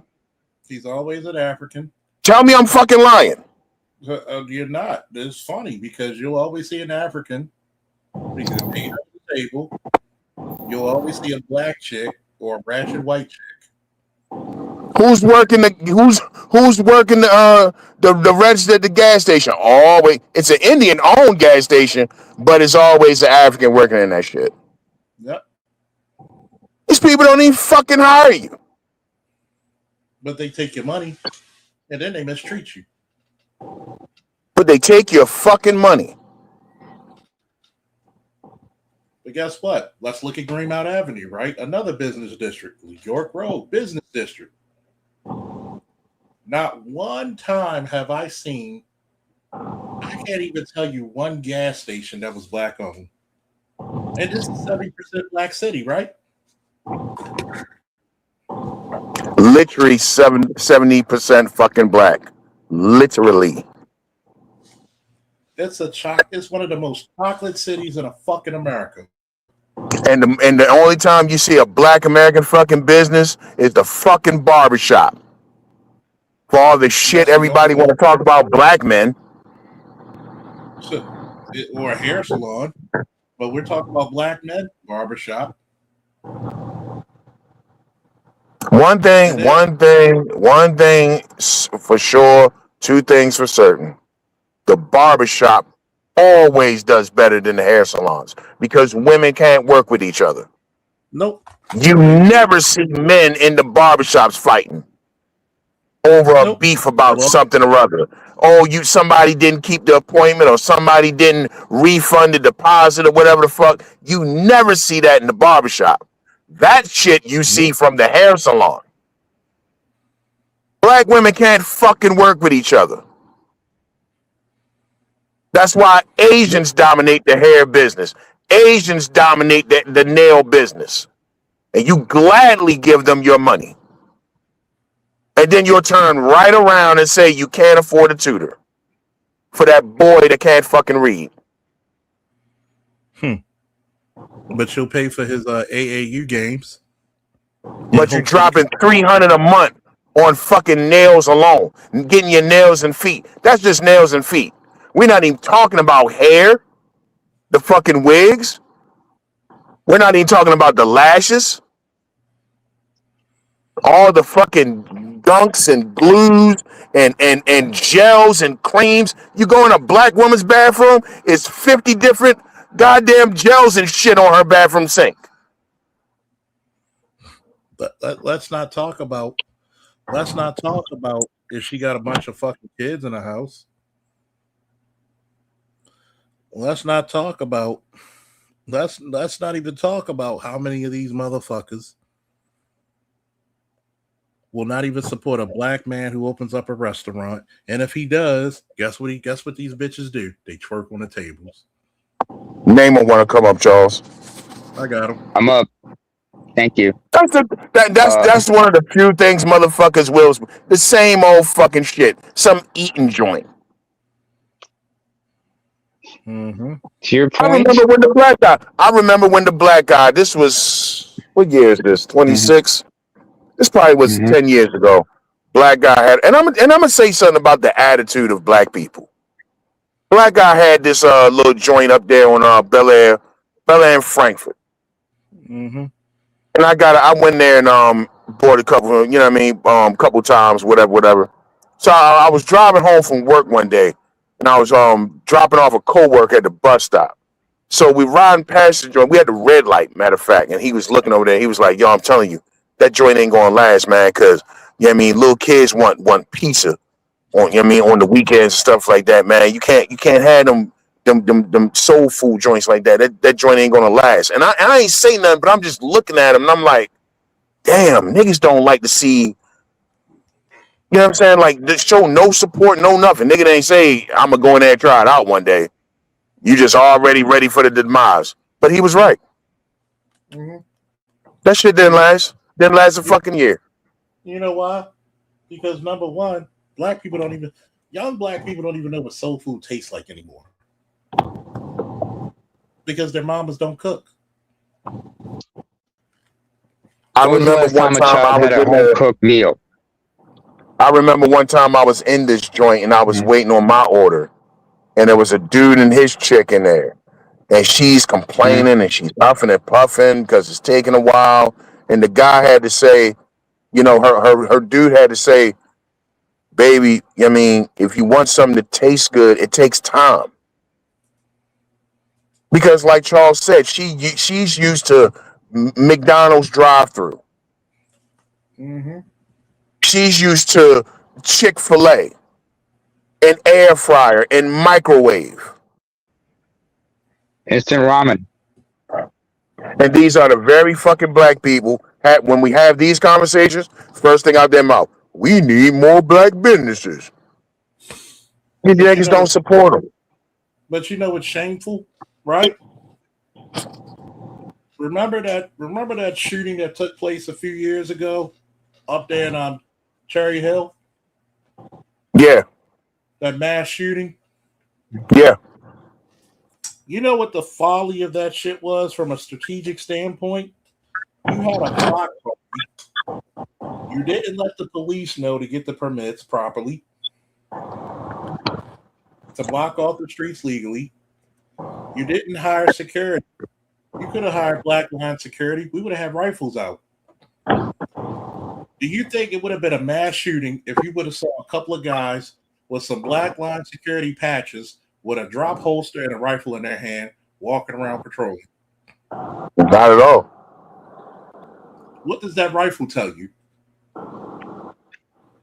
You mean business. The rifle represents power. It represents power and freedom. Yep. Or as we like to say in America, FAFO. Fuck around. And talk about the fucking the husband, the black husband and wife that had that supermarket. Lasted about 5 minutes. Yeah. Why did they say it? They had to close the doors?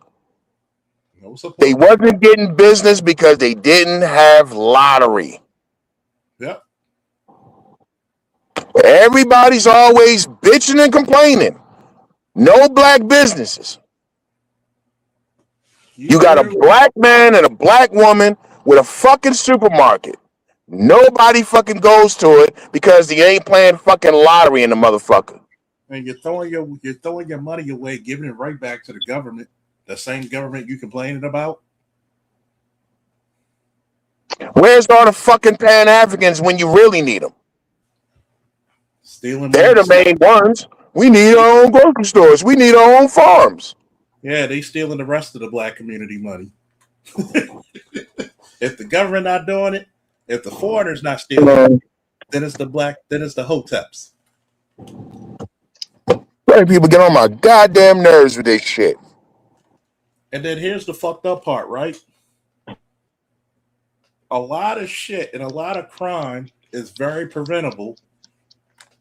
But guess what happens? You take it as a fucking joke. I literally worked the Northern District for 15 years. From Green Mountain 33rd, going up to Panera Bread, out of Mead and Argonne to the county line, up to Rolling fucking Road. Do you know what that means? I had to work from the hood of hoods, Old York and fucking Cater, Old York and fucking Glenwood. Fucking what's that side street right before you get to Glenwood? What's the next street over? McCabe. Yeah, McCabe. Did you know at one point it was not the most dangerous post in the Northern? It was not the most dangerous post in the fucking half city. Wasn't the most dangerous post in Baltimore. Wasn't the most dangerous post in fucking Maryland. At one point, 524 Post was the most dangerous post in America. Man, that shit he just said, Old York and Cater, that shit used to make the news. National news. All that damn dope money around there. Oh, trust me. Why do y'all want to really hear the real wire Old York and Cater used to beef like the McCoy, I forget the McCoys and the Hatfields and McCoys. The Hatfields and the McCoys. They made them look like they were a patty cake. And that was down in Kentucky back in the 1880s. Motherfuckers. One of my first cases in that area, right, was 3 motherfuckers shot. And I swear to God, it was a hired professional hit. And I can tell you why. The motherfucker was so accurate, he hit the motherfucker in the calf and in the fucking shoulder. The other motherfucker, we thought it was a headshot because he was dead on arrival. Come to find out, he hit it with a 5.56 tumbler, and it tore up his insides and killed him instantly. Tumbled, fragmented, and hit his heart. It hit him right there in the hip bone and fragmented in his insides. Yeah. Third motherfucker was hit in the fucking stomach, drove his car, went up the fucking Alameda, crashed, and that's where we found him. With a fucking rifle.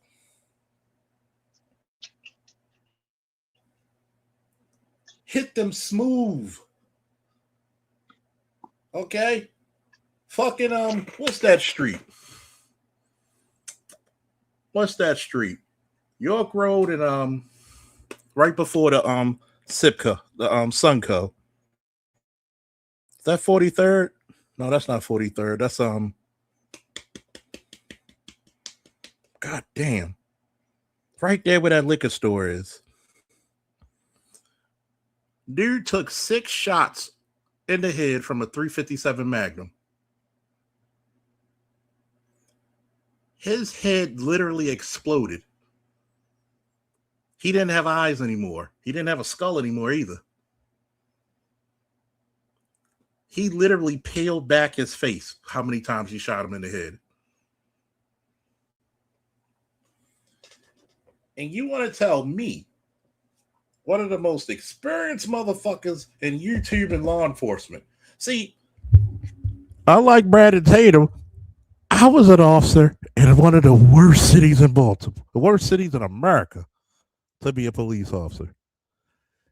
And I did it 3 times as long as you. But you got motherfucking... I have a question, Charles. Hold on for 1 second. But you got Lee Merriweathers, and if you know a living color, you know why I'm calling him a Lee Merriweather. If you get the point, since I can't say what I really say. But you got Lee Merriweathers, like FD signified, that says we need to disband the police. See, you can say that shit when you live in the luxury of the suburbs, when you don't have to deal with the day-to-day shit of a major city like Atlanta, Chicago, Richmond, St. Louis, Kansas City, LA, Detroit, New York, Atlantic City, Baltimore, DC. Do you know what the DC used to stand for? Deaf City. District of Columbia. Oh, Deaf City. They called it Deaf City. They called us Bodymore Murderland. These were some extremely violent, and still are, extremely violent cities.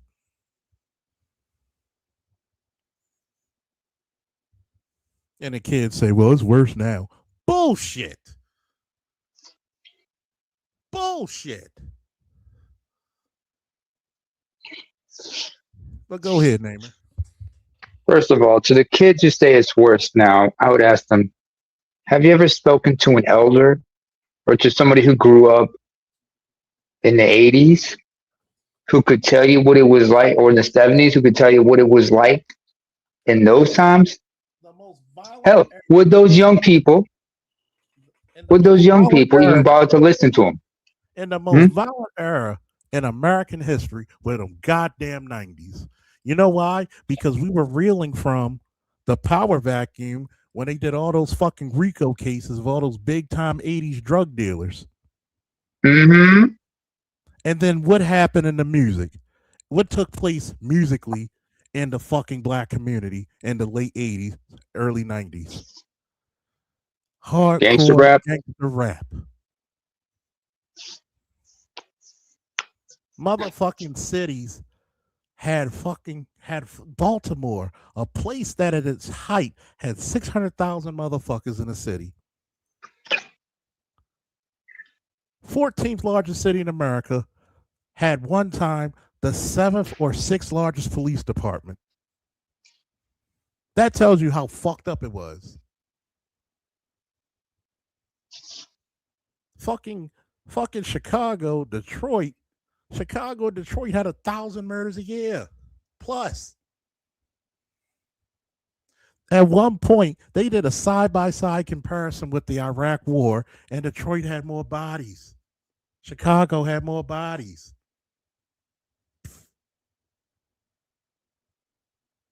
And only a certain section it happened in. I could literally call me a motherfucking liar, please, if I'm lying about this, ABM. You could go on York Road or Greenmount Avenue, and you could be on one side of Greenmount is the super hood, the other side of Greenmount are $1 million homes. Or York Road. The Homeland area. That's facts. You literally got the motherfucker that invented the BlackBerry who lives in a mansion that's a block long.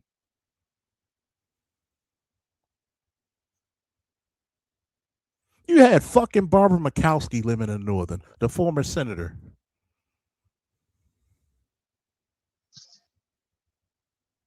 You gotta really think about this shit.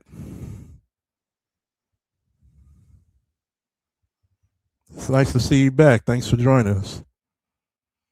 Thank you for being, and we love people like you. Think about this. When people want to talk about Baltimore, my city, I won't even let the mayor get away with his lies. You know goddamn well what the problem is. You have no fucking infrastructure. You have no plan when it comes to education. Where's your all-boys schools? Where's the trades that are in the high schools? Where's your plumbers? Where's your HVAC? Where's your mechanics? Where's your carpentry? Where's your bricklayers? Why did they take out home ec out of the high schools? I want you to think about this, Namer. Or civics, for that matter. I want you to think about this, Namer. Mm-hmm. Well, all them fucking, because anybody who knows where I'm from down the hill, like ABM was saying. I'm from down the hill. Mm-hmm. I'm a Church Square boy. Okay. Eagle Street, Broadway. Eagle Street, McCullough. Okay? Okay? Mm-hmm. 16 and 1700 block of Eager. I'm from fucking Eager and Caroline, Eager and Broadway. All that shit. I literally could walk to Johns Hopkins for where I lived and did when I used to work security. Mm-hmm. I literally lived in the heart of East Baltimore. Respect. I'm going to tell you. The only reason Eagle Street got better, the 1700 block, is because they tore down all the fucking old houses and built new ones. Mm-hmm. But this guy wants to talk about, well, you know, they're trying to change the laws. Well, you made it comfortable for the criminals to stay. The criminals have no fear of prison. That's a rite of passage. They're having parties in prison. They're playing spades in prison. And they're talking about, well, you know, they get mistreated. They're not getting paid. Why the fuck should you get paid in prison? See that stupid ass mindset of FD signifier, chubby ass? When you go to prison, you're not going in there because you did good things. Yeah, it's commendable that you kept in touch with the kid who committed armed robbery, but the dumb motherfucker committed armed robbery. For those of you who don't know this is what I'm about to say. What I mean when I'm saying a part one crime. A part one crime is a serious crime. Your part one crime starts from burglary. Your part one crime goes up from burglary all the way up to homicide. Armed robbery, well, robbery period by legal definition is this. Robbery by definition is this. Either using force or threat of force, meaning, i.e., if I'm behind an old lady going to the ATM machine and I put my fist up to her and I put my hand out to take the money, what crime did I commit? Burglary? Did I commit larceny or robbery? Robbery. Why?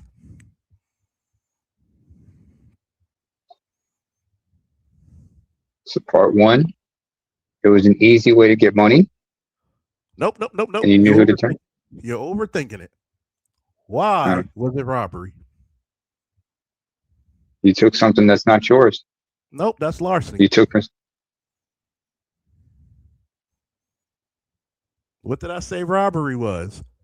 Either using force or what? Or threats. Threat of force. What was the threat? Bodily harm or potential death if they did not comply. If I put my fist up to an old lady, who's a little 4'11" old lady at the ATM machine, and put my hand out, that's a threat of force that I'm going to beat her up if she doesn't give it. For example, possibly cave her skull in. For example, if you snatch a woman's purse, is it robbery or larceny?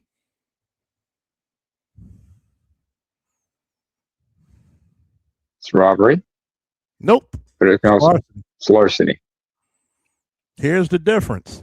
If the lady pulls back and you snatch it off of her, then it's robbery. Why? Because you had to use force.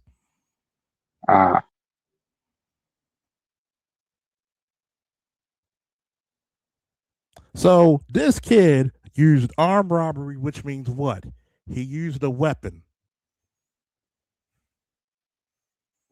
Or he was accomplice to the act. And we're going to act like he was being mistreated. But yet, nobody ever said how the victim felt. How was he mistreated when you committed a part one crime, which is what? Burglary, robbery, armed and unarmed.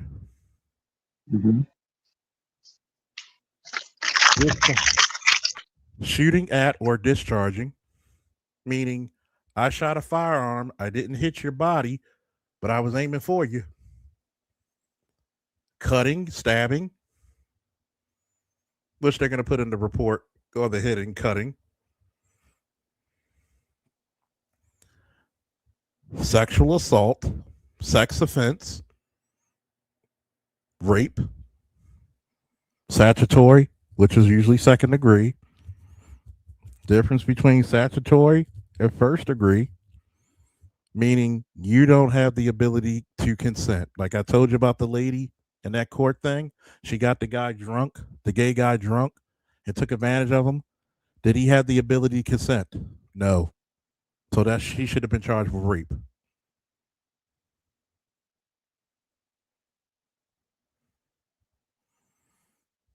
First degree rape is using force.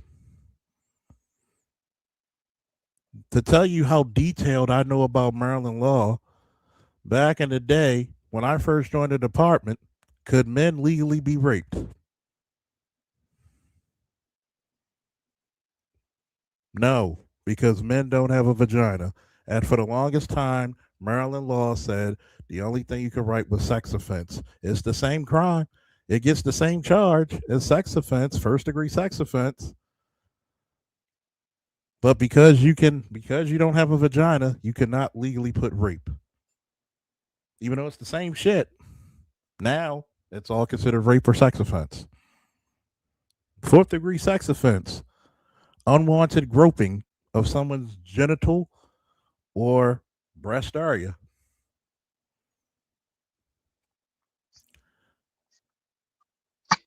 Let me see. What's another one?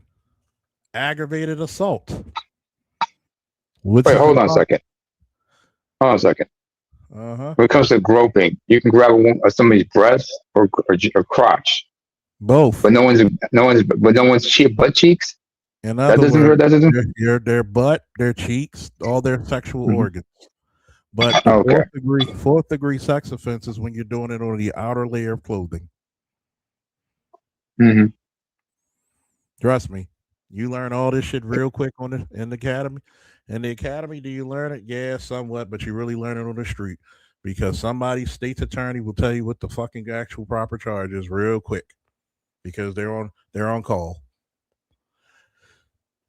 So you have aggravated assault and aggravated assault. Second degree assault is hands.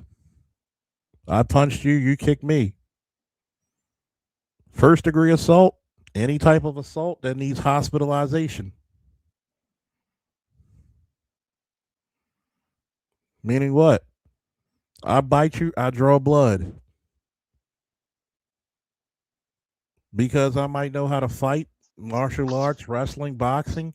I suplex you, I break your neck or your shoulder, your arm. I'm a boxer, I break your jaw. Or aggravated assault is either using some type of martial skill or such intense force where you need hospitalization. I throw an elbow, a Muay Thai elbow, cut you, or I use a lead pipe and beat the hell out of you with it, but don't kill you, severely injuring.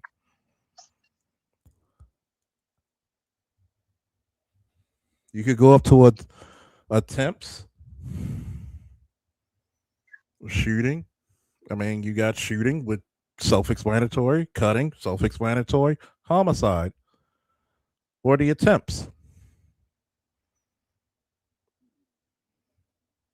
Because what you put in the report is going to differ for what the charging stat is going to be. And that's the point that you got to know these laws and know why the fuck it's so serious. Because what FD Signify tried to do was make a sympathetic ear for a kid who was robbing motherfuckers. You're trying to make it look like he was the victim when he was the assailant. We need to really stop that shit, though. We need to stop that shit. What's up, Ray? I'm going to continue this bullshit because this is going to get interesting. When you went through that? Yeah, I'm listening, brother. And guess what? I ain't sleepy yet, motherfuckers. Yesterday, FD fucking bored me. Noise that yeah, I was like, he put you to sleep. Right? When you duck bullets, that internet noise ain't nothing. When you sing your friends, I always tell this story. One of my Can you hear me, Charles? Every Christmas, my cousin and I would get like new footballs and first to find on a bill, right? And I'm thinking in my mind, I was like, yo, who is it? So I'm hitting all my friends, nobody responded. Then they call me and tell me it's one of my friends' little brother, someone that I dropped off at school before, someone I seen like when you went through that noise, that internet noise, that ain't nothing, right? When you duck bullets, that internet noise ain't nothing. When you sing your friends, I always tell this story. One of my friends, man, every Christmas, my cousin and I would get like new footballs. And the first thing we would do is run out of our grandmother's house and we out there playing football. One of our friends came out the house crying on Christmas Day. And we like, yo, what's wrong? He wouldn't tell us. He told my father, though. He told my dad that his mother, the night before, because she suffered from addiction, had sold all his Christmas gifts. They don't even nothing, bro. And this is the 90s, so everybody had starter jackets. And my father pulled me and my cousin up, was like, look, y'all gonna have to give up some of your stuff. That's fine. They made me kid my homeboy, my starter Phoenix Suns jackets. I already had the Hornets joint, right? And I was mad at first, but I grew to understand why they did that, right? Like they understood that he wouldn't have had nothing. It were not for that. And then I understood like why my father. That's probably the most truthful statement he probably made this whole time. probably the most truthful statement he made. That's how fucking addicted a lot of these parents were in the 80s and 90s, that they sold their kids Christmas fucking shit for a hit. And what are we doing to prevent that now? My mother was always having so many of our friends that had less over. Why? Like I ran track at Murphy, one of the best track teams in the state, really in the country. Yeah, I was all right. In the country. You went to Northwestern. Stop. No, it was good when I was there. You Yeah, crazy. you know, you had Coach Jarrett and Coach Bush, right? When you were there. Coach Jarrett and Coach Devon, he's actually at Murphy now. Yeah. You know where he went to high school, right? Did he go to Murphy? He did. It's okay. He did. But my parents combined saw me one track, one I'm a Lake Clifton wrestler. I beat them all. time. Because they were coaching the Kings in Park Heights so they could have a team. When you come up and your family is built like that, right? Where You my said you beat family, them I all. know on my dad's side that they was free in North Carolina in the 1700s. Beat them all. Ain't nothing gonna like, it's not heavier. I want the ball in my hand with all the pressure. That my homeboys and our Ray, men lie, women lie, championships don't. basketball. Yeah, that's damn right. 0 for 10. If we down 2 with 1 second on the clock, the play being drawn up for me. That ain't nothing. That doesn't shake me. And then I got a wife and kids. I gotta be strong, like not for them and everybody else. Because if I don't, someone that come from where we come from may never get the chance again. That's. Bro, I want to touch into that, and I know I got some questions. Here's the problem with that, right? As men, it's our job to raise the generation below and above us better than us. Do we all agree? One of the biggest issues as a father, Go ahead. guess what? Mhm. Why doesn't he incentivize more fathers getting custody of their children? Since statistically, we found out fathers raise better children. They have discipline. You don't see too many fathers in the home, married or not married, or single dads. Those kids are line step toe to line.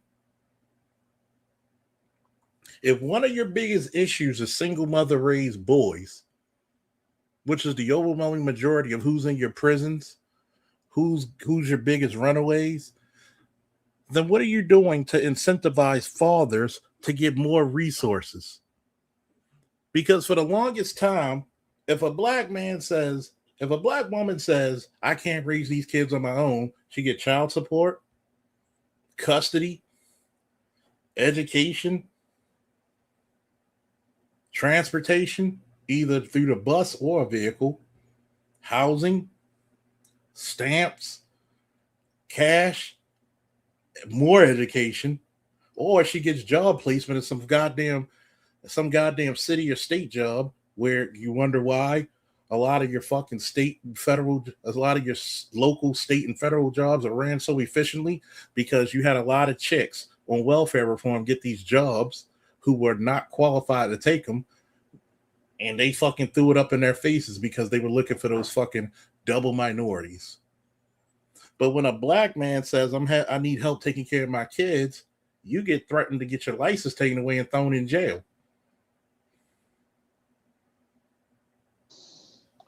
Well, now there's an app now where motherfuckers gotta, in order, if they want to date a chick, they gotta pay for her preparation. Get the fuck out of here. Let me put it to you this way, right? Notice nobody talks about how to prevent that little boy being shot.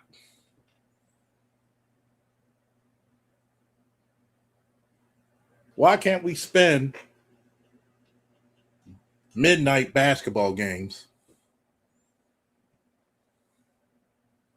midnight wrestling, 8 o'clock football games, shit that was fun? You grew up in Baltimore in the 80s and 90s. You didn't know you were poor because you had so much fun. We were the last part of communal. We the last generation where your neighbors whooped your ass. And then you got another ass whooping by your parents. And they probably, you lucky they tag teamed you, or One of them will wake you out when you're asleep, whooping your ass. Nowadays, you tell somebody their child was disrespectful, they'll fight you.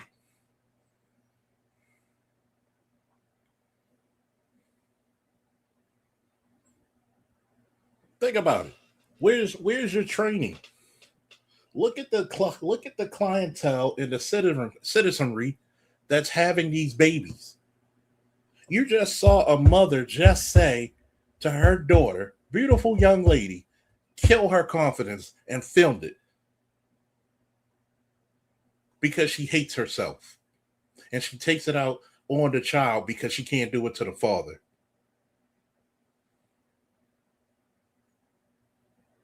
Where's CPS when you see that shit? Y'all want to know the real shit?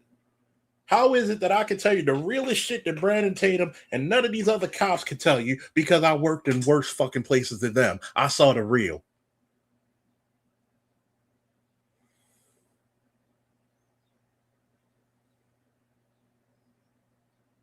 I'm on the 700 block of Glenwood in the side street that right before you get to McCabe.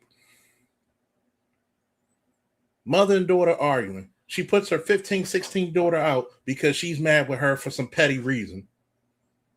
Made her child homeless. I said, ma'am, you can't do that. So the daughter ran because she got tired of the mother being jealous, beating on her. 2 weeks later, beautiful young girl. She could have modeled.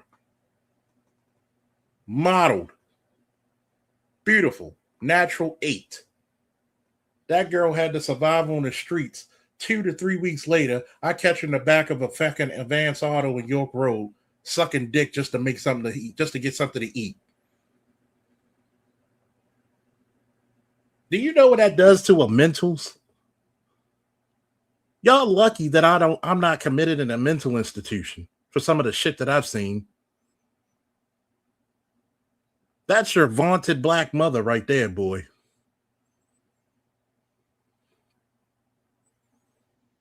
It makes me wonder too, in other countries, will they take the kids, away from the mother? Or will they like ridicule her and chastise her for how she's treating her kids? There's no shame in the black community. I had to go fuck up a dude. I had to literally spin the block. I had to protect a fucking 15-year-old girl from her mother because she claiming that her daughter's trying to fuck her boyfriend. When it was the boyfriend who kept trying to touch on her. I spin the block. I made sure the daughter walked out the house and I told the mother, if you touch her, I'm going to lay you the fuck out. And I told her, go spend the night with your friend. Go talk to your father, grandmother, whoever, get the fuck out of this house. Don't come back this weekend, please. I spent the fucking block to make sure they were good. She left with one of her homegirls. I spent the block real quick because I was about to have some words for that fucking boyfriend and her. I see this bitch damn near crawling over this fucking wannabe Pretty Ricky motherfucker. I put my black gloves on with the knuckles on them. If I was going to get suspended, it's going to be over something really worth it and good. I got out my car and grabbed that motherfucker by his fucking collar and lifted him 2 inches off the fucking ground.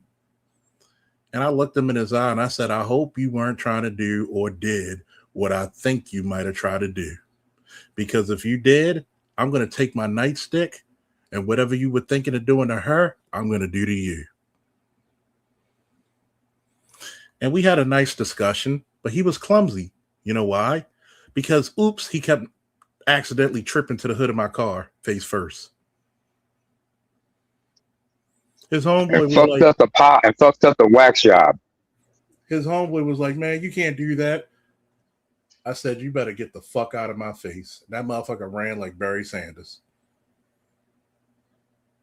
And I looked at the mother, look at you, you sorry bitch. And I said it like that. You a sorry bitch. You're going to choose this slime bucket over your fucking daughter. You lucky that I'm not really pissed off because I'd have handled you the same fucking way.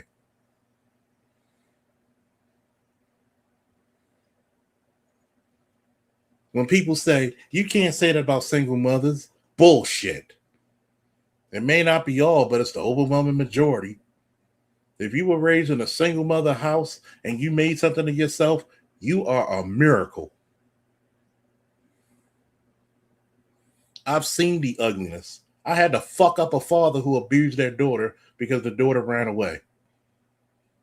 I get it. You might slap your daughter, hug her because you miss her, but you don't take her, strip off all her clothes, and beat her with a 1/4-inch leather belt till you leave bruises all over her fucking body.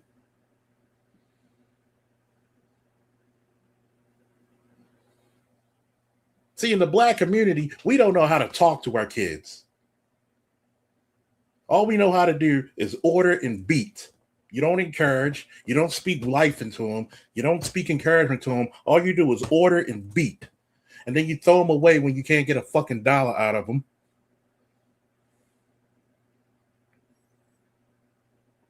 But we got to work on, but we worried about Trump. Really? Really, nigga? Oh, you know, it was some Wood shampoo, Head and Shoulders, my dear. Head and Shoulders, Wood shampoo. They act in these ways because, as we discovered, there are groups of people enabling such behaviors instead of coming together to cast those behaviors down, man. See, the way I was brought in, you fucked up the bad guys and left the good citizens the fuck alone. When people said, well, what about police brutality? It ain't brutality if he deserve it. It ain't brutality if he's trying to hurt me. It ain't brutality if he's trying to hurt a good citizen. I don't give a fuck what anybody say. Put your life on the line protecting people and tell me what you think. You ain't got to be in homes where you had to take kids because the fucking, that's even with white women. You ain't had to go to a home where they had nothing but fleas in the fucking house and remove the kids. I had to bomb my car, the patrol car. I had to walk in my house with a towel and take a literal flea bath in the fucking tub just to rescue some kids out of their house and give them to CPS.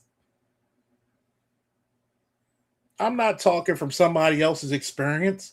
I'm not talking from any fucking script. This is what the fuck I had to do for 15 years.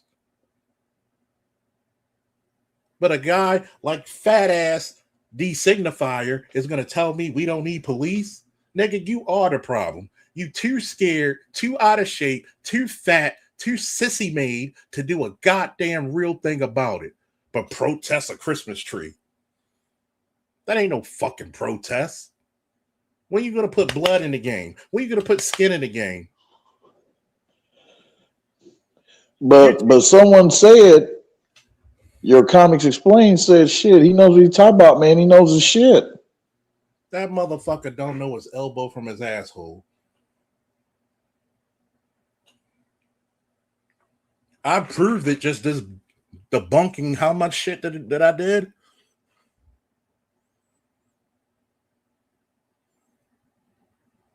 How much shit did I debunk? LAPD SWAT, Boiling Blood, ABM, Namer, Ray. How much did I debunk and dissected his whole fucking argument? So much so, The whole thing.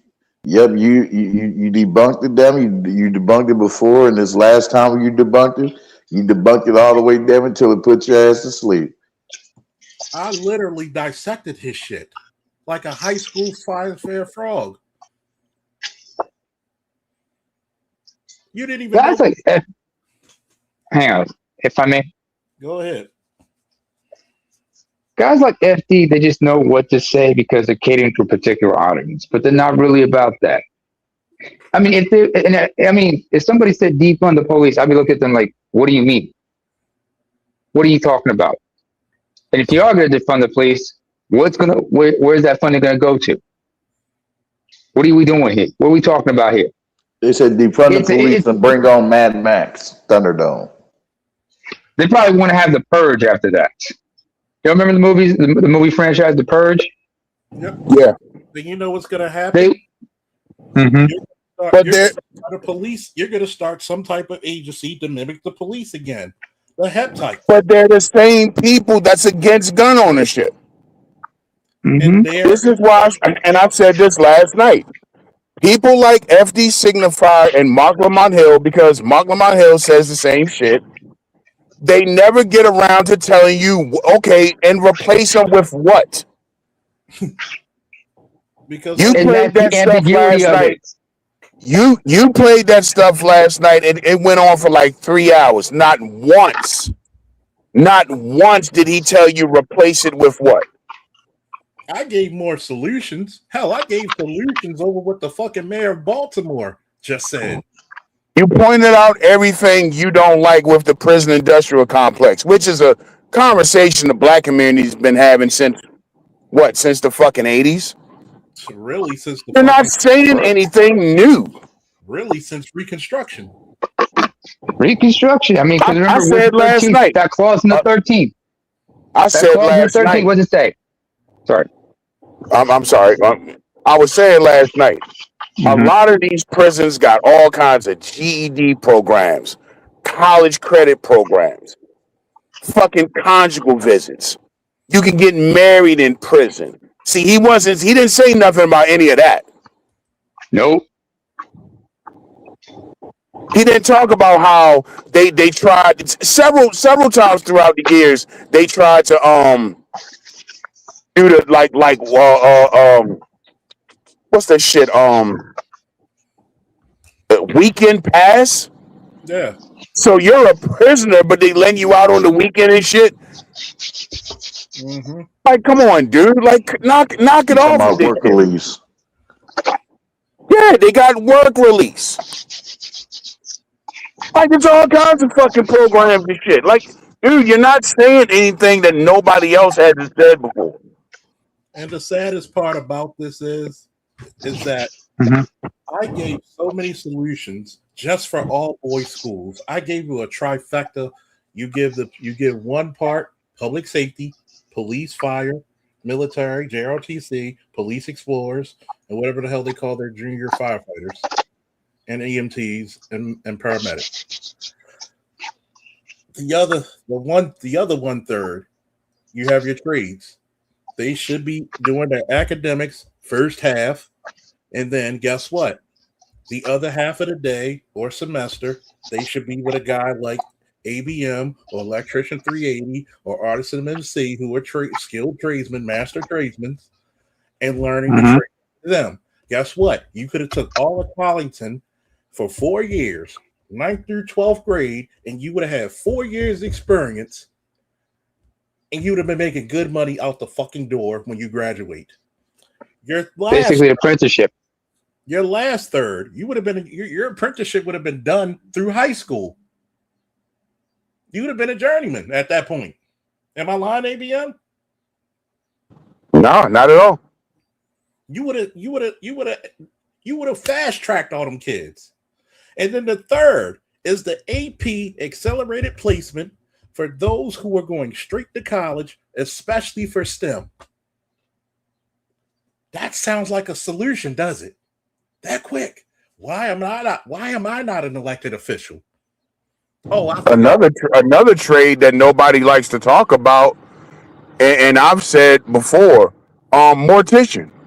Mortician. Guess what? You know the beautiful thing about a mortician? You'll never be out of business. You'll have a job till you need one.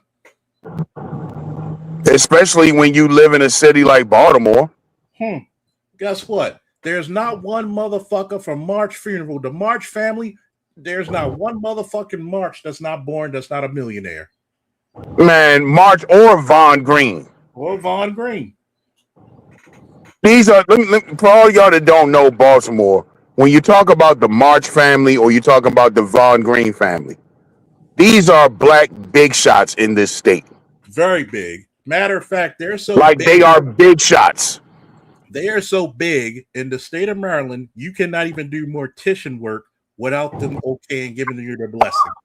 They're all a mortician, a mortuary. Fucking Morgan's neither Morgan or Coppin State which are HBCUs, and this is my problem with everybody who want to tell me the fucking HBCU is so goddamn great. Neither Coppin nor Morgan State has a mortuary science program. But yet, if you live in city limits and you want to take up mortuary science, the closest place, well, I ain't gonna say the closest place, but the more affordable place will be the BCCC. What's that shit? Catonsville. CCBC. CCBC in Catonsville.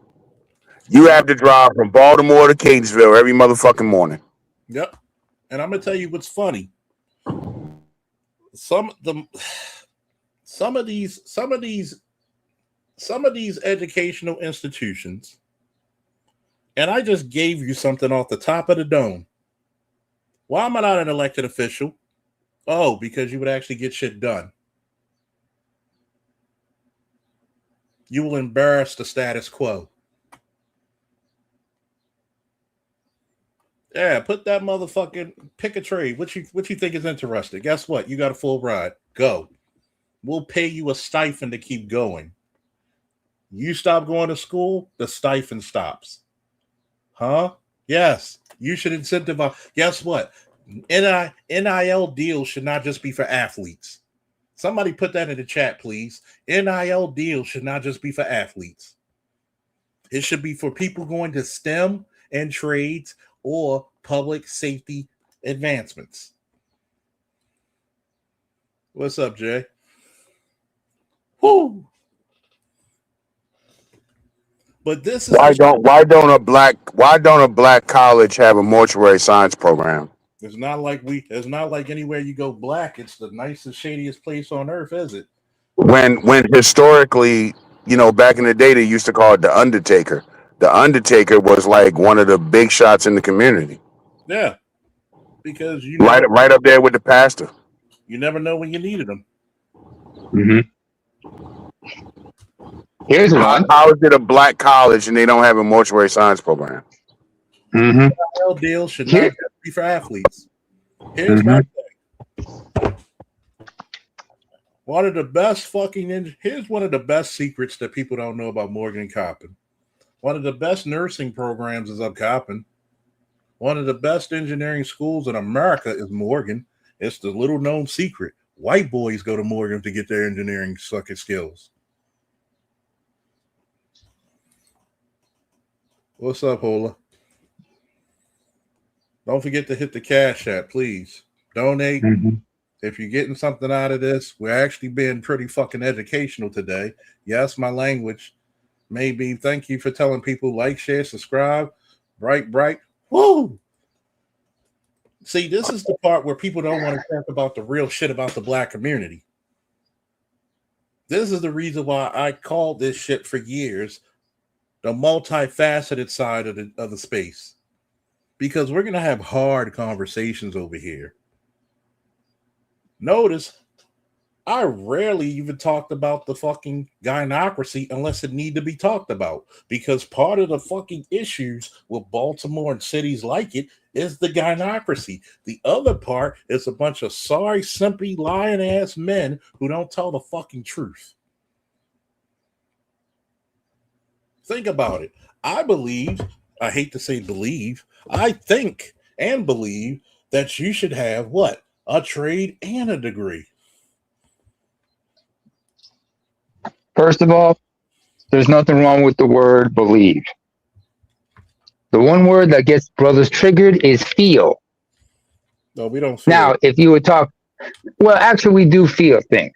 I mean, we have emotions, but we also have that gut feeling, aka our intuition, aka our instincts, aka gas. You just sense it. You sense it. So there's nothing wrong with having a belief. Why shouldn't I want you to go back and rewind what I said, Hola. Go back and rewind on what I said. I didn't say they shouldn't get it. Go back to the statement. NIL shouldn't just be for athletes. Just for athletes. Just for athletes. See? That's why I tell people to put shit I'm not trying to embarrass you, but that's the reason why I tell people to put things in for time immemorial, because there are some people, I'll get it. I'll take it that you weren't here. You just came in, or you might have heard it halfway. It shouldn't just be for athletes. We need NIL deals for people, for kids going for STEM degrees. We need to celebrate not only our academic greatness, but our athletic greatness just as equally.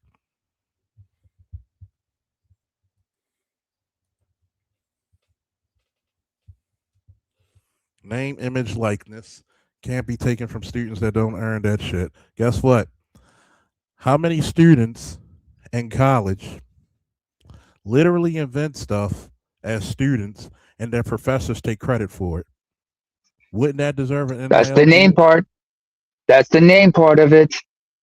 Even though they may not have the image and likeness, that's the name part of it.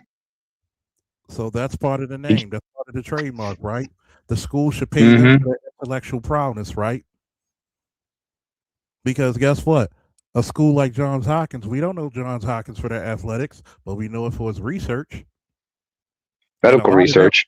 And guess what? A lot of that research some of that research didn't come from the professors. No. So yes, they should have something like an NIL deal for STEM. You should have a deal for people who are JLTC.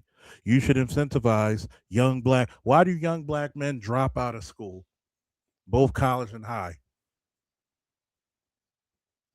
Because sometimes they can't live a decent life. And what are we going to do? Let our best and brightest fall off to the streets?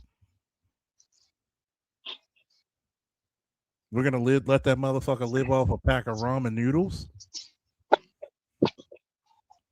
Bishop Bullwinkle? I introduce solutions.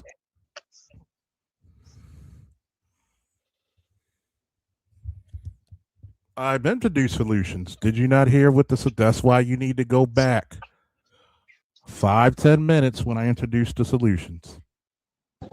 I have a solution.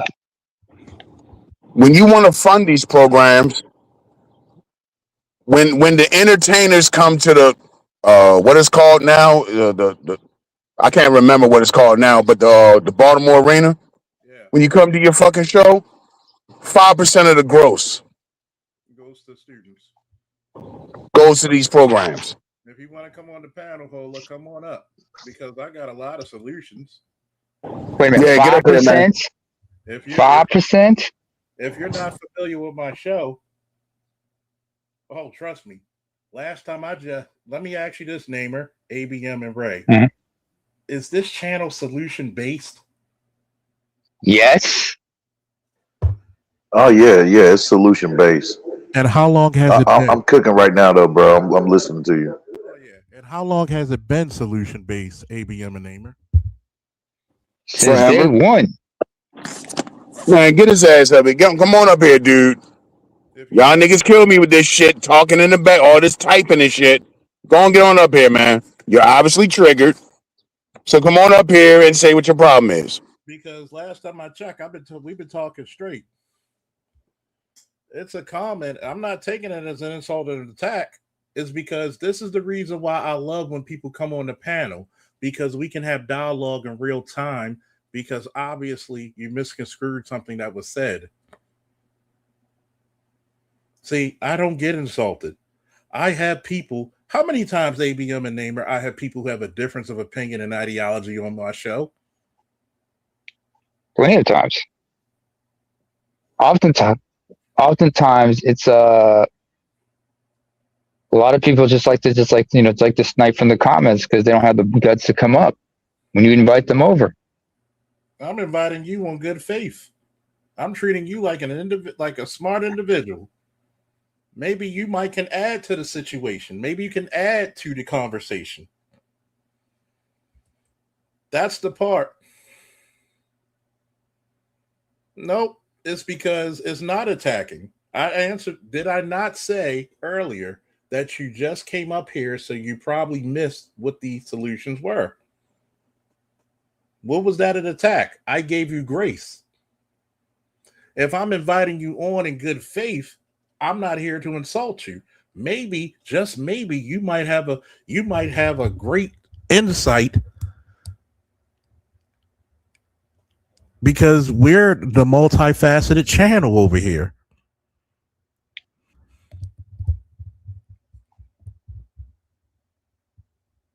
No. I'm relaxed. See, this is the part where I don't like to speak in the chat so much, because one thing, people get misinformed or they misconstrue what is said, or I can misconstrue what you say. So I give you a fair chance to explain your part so we're both on the same accord.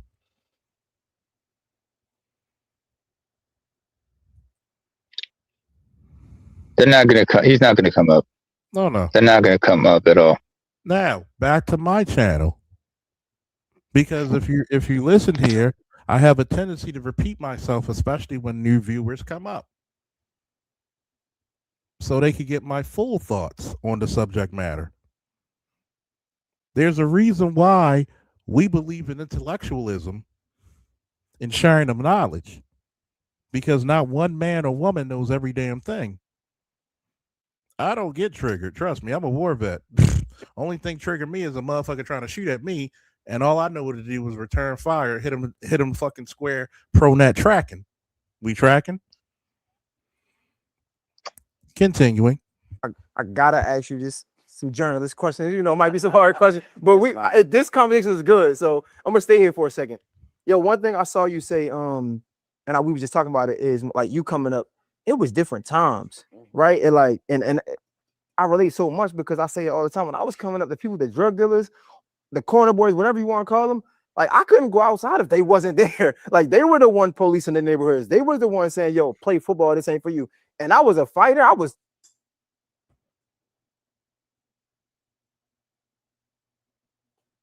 You pause the video, yeah. I know. I'm steaming right now.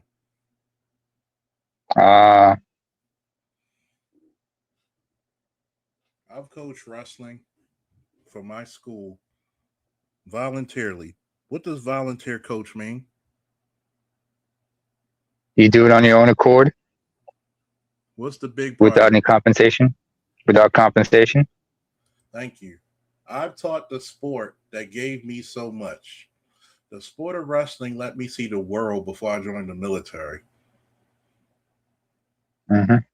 I was one of the few boys I'm one of the few guys that I knew in East Baltimore to have a passport at 15, 16.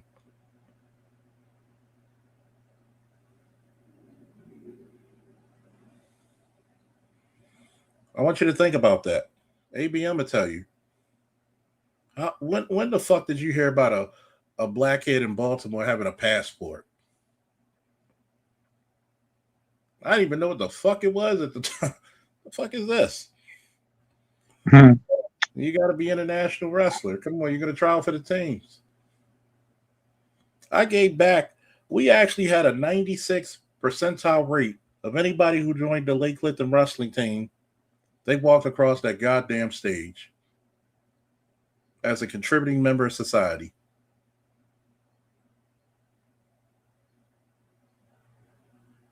You know what was the best community relations for the police department was?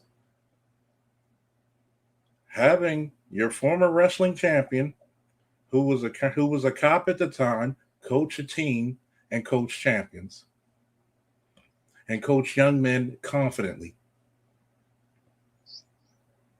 The teachers didn't go to the parents, they went to me. Mm-hmm. Oh, they were cutting my class. Okay, triple their homework. Don't you mean double, sir? I know what the hell I said. No, triple it. And you made sure they did their homework, because I'm pretty sure you let them know, hey, I don't want no C average up in here. It's either B's or A's. Otherwise, you don't make the team. It's either going to be B's or A's, or it's going to be B to A. Mm-hmm. No, B to A, not D to A. B. Wrong question right there. Belt to ass. Okay. Yeah. Or boots to ass. That too. Whatever I got my hands on. Or a baton. Because or a bat.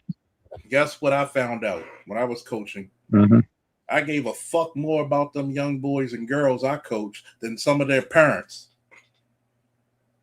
You know how many fucking pairs of wrestling shoes I paid for?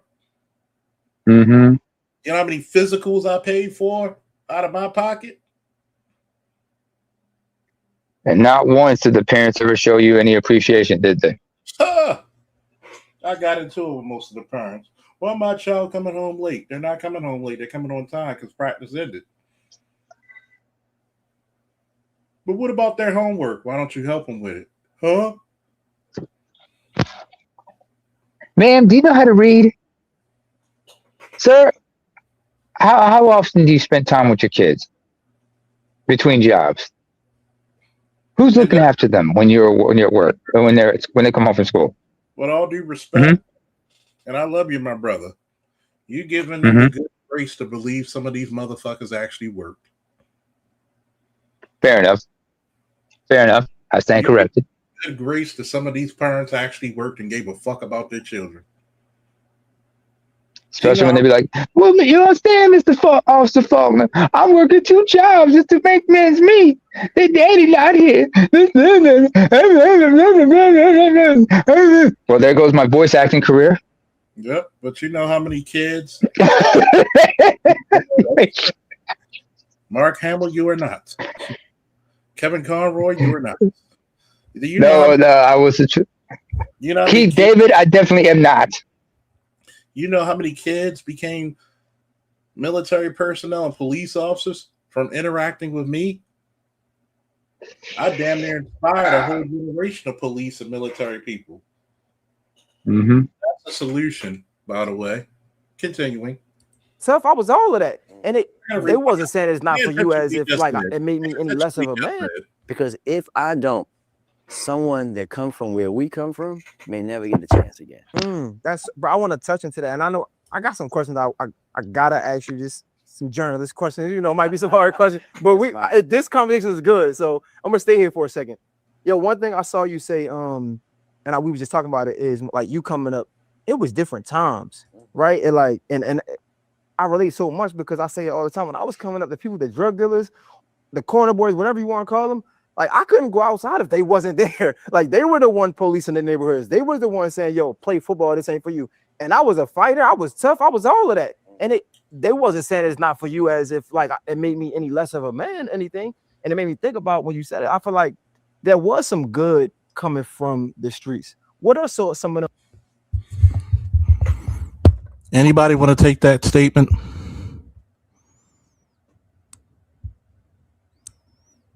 ABM, you get first shot. I'm driving. Y'all go ahead. All right. When you're talking Charles, about the drug dealers, now, this kid was not old enough when they used to do that in the 80s. Okay? The 80s. Wait, how old is he? Maybe I'm not going to say he's lying. The 90s is when they started recruiting young boys. The drug dealers did not police the block. They terrorized the damn block. How can you police a block if you're selling poison to your block? That's an oxymoronic statement in itself. They didn't police the block. Where was your dad? Where's your father figures? You couldn't come outside unless the drug dealer. You wouldn't want to come outside in Baltimore if the drug dealers were around because shit was starting. Wherever the drug dealers went, 1,000 junkies followed them. See, we need to stop the propaganda shit and try to deitize drug dealers. Hey, Bay, I need you up here, man, if you're able to. This is that propaganda bullshit. Shout out to my boy Bay. Hopefully your father's well. And your mom. That's that propaganda bullshit where you try to deitize fucking criminals. That's that propaganda bullshit that you fucking make. They police the neighborhood. They did a damn good job policing the neighborhood by putting bullets through it, by putting poison through it. Do you know how many of my fucking personal friends who had to be raised by their grandparents? My ex-girlfriend had to be raised by her grandmother. Her mother died of AIDS. Because she was hooked on shit so badly. You will not disrespect her. You will just not disrespect two of my brothers, my best friends. You will just not disrespect them. See, that's the folly of youth. Because you think these motherfuckers are gallivanting heroes.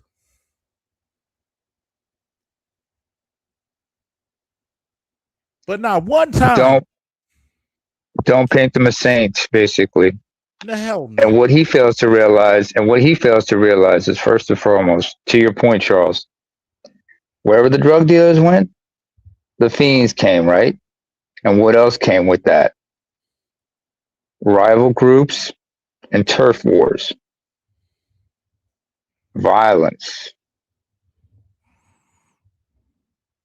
Because I'm going to say this, right? You cannot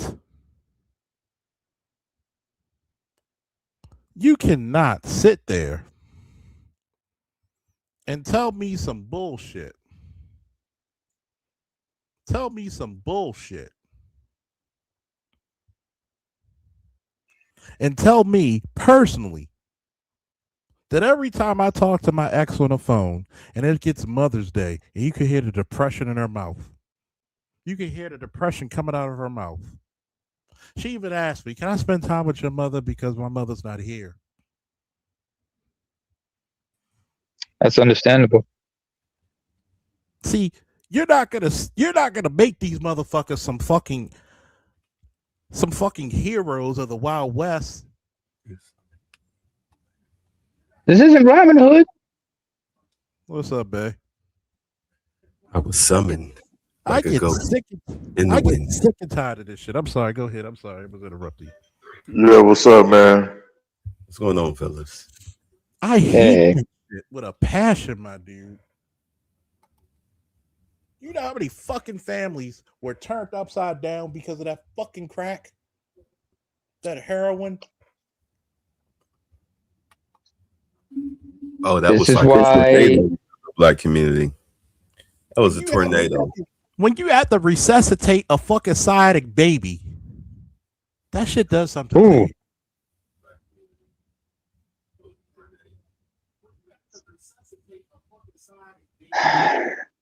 When a kid is asleep, when the mom's drifted off to good old crackland, and a 4-year-old and a 6-year-old kids are right there with her, Mm-hmm. you gotta put Narcan down her fucking nose. Are they? I gotta rewind. Babe, do me a favor. You might need commentary on this one. I want your take on this shit. Where we come from may never get the chance again. That's, bro. I want to touch into that, and I know I got some questions. I gotta ask you just some journalist questions. You know, it might be some hard questions, but this conversation is good, so I'm gonna stay here for a second. Yo, one thing I saw you say, we were just talking about it, is like you coming up. It was different times, right? And like, and I relate so much because I say it all the time. When I was coming up, the people, the drug dealers, the corner boys, whatever you want to call them, like I couldn't go outside if they wasn't there. Like they were the one policing the neighborhoods. They were the one saying, "Yo, play football. This ain't for you." And I was a fighter. I was tough. I was all of that. And they wasn't saying it's not for you as if like it made me any less of a man, anything. And it made me think about when you said it. I feel like there was some good coming from the streets. What are some of them things that's good, but how can we differentiate that as young men coming up? Yeah, listen, I say this all the time, yo. I grew up in a world where I always tell people that, what was it like growing up in Baltimore back then? It was like heaven and hell at the same time, right? Like hell because you had to live through all the things that we lived through that we talked about, but heaven in the sense that I had my family that was real strong, right? I was blessed. My mom, my dad, my grandparents, aunts, uncles, older cousins, all of that, right? Like I was everywhere in Park Heights with everybody in my family. And then I had my community. And that community was my teachers, my coaches, and then it included people that a lot of people wouldn't consider. For me, my family has multiple businesses in Park Heights. One is an air conditioning heating business. Then my uncle has a mechanic shop and a car wash right on Quantico Avenue. I worked there from 7th grade until I went to college, right? Who else gets their car washed every day, right? So I grew up around these folks and they saw me grow up. And because me and my friends, a lot of us that went to school in Merville together, we all went from Park Heights over to Merville. They saw something different in us. And they would always say, like, yo, y'all got to be better than us. Don't get into none of this shit. Be better. And one in particular, I'll tell you a story. I was about to go to St. Mary's. I was washing this guy's car, Wiley. He had a big green Denali SUV. So this is like 2002. And I'm going to wash his truck. I wash his truck. He's like, you get ready to go to school, right? And I'm like, yeah, I'm going. He's like, good. I want to tell you something. I want to remind you that you're not like a lot of these motherfuckers around me. I want you to go down there and do what you're supposed to do. Because if I had a chance to do it all over again, I would say, fuck the money, and I would take that football scholarship I could have gotten. And like that took me aback a little bit because I'm thinking to myself, like, how does he now see himself, right? Now he's making a lot of money doing what he does, right? And that day, the truck wash was like $30 back then. He gave me $300. He said, I want you to buy your books, do whatever you got to do. I was at school not that long. He was gone. I never forgot that conversation.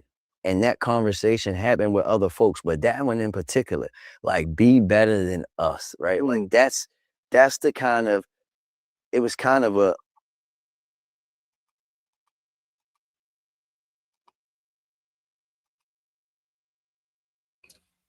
Can I respond to that? Go ahead. Shall I? Okay, couple things. Number one, he full of crap. This is one of the biggest crooks in Baltimore, where he out here using taxpayer funds on vehicles and everything, personal vehicles, and then when pressed on it, it's called racism. He was running a slush fund through the Charles, what's that program? What's that NGO? The Safe Streets program. Yeah, they were stealing money. It was run by criminals. This guy's full of crap. Secondly, I don't know anybody that looked up to drug dealers. I don't know any drug dealers that helped the neighborhood. Now, I can't call it a community. Even back in the 80s when crack was prevalent, it wasn't a neighborhood. It wasn't a community, it was a neighborhood, because we had lost everything thanks to, the financial rape of the black community under the guise of integration. I mean, why do you think these guys were selling drugs in the first place? Hold on, let me close the door. You took all the blue collar jobs out the fucking country. Yeah, you took them out. And one of the first places you stripped them out of was black neighborhoods, because you killed black owned businesses in the 70s. You got all the Koreans and the Chinese in them. Yeah, you took all those black businesses out because the second civil rights and integration became law. The first thing the black woman did, and a lot of black men too, let's just be honest, they ran to white-owned stores because the white man's ice is to them colder. They wanted that head pat. They still want that head pat even today in 2026. I want a white doctor to touch me. You know how that shit goes. But continue, babe. You got the floor. Continue. Yeah, I mean, in all honesty, when you look at it 2026, I mean, you really can't. The service. We've always used to complain about the service industry in black-owned businesses. Have we not? Always and forever. Yeah. If you don't like the service, then you no longer spend your money there. Be it black, white, Hispanic, Asian, whatever. But the problem is that your options are now limited. There are very few black-owned businesses that you can go from one to the other. You don't like this one, so you go to that one. So where was all of this protection, and where did the money go? Because we all know that fast money evaporates. What do they call it? A fool and his money are soon parted. Soon to be departed. Look at what he said this guy did for him. He gave him $300, get your books or whatever, and then he was gone. What do you think happened to that money? Do you really think that Brandon Scott spent that money on books? He was in high school. You really think he took $300, a working man working by what was minimum wage back then? Maybe like what, $7.25? If that, probably. What do you think he did with $300 as a shoes. Teenager? Got fresh. Yeah. Mm-hmm. He didn't buy no goddamn books. He went and got that fucked up fuckboy haircut that he wearing. I'm kidding, but I'm being facetious. But you know what I'm saying. Mm-hmm. He went and blew that money on himself. He wasn't thinking about no damn school. This nigga's only 2 years younger than me. You weren't thinking about no goddamn school, especially since you said you had two uncles who had businesses. They paid for your fucking books. Paid for you to grow up to be a damn crook. Congratulations on being a mayor, but you're a fucking crook. You literally you're under investigation. You literally spent $50,000 in Vegas of taxpayers' money, and you were on the committee to see if this was legal or not, and you signed off on it. How can you be on your own committee to see if you could utilize taxpayers' money? That doesn't sound like crook. I don't know what does. Yeah. Safe Streets, the Mayday situation, and now this malfeasance in office,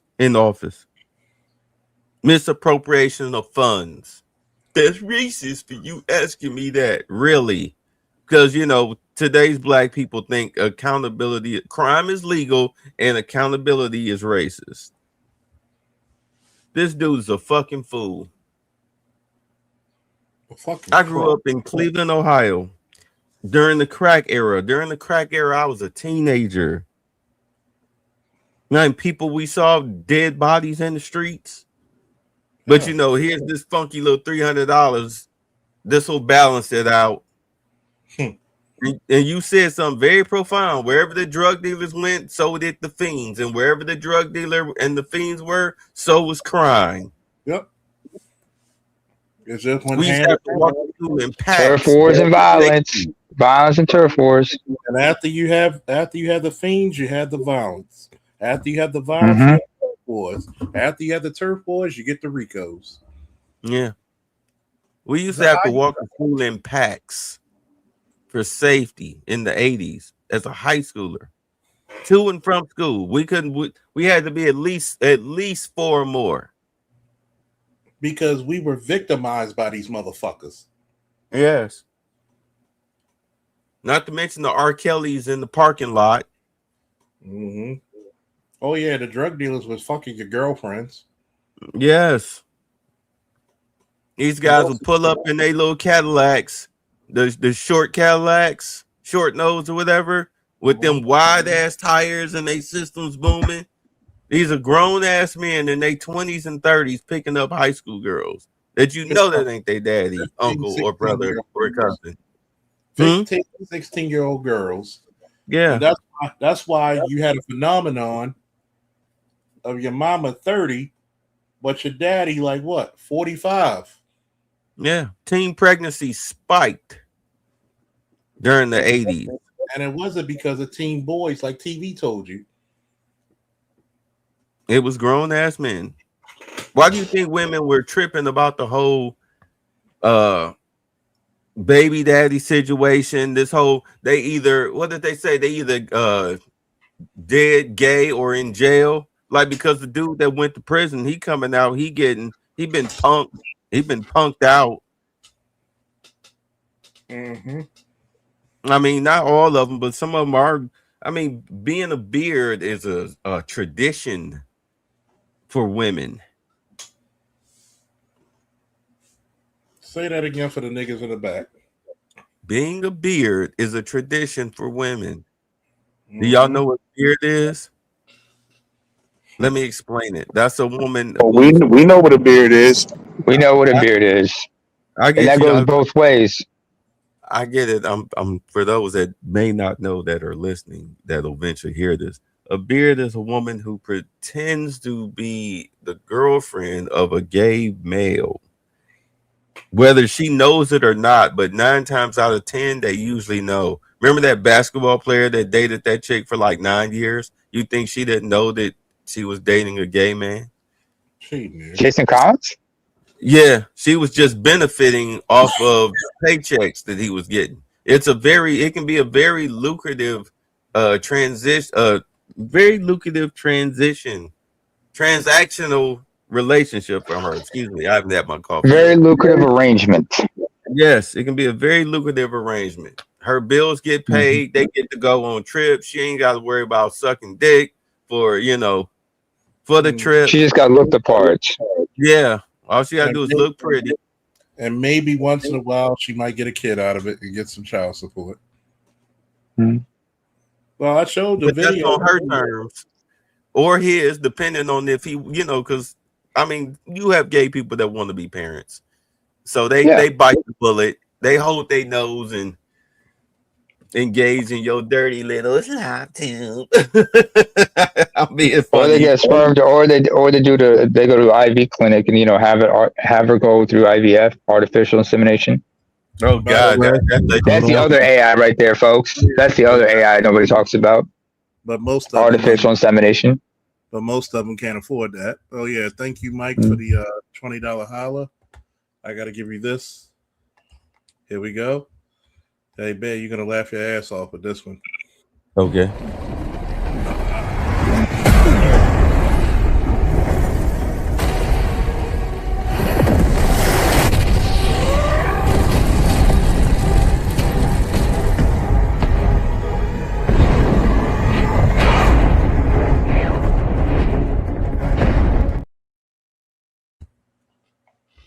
Man, he had known that it was the wind up.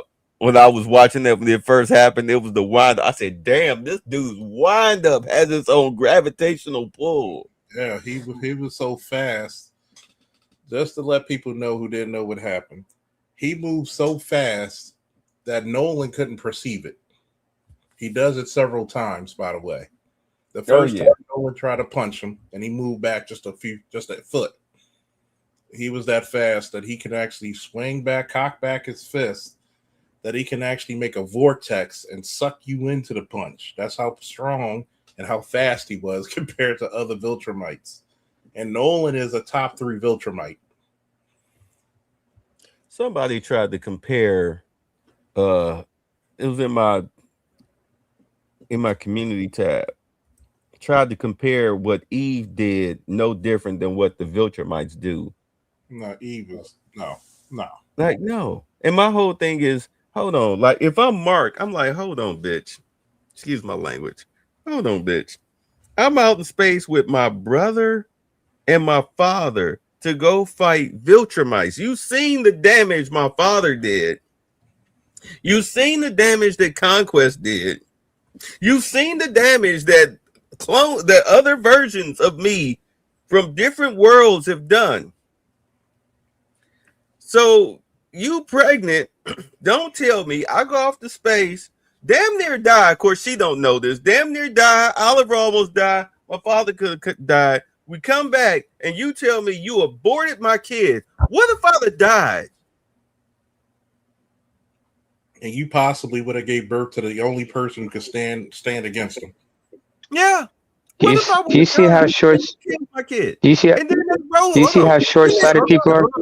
Hold on. Then they wrote him his character to where he absorbs it like it's his fault. Yeah. I'm sitting up there like, nigga, I've had a child aborted on me. That was not my reaction. Oh God, if only I just would have brushed your hair up in time. The reaction is usually, you raggedy bitch. Yes, it broke us up. 3-year relationship. It broke us up. Almost immediately. You killed my legacy, you motherfucker. You killing kids, bitch? I can see if you swallowing them, but the life was there. Yeah, then you got my legacy in you. What happened? Because you mad? Like that Eve was very selfish. But then again, that's women for you. You talking about Adam Eve? Yeah. Yeah. Oh, you damn right that. Oh man, let's talk about that bitch. I was just talking about that bitch on my damn stream. Boy, let me tell you now. Yeah, that's a selfish bitch. I just didn't want to do it alone, just like my boy did. Just what my boy said in the video that I shared, and he shared a guy who was also breaking it down too, like in a way like how she was fighting and shit like that. How like now, like in her adult stage, like how she's fighting all sloppy and she just, all weak. And there's a bunch of things that she could have done with her powers and shit that she wasn't doing. And when she was younger, she was actually beating ass way more so than now. And dude, yeah, and that shit too. And what he said about Cecil, he said Cecil and her parents too, like could have helped took care of her and the baby if something happened to Mark. You know what I mean? But I'm like, damn, bitch. So you just went with no hope.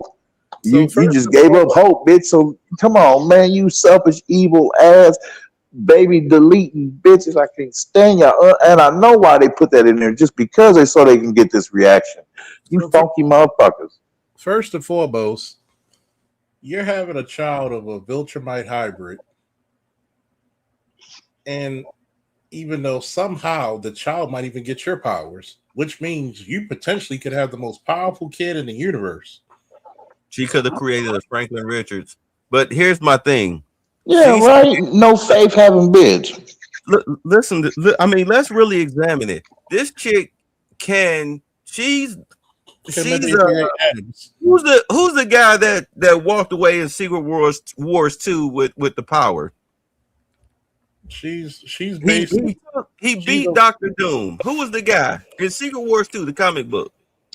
Well, damn. See, I would share a video right now, but you're sharing this. You're talking about the Beyonder, the Molecule Man. The Molecule Man. Hey, the Molecule Man. You are literally the Molecule Man. You are a god on Earth. You can create housing, food, you can manipulate money. atoms. Right, you're a god. You basically saying on the slick they made her the most powerful character ever in the Invincible universe, and on top of that, meaning she must live longer than a Viltrumite. Then she can't die. She's potentially. So this is the bad part strategically. Wait. Let me get this out. And you mean to tell me she killed the kid because she was alone and didn't know what to do? And I mean, you don't have to worry about food, water, clothing, shelter, or finances. You are a living god on the planet. You cannot die. And you killed his kid because what? You felt lonely? And guess what? That kid could have. The way my nigga said it. That kid could potentially get both of your powers and be literally the answer to everybody's prayer. You know what?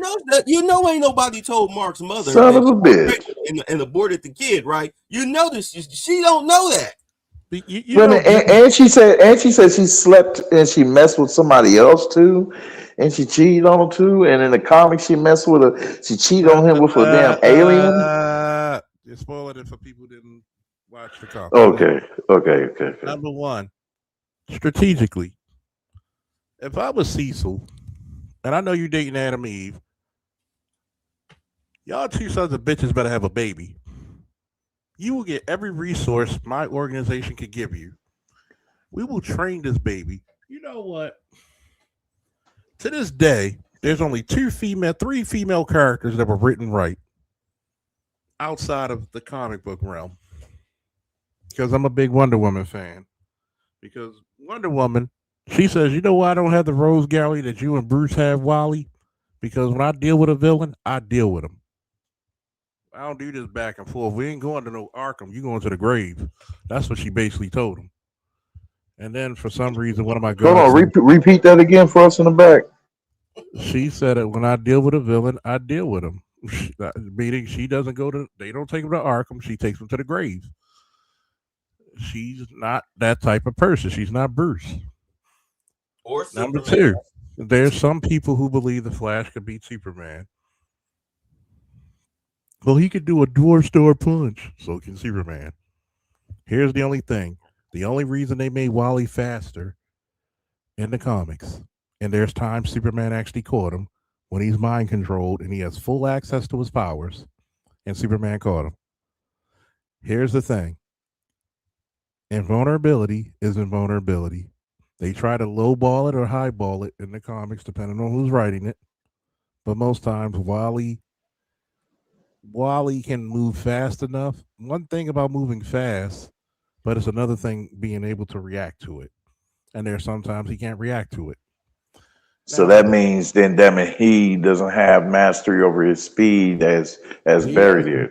He has, in other words, Superman's the fastest being without the Speed Force. You had to literally give him a boost because you have to make a Justice League team. Why do we need him? Wait a minute, hold on, nigga. Hold on, go back. And you said he caught the Flash. He did. When he was mind controlled. So he had full control. He wasn't. I gotta go find that. He actually catches him. Now, number 1, if I was Cecil, and Cecil knows everything, you're fucking Adam Eve. I would have had a real good talk to Mark and Eve. Y'all need to make a baby. You got 35, 37 pissed off space Nazis. Well, it should have been expected though, bro. Like, you know what I mean? Like he should have came to her about it, you know what I mean? Like, hey, because all the fucking they was doing, you know what I mean? And bitch, and yeah, I'm gonna say this. For a place where Cecil work, whatever the fuck they call it, that has all this advanced technology, instead of making Android controlled marks, okay, picture this. And this is where I say there's some bad writing, but it's some good writing.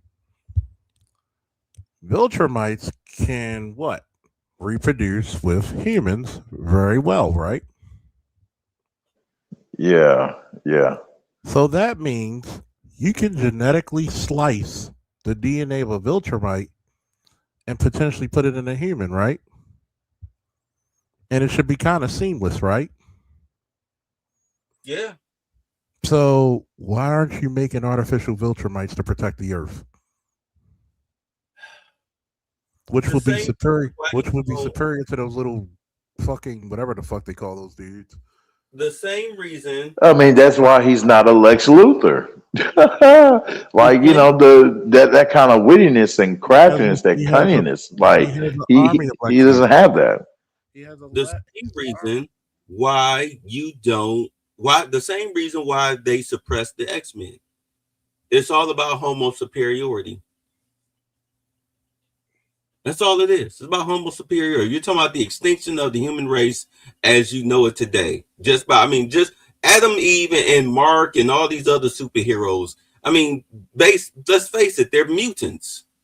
That's the extinction of the human race as we know it. But really, it's evolution. And what the Viltrumites really are doing, they're actually helping the human race. Like your children, have you noticed children are taller than their parents, bigger than their parents? Why? Because we have more access to fucking protein. Have you ever seen a fucking vegan running back in the NFL? A vegan linebacker? No. You ever seen a vegan power lifter or Olympic weightlifter? No. Oh wait, yeah, we call them women. There you go. Now, you're telling me all the blood Mark has spilled on Earth, even some of the blood Omni-Man spilled, you motherfuckers couldn't gene slice that mother. Yes, that shit can resist and everything, but you couldn't fucking put none of that shit into no human because you're a perfect match, basically. And you couldn't make your own. Guess what? Everybody it's the same reason why I can't watch Naruto and say, so all you motherfucking ninjas could learn the 8 gates, at least up to the 5th gate. What village could stop us? Even if you suck with ninjutsu or teach them taijutsu in the 5th gates, no village will stop the fucking Hidden Leaf Village. It's just fucking bad writing. It's like saying villain arcs. Let's be honest. That's how you create villain arcs. Yeah. I mean, somebody suddenly gets fed up and has a moment of fucking clarity and decides, you know what? We've been going about this shit all wrong. Hey, babe. Hey, bro. And speaking of villains and shit, villain arcs, let's get on the last episode of The Boys. What the fuck, man? I stopped watching The Boys when they had Frenchie sucking dick. I was done. I cut it off. Yeah. I was done. I haven't watched a single episode of The Boys ever since they made that revelation. I tried it. I was done. I was like, nope, y'all done. You right on that one, my nigga. Hey, but no. Oh, what about MM? Oh man, you ever seen that part yet? Damn, the hero-gasm. I'm familiar with. Look, I read the graphic novels long before because the graphic novels came out 10, 15 years before they decided to make it a TV show.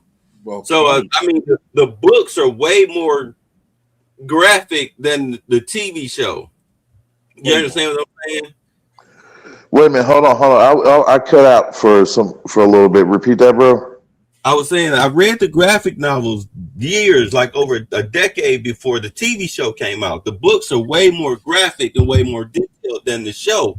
This is I believe you. There was videos that came out about that, about certain they had to cut out certain shit, and there's a whole bunch of characters that was not in The Boys that they left out. So yeah. Right, because I've actually got the autographed books from Eve Ennis from when he came to Baltimore Comic-Con, and I said, "What made you actually write this crazy shit?" He said, "I kind of hate superheroes being all perfect." Yeah, that all perfect. Okay, so thank you for the clarity, for giving me clarity about this, because I was going into it thinking, okay, he created this because he just has a thing against superheroes. Period. Yeah, because the whole situation with Black Noir, when they killed Black Noir or revealed him to be a black guy and all of that shit, I was like, what? Where are they going? Like, they just destroyed they destroyed the series. In my mind, they destroyed the series based on the books. Mm-hmm. Well, you know what I'm they saying? wanted to do something a little different than from the books. That's the one thing you notice. Like, if you look at the last episode, the season finale of season 4 of Invincible, it was Omni-Man and Mark talking to Thrag. It means more with Omni-Man not being there. Why? Because Mark has to be his own man and make a decision. And the craziest part about it is that he had to make the decision. And what did Thrag say? See, Thrag, everybody complained about his voice. I said, first of all, not all villains are menacing. This is the first time you even heard the voice. And second of all, that's a motherfucking awesome ass actor. They can shut the fuck up. Yeah, Mr. Lee is an awesome actor. And I mean, you got to think about it. He's trained to get the Viltrumites under his control, even by force. Because first of all, he was trained and genetically superior. He's the ultimate Viltrumite. So he's almost like a Zod-like creature, a Zod-like character. And most Americans don't understand that type of person because it's foreign to Americans, because Americans are allowed to quit. Okay? That's the reason why you got these two guys up there talking about how drug dealers were policing the fucking neighborhood. They don't understand what you just did. Can I go a little black pill and break down what just happened? Go ahead. Go ahead. What Mayor Scott allowed that boy to say. Because Mayor Scott is 42. And I'm going to explain what this young man he allowed this young man do. He allowed all the police officers from the 80s, 90s, 2000s, 2010s, and the 2020s. And he just allowed this young man to throw every police officer who died in fucking the line of duty, who were injured, who fucking made a lot of neighborhoods a lot safer. He threw them under the bus for criminals. He threw them, well, they were teaching me shit. So you telling me that guy who had to go with the roughest of criminals, the most violent of criminals in the 90s and 2000s, he had to what? You just threw your whole police department under the bus with this interview.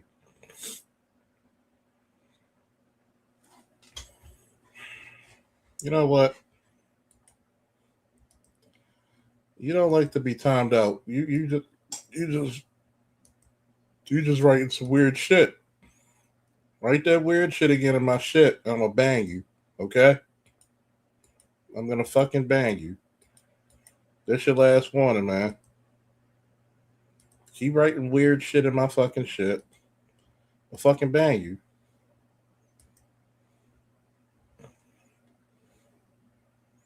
Because if you're a fucking bot, do that on somebody else's shit.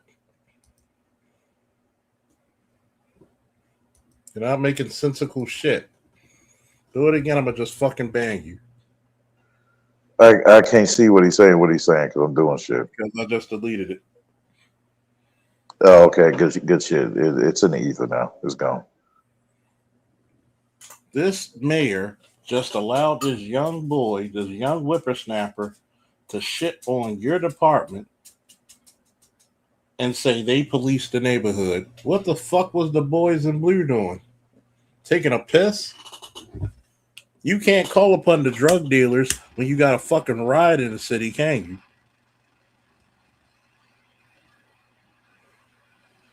So you're telling me all the people who got injured in the riots, who had to medically retire, that I personally know, you threw them under the bus. You literally threw motherfuckers under the bus, glorifying criminals. And this is who the fuck Baltimore voted as his mayor. Because he a Park Heights boy. Let's hear this bullshit real quick. Like a paradoxical kind of moment, right? Because you're thinking like this person, he decides who lives and dies in my neighborhood. And he's telling me, I wish I didn't. He literally said, it's too late for me. I wish I didn't do it, right? That's something that you can't replace that. And I wish a lot of the young brothers could understand that, right? Some people that were where they think is cool were telling me like, nah, yo, what you doing right now is what you're supposed to be doing. Working, going to school. It was a different time. And that's how it means to have the full community behind you. And that's why, for me, that's why I like when you think about people like, why do I believe in community violence intervention so much? Why am I paying these guys who used to be in the street to prevent violence? Who better to tell them? I was going to ask you how do we have these conversations? Because I come from the environment, you come from the environment, but once you get to a certain place, it never changes, right? The kid that's in the hood feel like we can't relate. Whole time I've been there, done that. You've been there, done that. and like they're not listening to us. I was gonna ask you like, how do we do that? But you, Yeah, I think the way that we deal with violence in the city now is different, right? We still like police are always going to play a big part because like I tell people all the time like you can't be out here shooting somebody over a girl and just think it's cool to walk around or shoot a girl because she let that's weak. Like, come on, we not about that. It's on mandatory. Free he didn't kill somebody's grandmother. Like, nah, we not on that. We didn't kill over an Instagram message he sent to a girl. Like, we come on, yo. We not doing that. Like, and we got to understand that's also a big difference than when you and I were growing up, right? Most of the violence now is over petty, stupid stuff, not over money. That's weak. Yeah, but somebody hurt your feelings. But we know hurt people, but we also now have a different thinking. When you have CVI, when you got credible messages, people that did time and did all these things, and now they out there working to prevent it. That's how it's changed. You know what the problem is? The black community spends too much time glorifying niggas who did time. And we don't have enough motherfuckers we glorify who did right.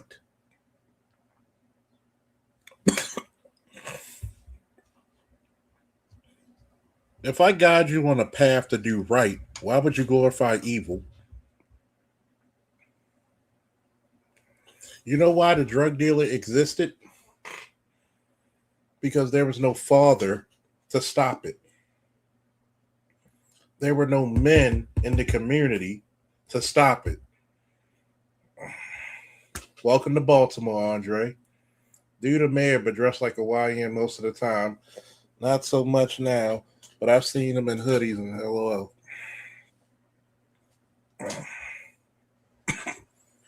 Did the bridge get fixed yet? No, it didn't. Wow, really? They still working on there? They're not working at all. Oh, get the fuck out of here. You know why? Because all the money, they don't have. Where's the money, Brandon?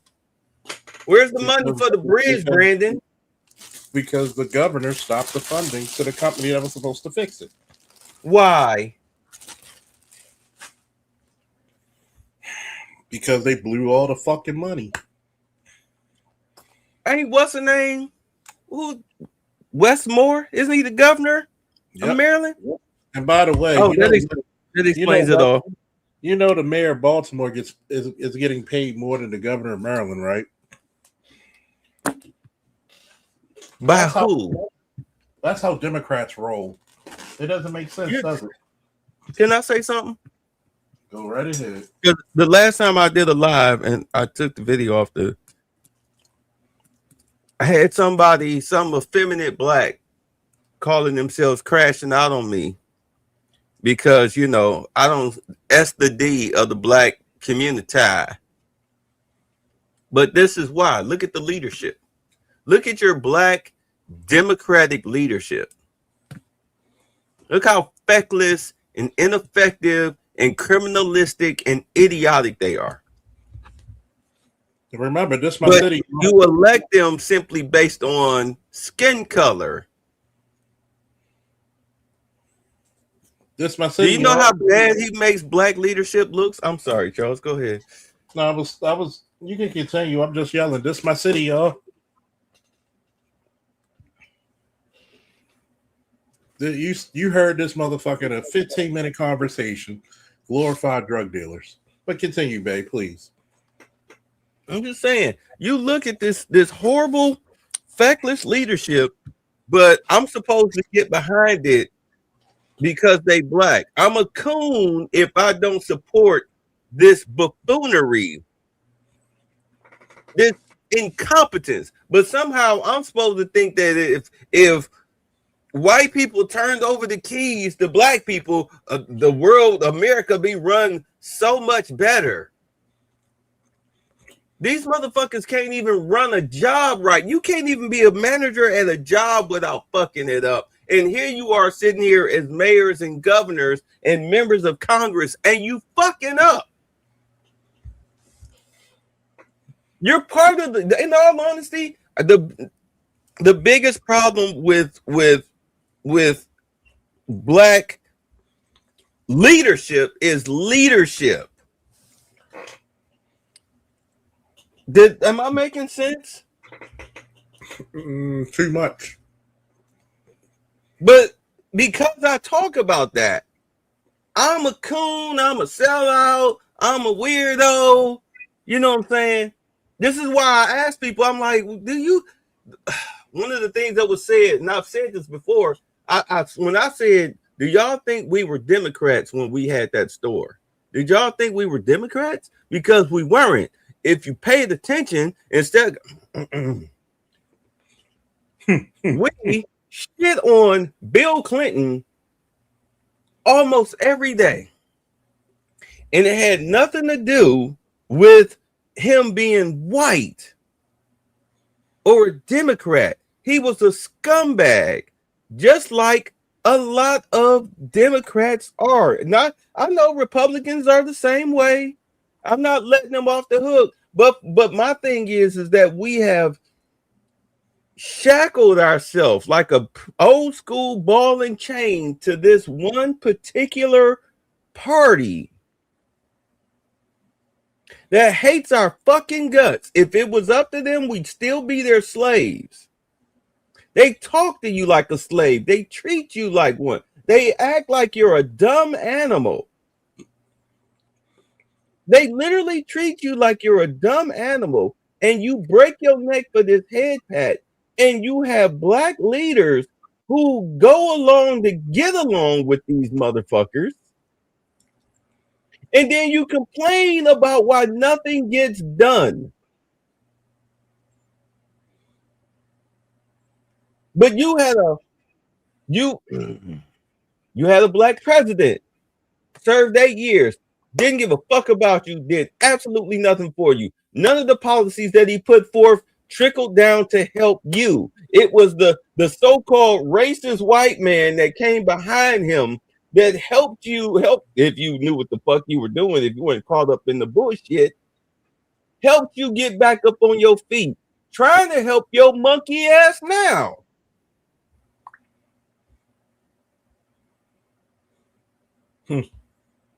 You at the bottom of every fucking ladder, you at the bottom rung of every meaningful ladder in this country. You're fighting to stay there. You're literally out here fighting to stay there. Because poverty is your ideology. Poverty is your ideology. The prolonged exposure to poverty have the mayor of Baltimore sitting up here talking like he talking. And cussing up a storm. That's what the prolonged exposure to poverty has done. It's got you a Jasmine Crockett. It's got you a Brandon Johnson. It's got you a Brandon Scott. It's got you a Wes Moore.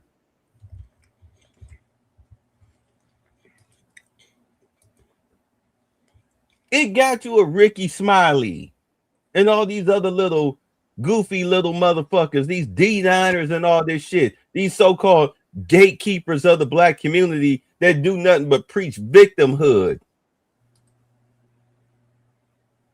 That's why you can't get a fucking bridge built.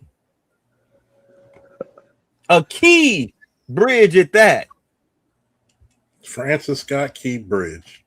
Oh, say can you see this bridge not getting built? Oh, D.L. Hughley would be like, what the fuck you talking about? I hope somebody come out there and do that. I pray they would. D.L. Hughley. Sorry. Go ahead. No, fuck a D.L. Hughley. He can't even control his daughter.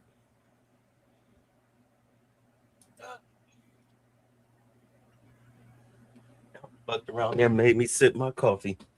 Got me cussing earlier in the morning. Let me stop. No, I mean, I'm just. I'm sorry. I vented a little there, but no, my thing is, I cannot wait until Congress goes ahead, because you saw what happened in Louisiana with the redistricting, right? Where they tried to gerrymander New Orleans. They tried to gerrymander it based on race, and the Supreme Court struck it down. Do understand that this whole gerrymandering thing that the Democrats sued, they took it to the Supreme Court when they gerrymandered Texas. They took it to the Supreme Court saying, oh, you know, this gerrymander that they did in Texas is illegal. And then it opened up Pandora's box where SCOTUS is looking at gerrymandering based on race. What happened in Louisiana, keep in mind, they haven't issued their verdict yet as far as nationally, but they did issue the verdict for Louisiana. When they do issue their verdict on gerrymandering based on race, when they give their final decision, you do know that the Democrats will automatically lose 20 seats, if not more. Yeah. Because all these redistricting and seats and gerrymandering is all. I mean, gerrymandering is about gaining seats in Congress. If they wipe away the redistricting based on race, you automatically, as a Democrat, lose 20 seats. You're already losing seats.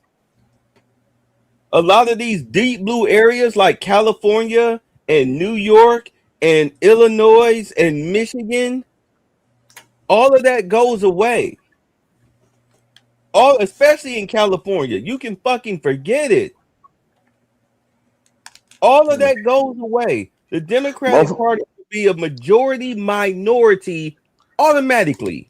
Those motherfuckers are the same motherfuckers, damn it, that open up the gates, damn it, for a whole flood of these illegals to come in. And these some bitches want to talk about Trump. That should be like, you know, alarming right there. Like, what the hell? Like, no, like you motherfuckers got it backwards. It's a power grab. Like we should be focused on trying to recover from the fuck ups of the Democrat Party, and looking at your faults, motherfuckers. Hell, and make necessary adjustments to be better, motherfuckers. Now y'all want to get worse, like the last quarter of a horror movie.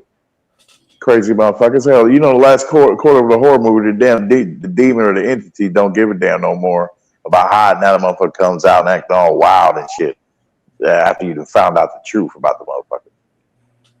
I want you to think. Go ahead. I want you to think about this, right? This hits me harder than anybody else, right? I'm going to ask you, babe, because I don't think you were up here. If I was running for mayor right now, and you were a Baltimorean voting citizen, right? And one of your biggest concerns will be education, right? Yeah. Especially for young people.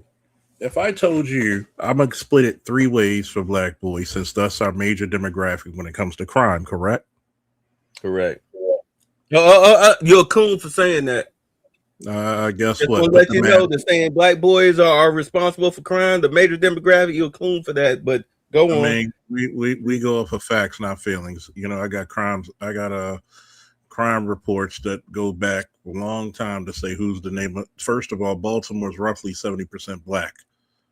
So I'm most likely going to run into who in Baltimore? Black people. No, you running into them white boys with Argyle sweaters with matching socks. It will tape black over their glasses with shoot up grocery stores and shit every day. With some cardigan sweaters, right?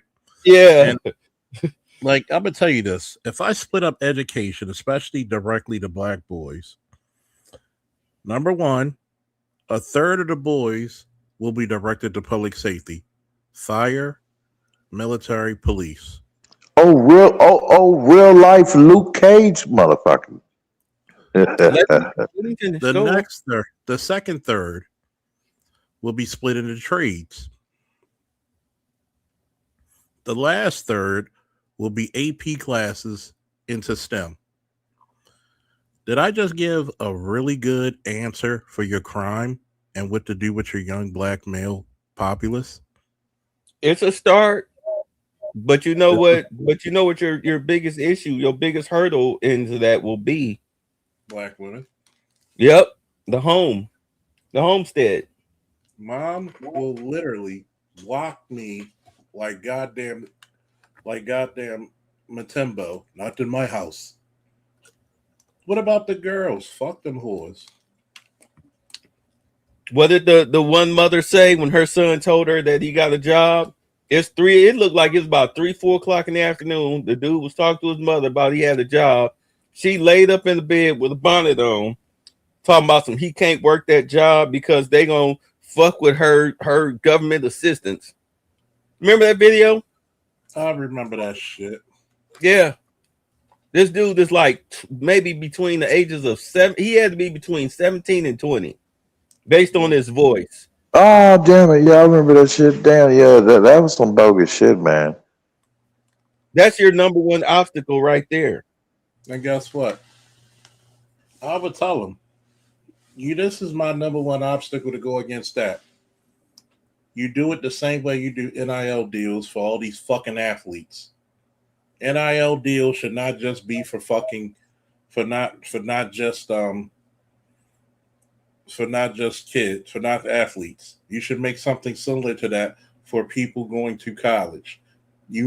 Why are boys dropping out of school or not going to school regularly? Because they're broke. You give all the job. You can't even get a McDonald's job to a 15-year-old boy because if you notice, all your fast food restaurants are infested with females. Over the age of 40. Yeah. All the girls, you will see nothing but I went to an advanced auto parts store, and all I seen was women in there. What the fuck? Whose car y'all working on?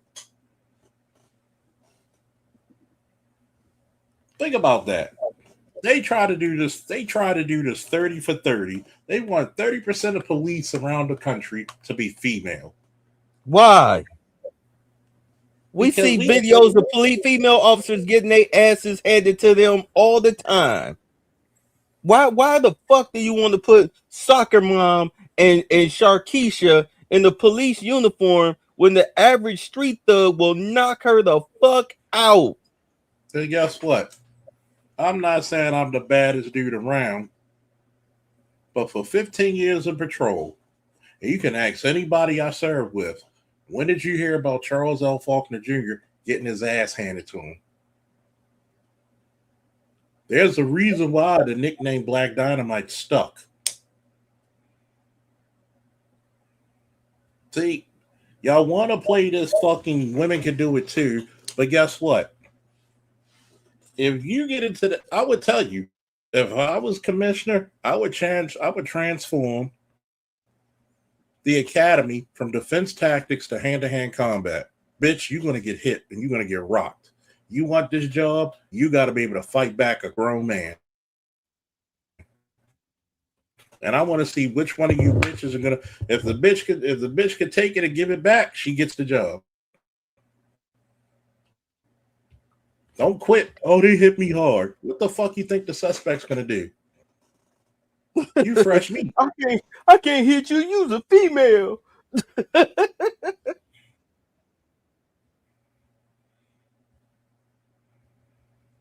First of all, how the hell is Trump an anchor baby when his father was a United States citizen? That's you know what? I saw that. I ain't even bothered to niggas are dumb. Niggas are dumb. Niggas are dumb. They watch too much CNN. Niggas are dumb. Niggas are too dumb to be classified as stupid. I mean, I want to tell you this shit. When it comes to putting crime down, guess what? You have to be a combination of the neighborhood cop, but you have to instantly, in a split second, as soon as you hit a light switch, you're supposed to be the most fearsome thing God ever set eyes on. You're supposed to be the fucking Leviathan if necessary. Oh, let's be kinder, gentler. Kinder, gentler does not work in Baltimore like that. If people are trying to hurt you, you got to hurt them. Sorry. Go ahead. Somebody complain against me. Tell me, do the job and tell me what you think. Come on, FD signifier. Get your fat ass up. I'm tired of you fat, lactating, sorry sackless shit telling brave men what the fuck to do. It's embarrassing. Who caused the most tragic airline crash within the past 10 years? Who caused it? Black females? Mm-mm. What was it? It was a white white man? one. It was a white one. White lesbian. Yeah. You know why it happened? Bitch didn't DEI? want to listen. Bitch didn't want to listen. They kept telling her, stop. What is you doing? You don't see that plane? She's a DEI hire. Yeah. They didn't know what the fuck she was doing. What did I say? What's the first rule of protection? Obedience. Does that make sense to everybody? Do I need to put the chart back in my fucking community tab? There's a reason why I came up with this shit. Because it makes fucking sense.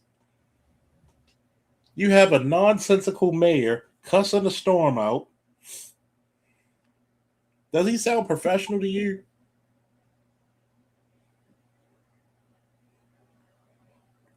The male Jasmine Crockett. You want to be The male hood. Jasmine Crockett. You want to be hood. You can't be, you're not that hood going to St. Mary's, okay? He looked. Why'd you go to St. Mary's? You love Baltimore so much. Why do you go to Coppin Morgan?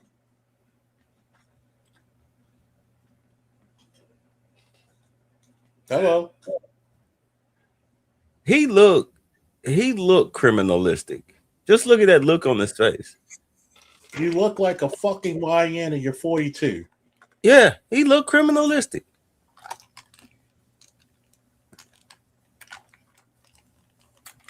But y'all think, yeah, they're these are the same niggas that think Megan Thee Stallion need to be defended and she ought to be in jail for perjury. If y'all want, I've never seen a group of people that want justice but will say fucking shit about fucking Tory. How the fuck should we support Megan Thee Stallion and you support Tory Lane? They damn near put a hit out on that nigga in prison for him not to fucking get another trial.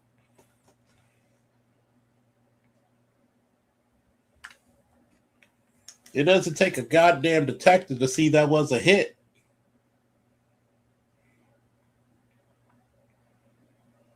That's why he should have never stayed silent. I would have fired my lawyer. Like, no, I'm gonna tell the whole goddamn truth. I'm not gonna do no years over these raggedy hoes. These are raggedy hoes. I'm not about to go to jail over no raggedy hoes. I'm glad you said that because I gotta say this before I keep playing this shit. Black men, you don't owe black women shit. Don't protect shit about them because, as you can see with Tory Lane, they're not gonna protect you. She went off living her best life and said, "Fuck this nigga. It ain't me." Didn't put no money on his books. Didn't go see him.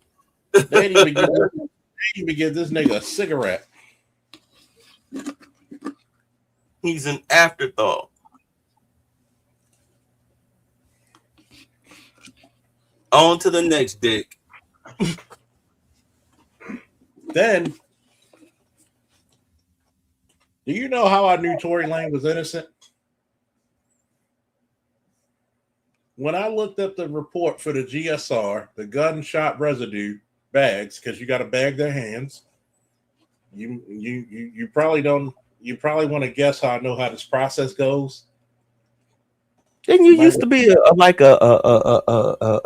a slave catcher? Which I proved that dysfunctional wrong.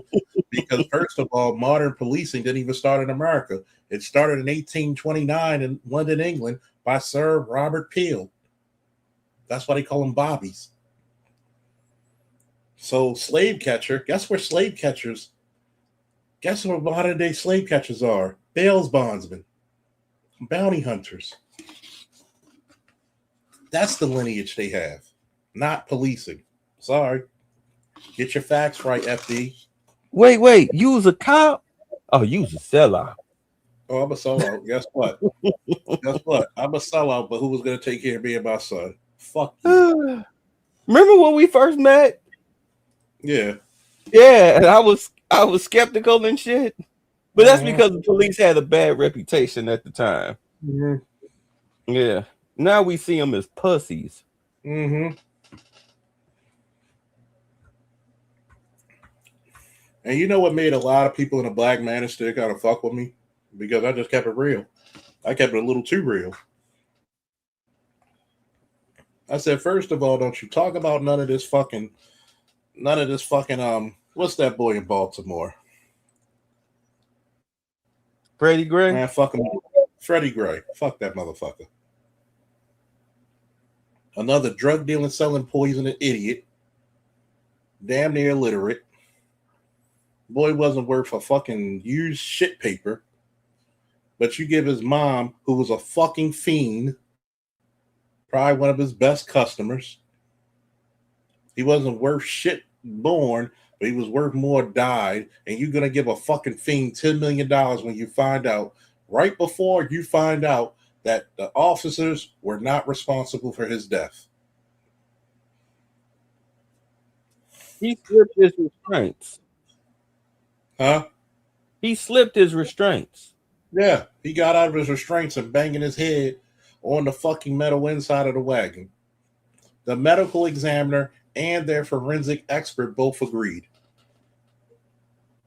A third party even agreed with them too.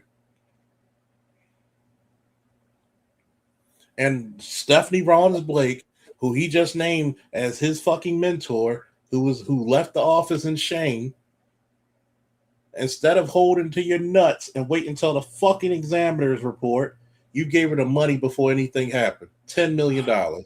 You sorry sack of shit. They just wanted it to go away. But you know, the law firm ate the majority of that up. She probably, after taxes and everything, she probably walked away with $2 million. I guarantee you she broke today. Because she snorted it all away. Fucking crack baby worth $10 million. And these are your heroes, niggas. These are your fucking heroes. Not the motherfuckers who leave their family to patrol your godforsaken family, but the drug dealer. Continuing. One of our violence prevention workers, she said it best. The culture is changing. And you got to do all of that work and allow the people who have been there to do it. Because, yeah, I can go up Park Heights and have conversations with dudes in a way that no mayor has before, but they know I never did what they do. So I still can't have the same way that some of the folks at Safe Streets that I grew up with can have with them, because Safe Streets is a fucking criminal organization. Thank you. I Sheila Jackson. Remember when she was in charge? Is that her name? Sheila Jackson? I know her last name was Jackson. And what's her name? Mackenzie Frost reported and chased her ass right up out of that bitch. They had to turn it over to the white girl because she was under investigation. Well, was about to be. I'm sorry. Go ahead. I told them motherfuckers to their face when I was in uniform. What fucking streets do you make safe? Y'all still doing criminal shit. You're not making it safe. Y'all just found a little bit more legal way of funneling fucking money. That's all.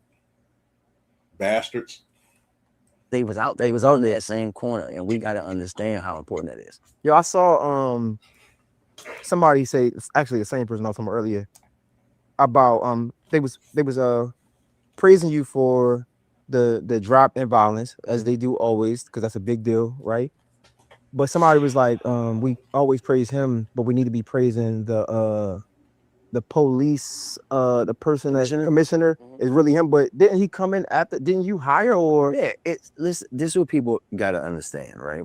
When they think about this thing, then you don't see me out here saying like, oh, I should get all the credit, because who gives a damn? For me, Baltimore gets the credit, right? The reality is we went from 300 plus for 18 out of the 41 years I've been alive to 133, and that's still too much. But you have to understand how these things work, right? It is my responsibility as the mayor of the city, the CEO, by law, to develop the plan, comprehensive way that we're going to deal with gun violence. It's also my responsibility to hire and direct the police commissioner and the police department, right? I also am in charge of the CVI workers and all of that work, right? And obviously the city budget. But it's not just about that. We got community organizations. We got CVI people. We got prosecutors and the attorney general and state's attorney. You got the federal law enforcement. You got regular. Number one, the state's attorney is a separate entity and a fucking elected official. The reason why you had such high crime rates is not just because of the violence, it's because of the recidivist rate. Jail is supposed to be, or prison, a deterrent, a punishment, and a rehabilitation. To me, it sounds like a rite of passage. You had Marilyn Mosby, who didn't fucking prosecute a soul. And how long have I said this bitch was dirty, bae? For a long time. Was I right? Yeah. And how many times has her office made cops resign off of some trumped up shit? Now, what made Baltimore is that most of the killers been killed. What made Baltimore safer is the fucking FBI and DEA and the ATF had to step in and federally prosecute these motherfuckers. Because for the longest time, you couldn't trust Mosley. At least Ivan Bates hit them a bit harder. But you had a fucking state's attorney that said she's not going to prosecute certain crimes. You can't say that on open air because the defense attorney will slice that apart. Dummy. And she never even, and even before she got voted as state's attorney, she never even tried a Part 1 crime, which means burglary and above. That's that $1,000 rule that they came up under the Biden administration. Anything under $1,000 isn't reportable as a crime. Yeah. Which means knowing that the number one crime, you're a former cop, the number one crime that y'all had to respond to was petty theft, usually by teenagers. Am I wrong? Or destruction of property. Usually done by the ages of 14 to 23. Yeah. And you made that legal. You literally made criminality legal. But that's a whole bigger situation that you're seeing now with Mamdani and all these other Democratic socialist mayors and governors. But go on. And you want to tell me the reason why your crime went down because the federal fucking, once again, you got to give help to the Trump administration because they were heavy-handed on this shit. You ever notice that Trump was heavy-handed on police brutality more than Obama? Yes. When Trump came in, cops started getting convicted. Who was the biggest conviction, the biggest high-profile conviction of a cop under Trump? Chauvin. Yeah. But he racist, though. He racist, though. Yeah, but here's the thing. When you take all the big players out and you federally charge them and convict them and you move them out the state of Maryland where all their influences can, you move a motherfucker from here and you place them in a federal prison in Texas, that's how you get rid of your crime.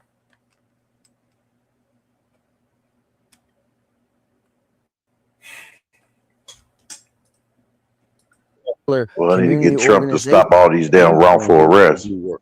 Everybody gets the credit. Okay. But where this gets what wrongful arrest, man? There's a bunch of them. Like what? Like what? Name one. There's a bunch of videos I have seen of unlawful arrest and all that shit. Especially the department in Tennessee. Who did they arrest?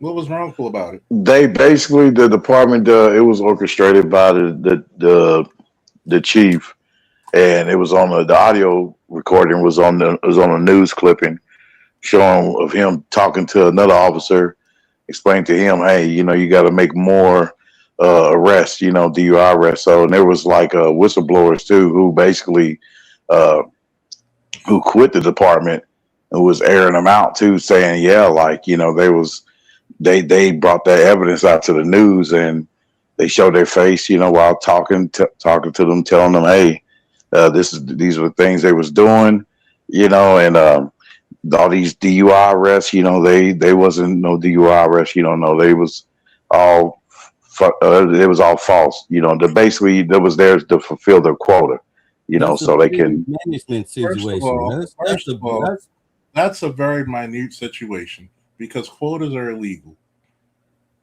Why do you think they could come out and talk about it? You can't force a person to make a certain amount of arrests.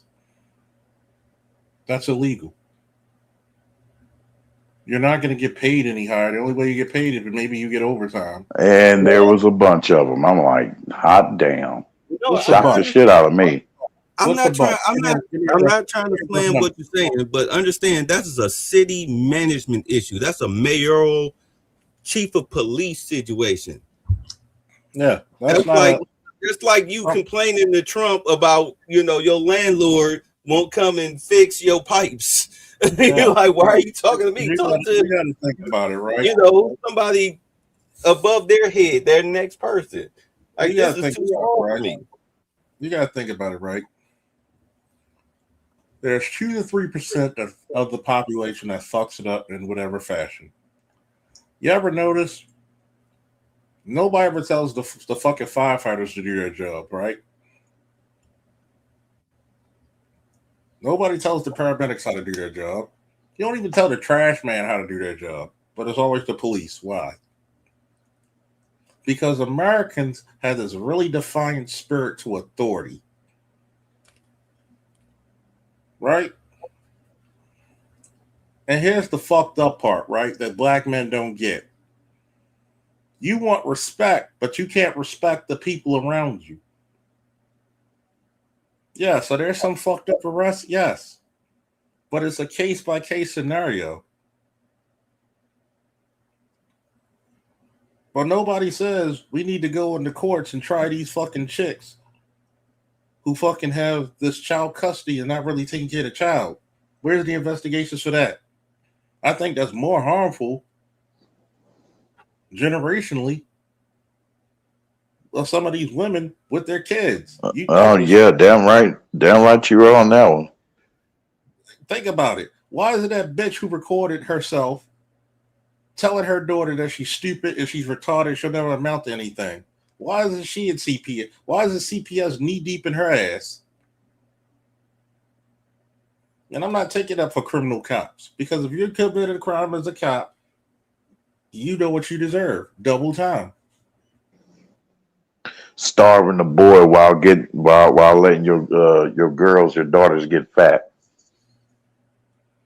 So if black men really want some shit, I'm gonna tell you one thing: black men need to start put their money where their fucking mouth is, because bullshit's been walking for a very long time.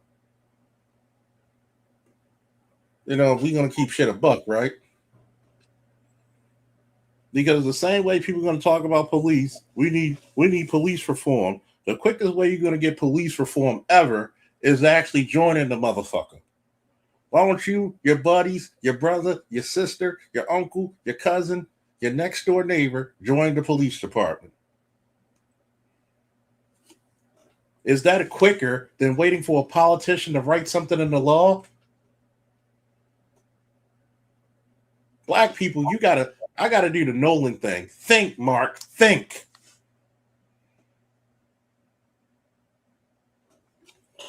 Motherfucker, tell me about solutions. I can give you 1,000 fucking solutions to fix policing. Now, give me 1,000 solutions to fix parenting. Everybody goes silent. Because what happened? You know how police had to get down in the 90s? They had to literally beat ass. Because the gangsters and the criminals did not fear the police in the 90s. Them hardcore criminals were a motherfucker in the 90s, especially in Baltimore, where motherfuckers had running gun battles down Patterson Park on my street, where we literally had to go jump in the house because niggas shooting broad daylight, like it's the OK Corral. And motherfuckers worried about the police. The police ain't fucking come breaking in your house robbing you. Not on the regular. There may be a 2 to 3% chance, but guess what? 97% is citizen on citizen. And I'm being fair with that acknowledgement.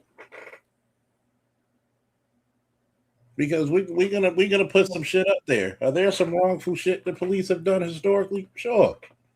As any organization. But the quickest police reform you could do is black people take these fucking jobs. Nigga, you need a job anyway. Nobody says anything about that, right? But when you give a nigga a solution, you know what you get next? An excuse.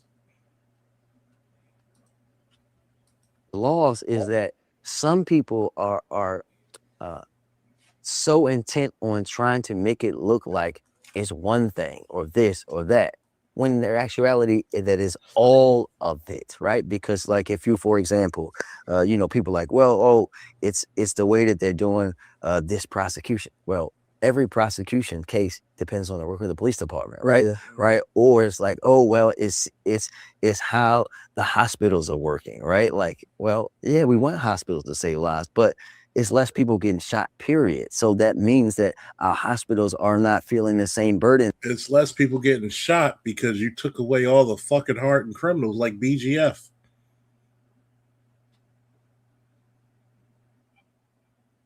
That's why.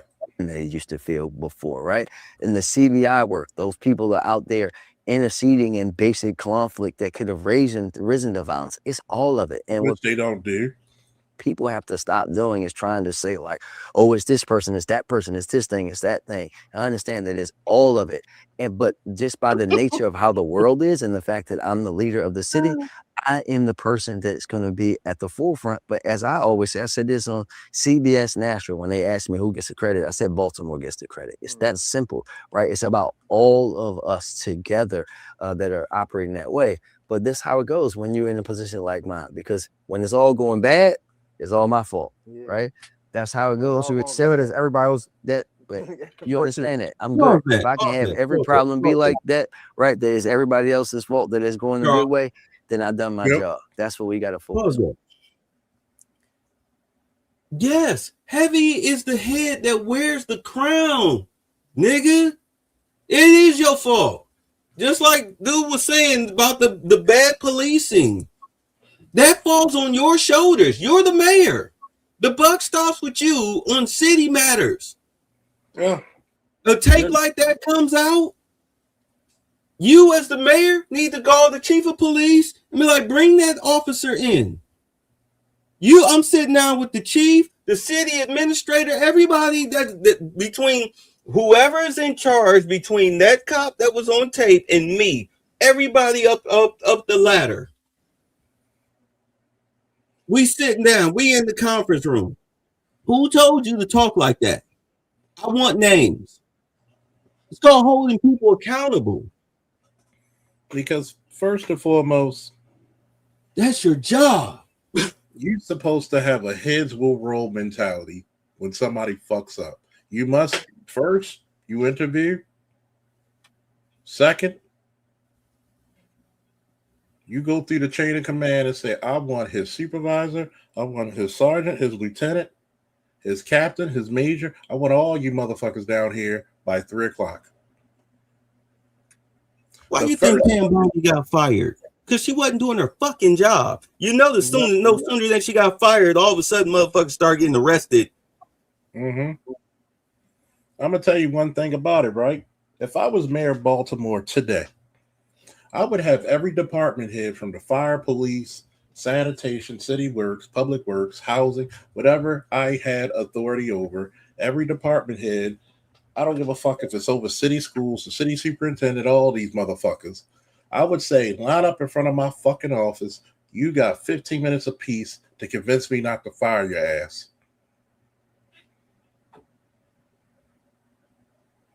Because in order things to change, you got to stop doing the same goddamn thing.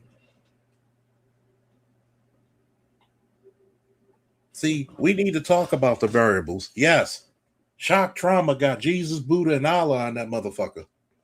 They're doing miracles in there, keeping people alive. You literally had federal indictments that had to come down like the goddamn Avengers and Justice League over Baltimore. That's why you're benefiting. Marilyn Mosby didn't prosecute people. Say what you want about Ivan Bates. He's a lot harder on crime than she was. You going down to the trickle-down effect. 2, guess what? The drug game is not as lucrative as it used to be. It's just not. Motherfuckers can't really afford it like they used to.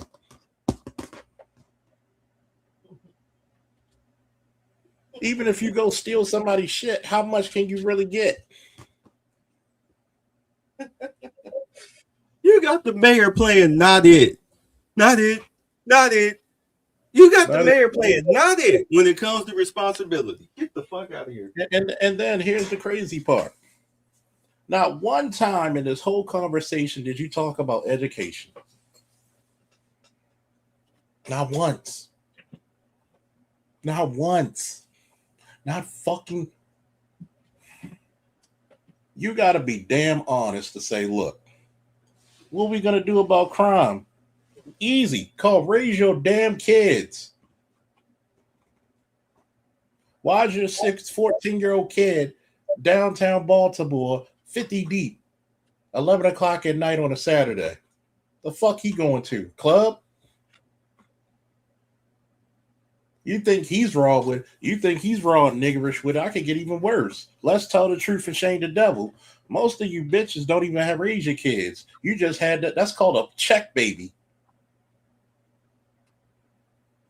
You loving the fact that that little nigga's outside the house because he doesn't eat up all your goddamn food. Because you're taking all your little stamps, feeding your little funky ass boyfriend who just got out the clink. But he just staying long enough to eye your daughter when she hit about 14, when she hit about 15, 16. In some cases, he might be eyeing up your son.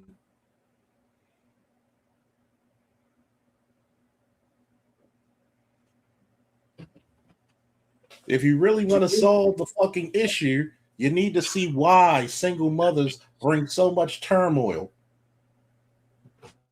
Why is it that you get better results with a single dad than most two-parent households?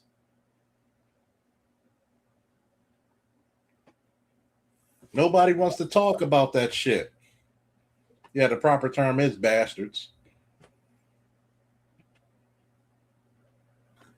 And really, there was two times there was different bastards. You were either a child that was illegitimate out of marriage, or worse yet, which is really the biggest term for bastard, you didn't even know who the father was at all. If your son has your last name and you're not married, you just cursed his family.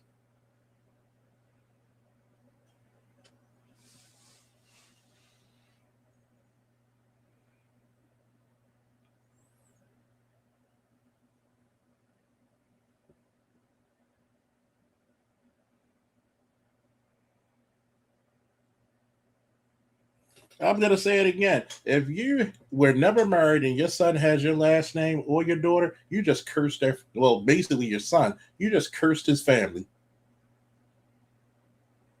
What you basically telling the world is you're a whore. Your child is the ultimate bastard. You don't know who the father is. Or worse, you know who it is. You don't want to admit it. For me, it's about saving lives in the city. That's all.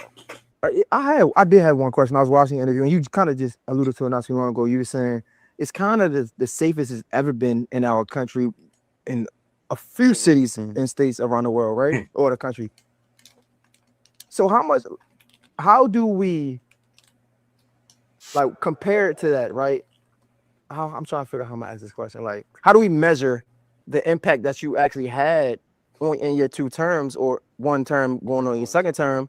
How do we measure the impact that you had versus it just being crime being down across the country? And so it's measured, right? So crime was down, I think, in 24, we were 10 points higher on reduction as national average. And we were higher again last year, right? So we've been leading. So the nation has been reducing at this level. We've been reducing at that level, right? Like that's how you look at it, right? Because and the flip though, there's And by the way, part of the reduction in crime is because there was a lot of fucking people moving out the city. Did y'all know that? Not to mention the skewed stats. Because and the decriminal, the lesser charges on serious crimes, and then the non-punishment of crimes, the signature bonds, the drop charges, and everything. We already talked about the $1,000 rule. It's not crime is down. It's just being misrepresented and underreported. It's not being properly reported. This is how crime is. Let's say a person gets shot in 2025, they die in 2026, right? They die because of the wounds of 2025, right? That doesn't count as a homicide in 2026. It counts as a homicide in 2025. See how the system works? That's a wild moment, isn't it? There's a lot of ways to finagle shit. The same FBI he was talking shit about helped smash beat exactly. DEA, ATF, all the motherfuckers came down upon them like goddamn Blade in a vampire den. There's been many years in my lifetime when the whole country went down and Baltimore has not, right? But like it's also a little different when everybody else went crazy up during the pandemic. We stayed roughly the same, right? So you can measure that stuff all the time. Okay, that makes sense. Yo, something that another thing that hit home for me is this opioid crisis that we having, right? And I know you talk about it a lot. Yeah, but not more. Baltimore does not have a real opioid crisis because that's a white people drug. That's that Dundalk, Essex, and the poor white counties issue. You might get a couple of fentanyl hits here, but you don't really get fentanyl. The only way you get fentanyl in Baltimore is going out to Essex, Dundalk, and all those other places. We don't have no real opioid shit here. It's always been crack cocaine, heroin, and shit like that. Okay. Charles, watch out now. You talking bad about the black man. Hey, I got a few more things to say. We're gonna tell the truth about it. Opioids has always been a white problem. Why do you think there's not such a crackdown on it when like it was in the 80s? They treated it like a mental issue, but they treated our shit like a severe crime. First of all, the opioids came off the fucking ships and the piers in Dundalk, which is predominantly white. Essex, predominantly white. You get it from the poor white neighborhoods, the trailer trash motherfuckers. Baltimore doesn't have a real opioid issue. You get a few cases here and there, but most of the time it's heroin, it's crack. They may mix it in with heroin and hotbox it, but it's not as fucking plentiful as people think. That's more of a Midwest shit. Or so of course we want to avoid it, right? But you had said something on the news, and I was like, "That's right." People think when you think of like overdoses, you think of like outside in the alley somewhere, even in a crack house. But I speak about this multiple times. Like my mom's suffered an overdose. I walked in on her, and granted, by the grace of God, she didn't lose her life.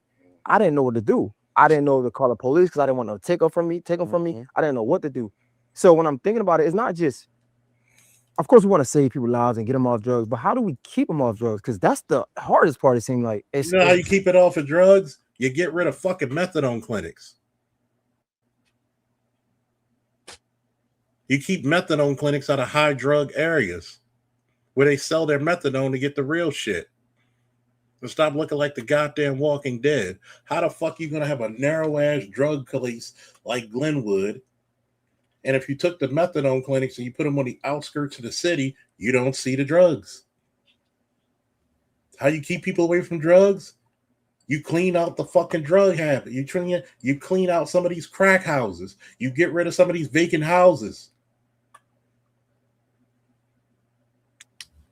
You noticed that fentanyl deaths have dropped dramatically? Huh? Have you noticed that fentanyl deaths have dropped dramatically? Yeah, because most people don't want to walk in death. They've been cutting off a lot of supply from China. Notice you don't have too many boats from China like that, right? Mm-hmm. There are a lot. Guess what? The same motherfuckers y'all hate, Customs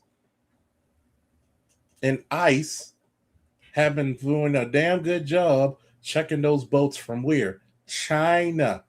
Border Patrol has been checking there really, really good from both fucking Canada and Mexico.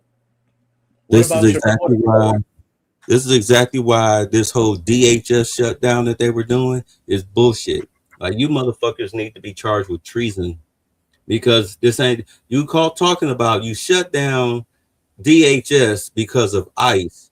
When ICE is already funded, you can't touch it. No, you shut down DHS and Secret Service and everything because Trump was fucking up your under the table black market money, because you're in bed with the CCP, the Islamists, and the cartels. You have three masters. Mm-hmm. And the Democratic criminal organization. Where do you get all your poppy seeds? Where do you get all your poppy seeds? From the Middle East. We still got poppy farms in Afghan. We still pay them millions, right, a year, hundreds of millions to keep trucks growing poppy. Continue, please. Go ahead. I'm sorry. No, you go ahead. No, this is why I'd be like, turn off CNN. At any rate, yeah, this is what it's all about. You try to defund them, you weaken the national security of the country, so that way you can continue your flow of illegal drugs and guns and trafficking, human trafficking. Those are your three biggest profiteers. Your three biggest black market profiteers is guns, drugs, and sex, human trafficking. If you weaken the Department of Homeland Security, where you tried to get people to quit, you notice they quickly, when ICE went into the airports, they quickly came to a resolution, right? Mm-hmm. In all honesty, if I was Trump, I would absorb DHS. I mean, I think they vote to knock that down or whatever. Aren't these guys now getting paid after that dumb nigga tried to? Yeah, I would have absorbed DHS into ICE and be like, there, we got the funding. We got more than enough money.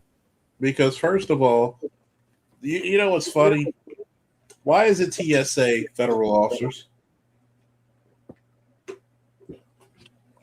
But you got Sharkeisha with a wand. But you got fat, overgrown motherfuckers. I want you to think about that. TSA should have been federal officers, but they think they slick trying to get, we just going to get security agents because it's cheaper. You want to talk about training? How many TSA agents? Guess what?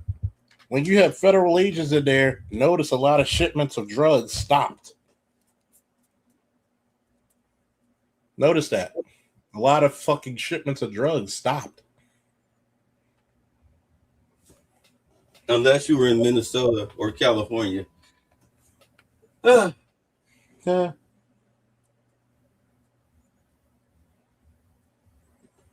Hi-yo. Please continue. I'm sorry. It's a very hard part, and I think like what you were talking about, I talked about it in the interview how most people that in Baltimore that die from overdose do it in home, right? It's like it's not in a vacant, it's not in an alley, it's in home, and that's really Bullshit. us having to get at the stick. Bullshit.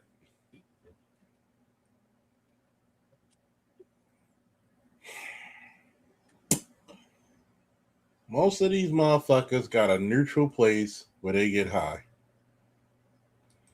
Actually, I announced so the folks know, we the city of Baltimore, led by a city solicitor, she did it at my direction, sued a lot of drug companies for their role and the pills and stuff that showed up. Okay. And we've won over $600 million in restitution that we're now going to be putting out into the community over a 10-year period. We announced like community grants for organizations that are helping people, right? Because this is what folks have to understand. Okay. You got $600 million. Where's the community grant going towards Black Line Security, teaching young Black boys firearms, tactics, safety, security, executive protection, and being private detectives? Where's the grant money for that? Hold on. Show me the check. Show me the check. Yeah, show me the check. You say you won all of these judgments, and you trying to tell me that drug companies are just going to write you a check just like that? This is a drug company. They're sitting on quote unquote infinite amounts of cash. They can drag this out in appeals to the point where it's an afterthought. Mm-hmm. And then on top of that, $600 million. If $600 million is true, all the roads in Baltimore City will be paved. All the vacant houses will be knocked down or rebuilt. But most of them, if you go to North Avenue, they ought to be torn the fuck down. The reservoir at fucking Druid Hill will be finished. Where's the money? All your rec centers will be built fresh, new, state of the art. All your learning career centers, east, west, south, north, all the places. You should have one in each district, whatever police district that you have, you should have a learning center where you can learn how to do fucking cybersecurity and other shit. Where's the money? Meanwhile, you and your buddies are having fucking week-long fun in Vegas. $600 million would drastically change Baltimore overnight. $600 million would actually open up the gallery again. $600 billion would actually create a lot of jobs in Baltimore. You don't even get the Black people to work construction. You go to the Hispanics. Illegals. And you know this better than anyone. You can have the best recovery programs in the world. If that person's not ready for recovery, they're going to continue to use. And you have to be able to have those supports. People don't like to hear this, but like you got to make sure they're using in a way that's safe, so they're not dying from overdose. And we've seen this. It's so foreign to us. But if you go to Canada, if you go to Europe, right? They don't have overdoses. You want to know why? Like they have places that they call overdose prevention sites where people literally go to be supervised to use, and then basically like in a medical facility. And when they're ready to get their treatment, that stuff is right there. But for us, we have to deal with a bunch of things, right? We have to deal with the reasons why people are being driven to these substances, right? People feel like they can't earn enough. They got pressures, right? We got to get the jobs and all of that. Mental health is a big and real thing. We have to meet people where they are. People think that dealing with addiction and opioids and overdose is like some cookie cutter thing. A lot of people that are suffering, they work every day, right? It's not people that just like, oh, they just out there walking up and down the streets trying to steal stuff. Like, yeah, That's bullshit. That's bullshit. That's bullshit. That's bullshit.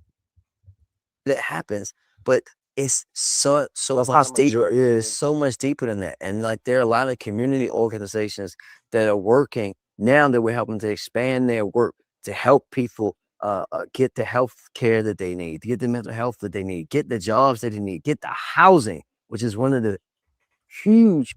And guess what? Every time you get a large contingency of crackheads, you bring property values down. Why don't he ask them drug dealers for $300 each from all the drug dealers, and maybe you can, since they the heroes of the community, maybe you can actually get something done. Probably. Here's my thing. Sometimes what you really need to do is take those drug dealers and relocate them to another state. Sometimes what you need to do with these drug addicts is you got to put them through something else. Methadone is just another way for these people just to get hooked on something. These motherfuckers will sell their methadone. Okay? I'm sorry, I'm picturing black dude. A drug to get cooked, to get kicked off of drugs. I was just picturing YNs out in the cornfields talking about yo bad. What you need? Jesus Christ. I mean, Jesus Christ. We gotta be realistic about it. Why would we want people to be at a safe facility? Oh, they home when they do it. Yeah, do you know them little high-rise buildings where old people are supposed to retirement places? Guess what? You got people who are like in their 60s who live there, but guess what? Those other people qualify as what? Disabled. You're qualified as disabled if you go through a drug treatment or severe drug addiction. So now, most of the time you have a drug because we had to hit 4 or 5 fucking apartment buildings in fucking, what was it? West 29th Street. And we had to hit fucking 5 apartments at the same time. And guess what those retirement buildings become? They become inter-network drug dealing. You have a whole generation of grandparents who were drug addicts. Not to mention, you got old people who aren't even, they're clean and on the clean and narrow, straight and narrow, and they're being held hostage, living around drug dealers and things in their apartment complexes that are meant to be a safe place for them. Yeah. Because now you might have Lucy's grandson staying in her apartment illegally, but you're not going to rat her out because, y'all drink 40 ounces or whatever. Y'all get drunk on the stoop, and her grandson is now selling drugs out of her apartment. He's bringing riffraff into the area. Should people get help if they're not trying to help themselves? And of course, you talking about the generation that was raised on the no snitching. So now, your living area, you got violence. You have violence and drugs and bloodshed outside your front door, and you too scared to say anything. I'm going to answer this question very honestly.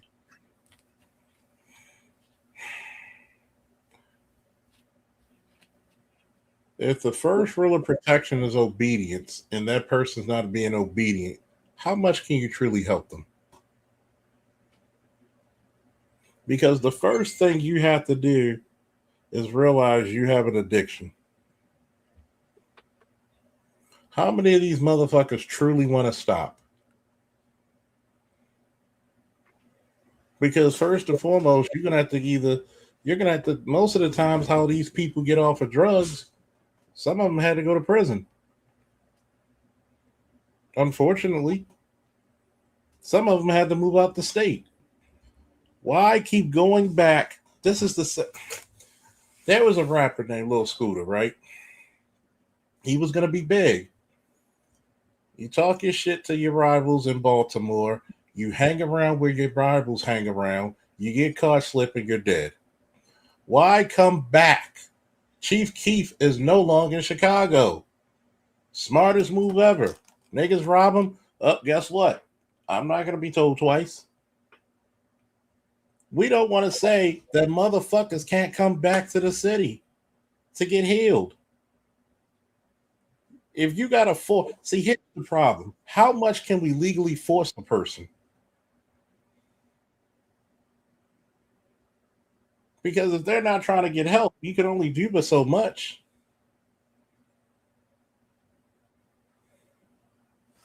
You could be a sex addict. How are you going to cure that?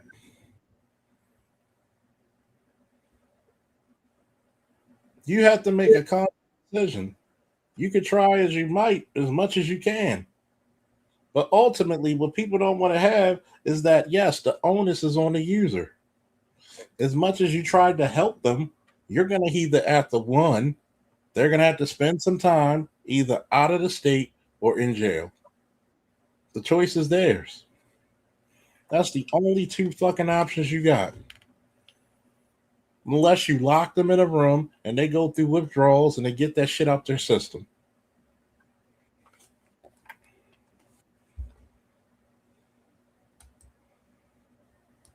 And see, that's the hard part about drugs.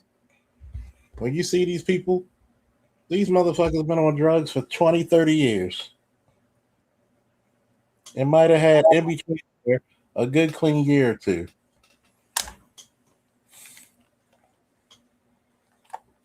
Why are some of these people on drugs?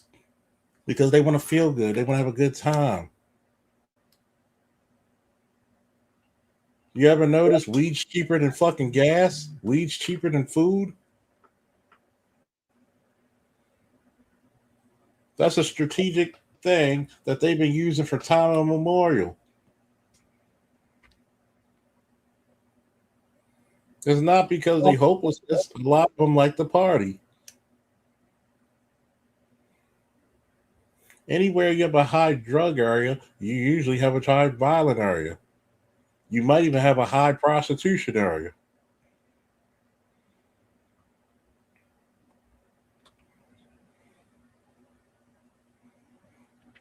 I mean, what do you suggest we do? Hog tie them?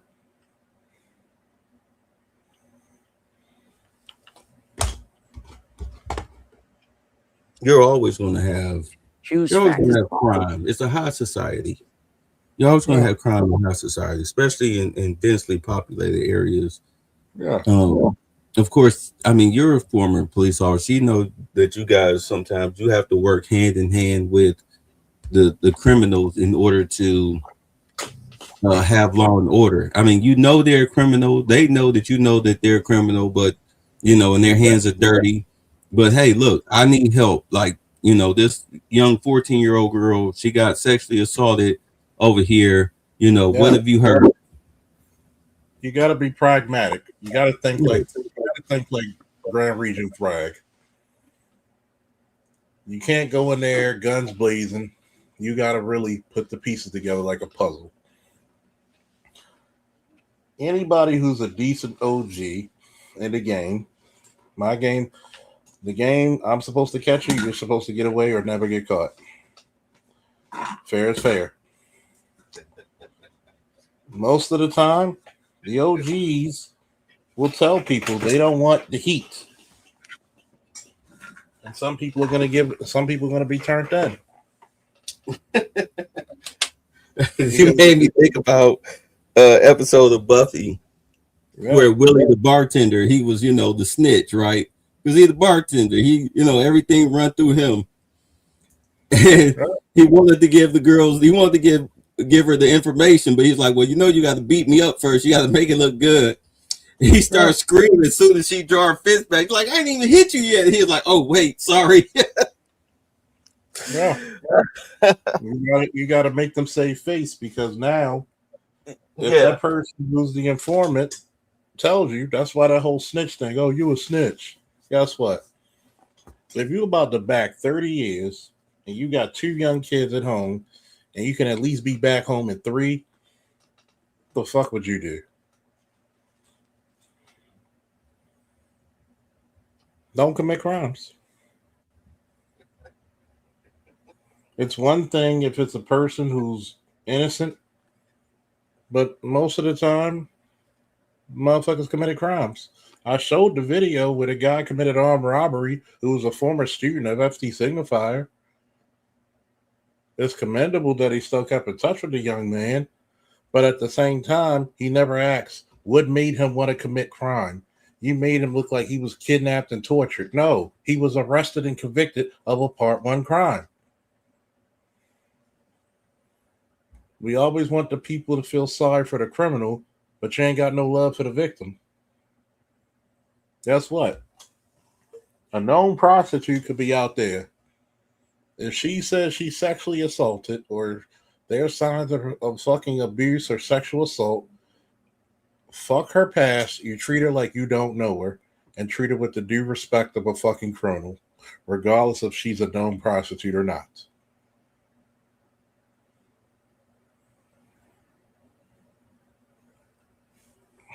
It is what it is.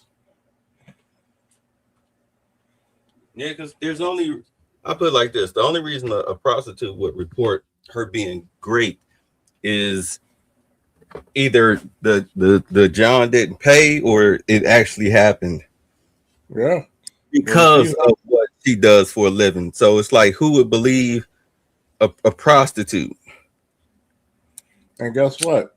She's never going to report that a John didn't pay. But she will report if somebody try to force her against her will.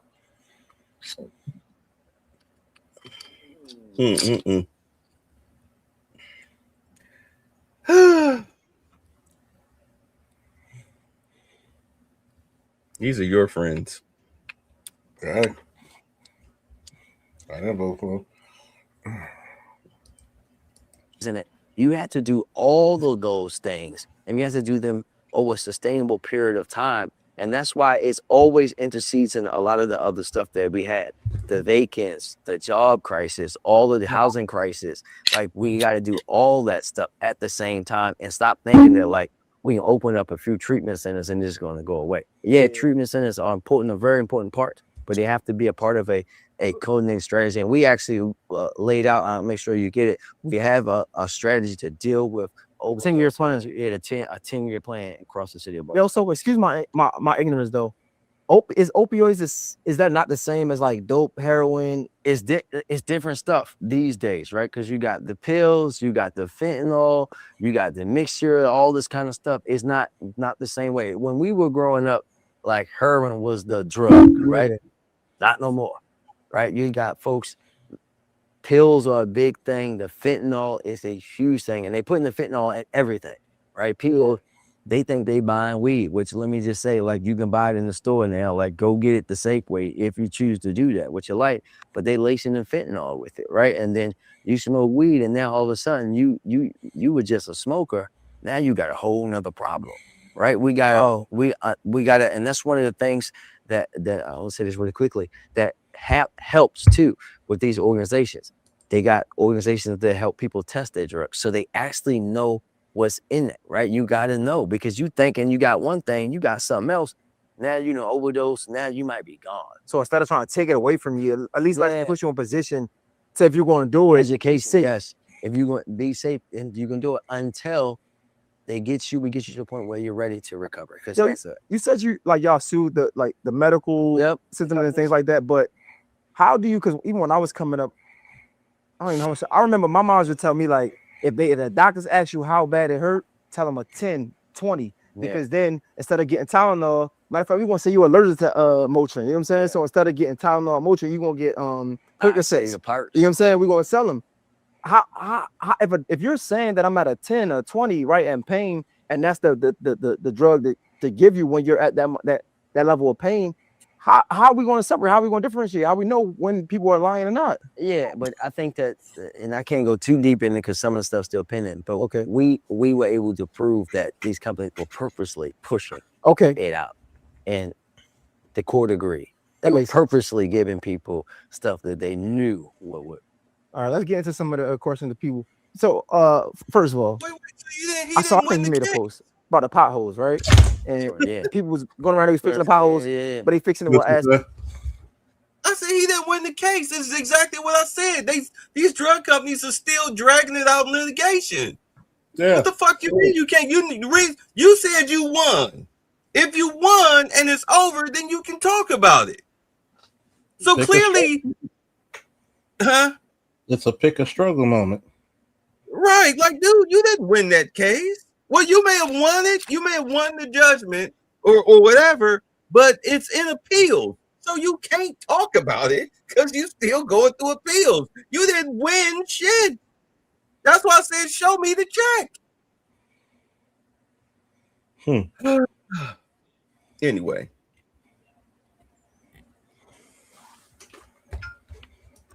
And a lot of the comments were saying, bro, this asphalt, all it's going to happen is I'm going to drive over it. It's going to come out of the streets, going to hit on the window. Like, why not just give it a pave the whole street? The whole street is asphalt. So most streets in Baltimore are asphalt. They're not. You got some that are concrete. But I'm glad you brought this up.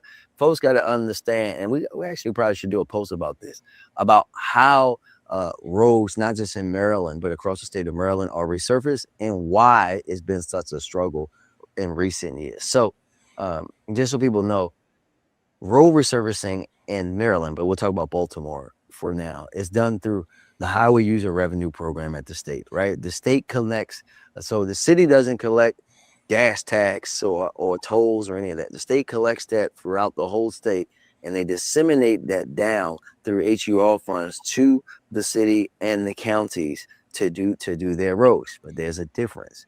The city is the only jurisdiction that's responsible for all of their roads, right? In the county, so for example, if we driving up Park Heights, once we get to 7 Mile and get over into the county, the county doesn't take care of it. The state does for them. This county only has to maintain the side roads, but that's one portion of it. So Charles, are your city streets in Baltimore, are the roads so paved and beautiful that you could push a Macbox car down the street and it'll go to the next one? Hasn't been for years. Hey, here's my question, right? Why is it that everybody, because Baltimore is also a port city, right? I.e., we have a harbor, inner harbor. So we're not collecting taxes off the shit that's coming into ports?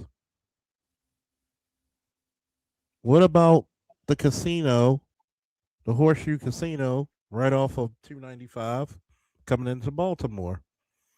So you're telling me we were supposed to have casinos in Maryland and definitely a casino in Baltimore, and the casinos were supposed to be split 3 ways: general services,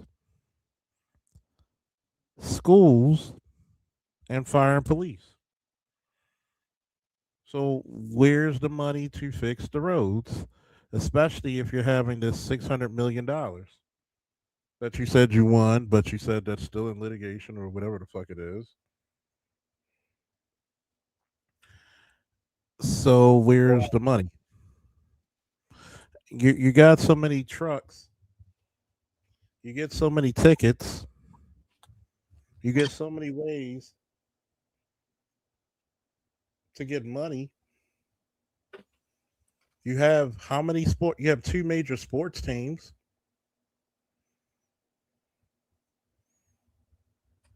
You have like literally all these places. You have cruises coming out the harbor of Baltimore. You have all this money you coming out of the ports. You got Port Covington.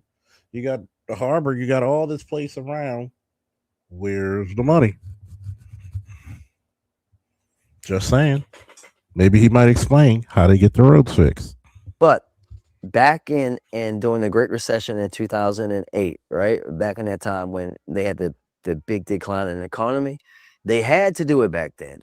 Governor O'Malley and the state legislature took the funding away from HUR, reduced it for the city and the counties to make up the state's budget because of the Great Recession. Well, when Governor Hogan came into office, they never put it back, right? So from that time period all the way up until 2022, 2023, the city lost was because the large share of HRR comes to us because we have to maintain our own roads. We lost $900 million of roads funding that would have went to bridges and roads and things like that. And what we did, myself and the county executives went and fought to get that some of that funding rate increased back up. They're not going to replace the money we lost. We did that a few years ago, and it's helped us to start resurfacing more. But now, I was just in Annapolis last week testifying because the way that they're funding us now has a cliff. Starting with fiscal year 28, it's going to go back down if we can't convince the state to pass that and keep it up for us. And that's what people have to understand.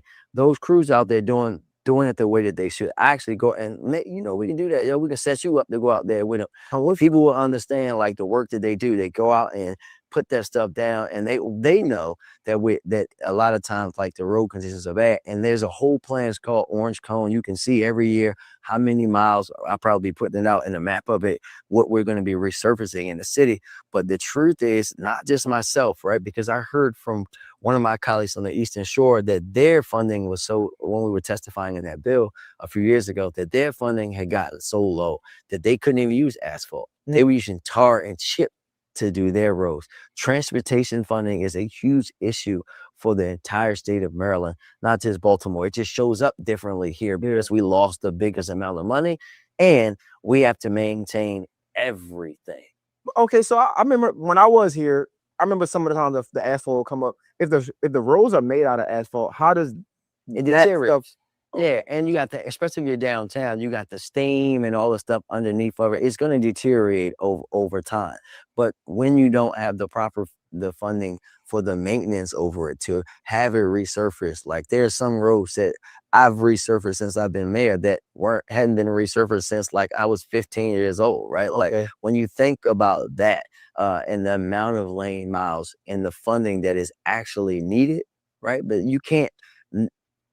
Losing almost $1 billion that would have went to something and not having it is not something that you can just snap and replace. And we got to figure out how we.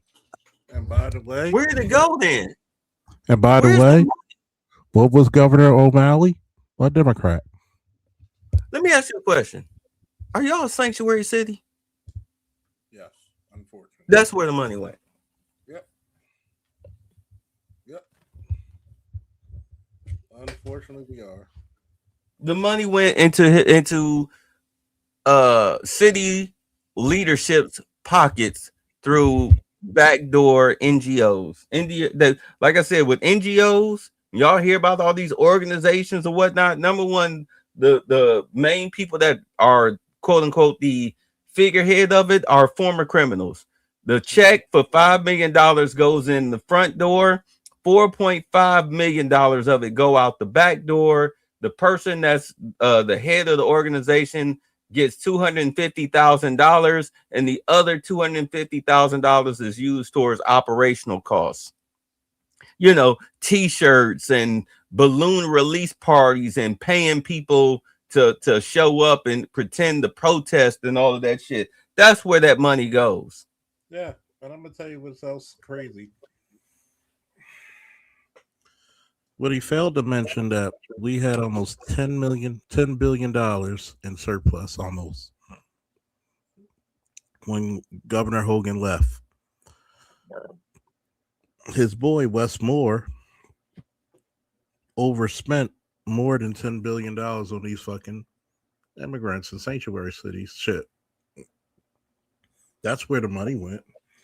You literally had enough money in the state of Maryland that they could have paid them back all the money he just said. Your boy O'Malley, the Teflon Leprechaun, that was his nickname. He got more black kids than me. I'm not lying. He took a lot of fucking shit and added a lot of taxes like the rain tax. You're taxing people because of the rain. You're taxing people. Have the one thing you find out when Democrats in office, they love to tax the shit out of you. Your dollar does not stretch far with a Democrat in office. It just doesn't. because they spend. They're trying to get the fucking illegals to vote for them. They literally said, fuck you. But you telling me, you know what they could have got? They could have got federal funding. So why aren't they asking the fucking federal government for help for the roads? Isn't that not a what? A safety issue? Trump is not providing federal funding to sanctuary cities. Yep. And that's why your roads look. Yeah, and if you're not turning over your records, your welfare, and your voting records, then you definitely not getting no money. That's why you got JD Vance as the fraud czar. That's why you got the FBI raiding Somalia. Wait till they hit California. You see, they already raided down here in Fulton County. Wait till they get California is the big dog. I think they wait until after the election, the governor election, because you got two Republicans who are leading in the polls as far as the governor race. That's why they came out with the Swalwell thing. They needed him to drop out because he was too dirty. He that dude's a rapist. He is too dirty. Mm-hmm. So they got him to drop out. Katie Porter, that raggedy chick has zero chance. Who's the other one? Who's the other Democrat that they got trying to run as governor? Right. You don't even know who it is. But exactly. You got two Republicans leading in the polls. I think after that governor race, after the guy gets elected and sworn in, that's when they're going to hit California because they won't have resistance. Mm-hmm. They won't have resistance. They'll have cooperation.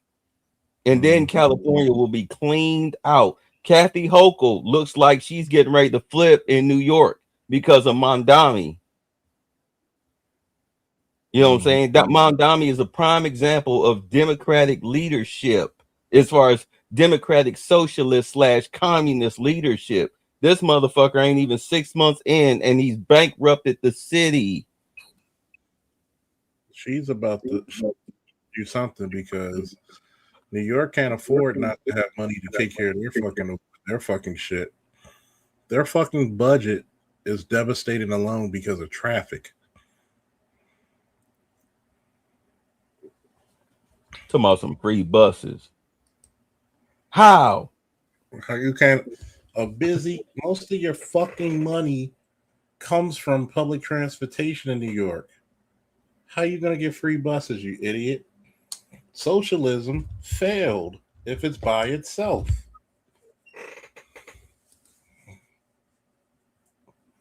I'm gonna see. Notice they don't want to talk the whole truth about the surplus. See, isn't it great having a guy who's actually from Baltimore and actually work with the government of Baltimore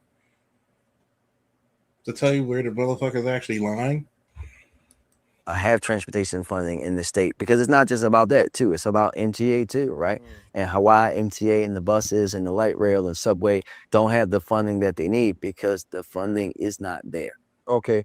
Well, speaking of funding, we talked about this a little bit, this propaganda and how, it's one of them questions. Just just get you ready to let you know.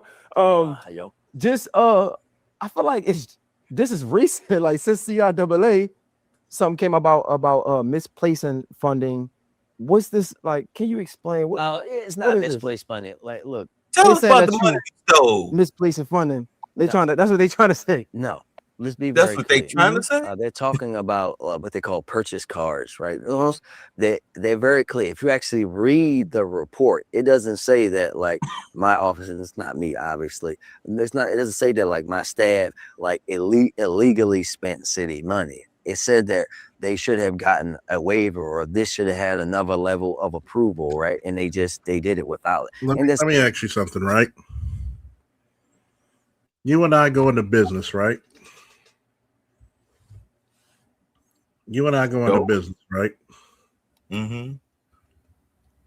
In order to get money out the account, you need my signature and I need your signature. If I don't get your approval and you don't get my approval, is that illegal? Yes, that's why Tiffany Hayward was in trouble. So why is he trying to clean that shit up? Cornered rat. And again, not it. This is him playing not it. Not it. Not it. The blood stops with you, but not it. Damn, who's outside? AL. Continue. Some of it is just ridiculous. Like they're like, oh, the city that they spent money on food at the skyboxes at the Orioles and the Ravens game. Well, like the irony of that, like if anybody's ever been to a skybox with me as the host, right? Like, of course we did. Like I'm inviting kids, people's parents that lost their children, firefighters' families that died, like people that had never been to the stadium, trash workers, people that fill potholes, firefighters and police officers, all these kind of people. Of course, I never got invited to the skybox. Supposed to like be able to allow them to eat. People that have never, I took this young man Mason who I met after the Brooklyn mass shooting a few years ago, him, his mother, and his sister to the game, who like they just went through some real traumatic. Some of our Safe Streets workers, our ROCA workers. That's what it's supposed to be for, right? But this is the key that I want to point out to you. We'll start with the Orioles. That stadium was built in 1992. I was 8 years old. Since 1992, when I was 8 years old, every single mayor in the history of the city has had the skybox there and has bought food with the money there. Not until 2026, when I'm the mayor, when I push back on people's ways of thinking and the way that they have been used to just willpower and people that go along to get along, do whatever they say. Have you ever heard a peep about it? The Ravens Stadium has been open since 1997, right? So think about that. Go through the mayors. Smoke, O'Malley, Dixon, Blake, Q, Young. Never heard a peep. People should pay attention to that. Why now? And also, the city is not the only government entity that owns a skybox, right? Like people should pay very keen attention to why it's just the city of Baltimore. When Larry Hogan was the governor, they never asked like, how much money is the state of Maryland spending on the skybox at M&T Bank Stadium and at FedEx Field or whatever they call them, the Commanders Field now. People have to understand. You know why? Do you know why nobody questioned him on that? Because when he left office, he had almost over a $10 billion surplus. And when you leave office in the green with a surplus, people aren't mad at you. They're not. The public is not. They're not going to complain. They're not going to bitch. You left them in the green. It's only when politicians leave the common man, the public figure in the red, he's going to receive backlash every time. It never fails. This is tried and true. Here's the thing. Wait, hold on. How you been, man? How you been? I've been good. I'm happy to hear your voice. Yeah, it's good to hear your voice. I'm sorry. Go ahead. I'm not dead. The legend of Rasputin is a myth. Here's the reason why nobody complained about Larry Hogan and how much he spent. Because he made the state money. People don't notice it was Larry Hogan who actually calmed down the riots in Baltimore, because we had help from all the police agencies around the state. We had Pennsylvania State, New Jersey State, Virginia State. The mayor of Baltimore, Rep. Stephanie Rollins Blake, failed to call any entities for help. It took Larry Hogan to also call the National Guard in when she was just incompetent.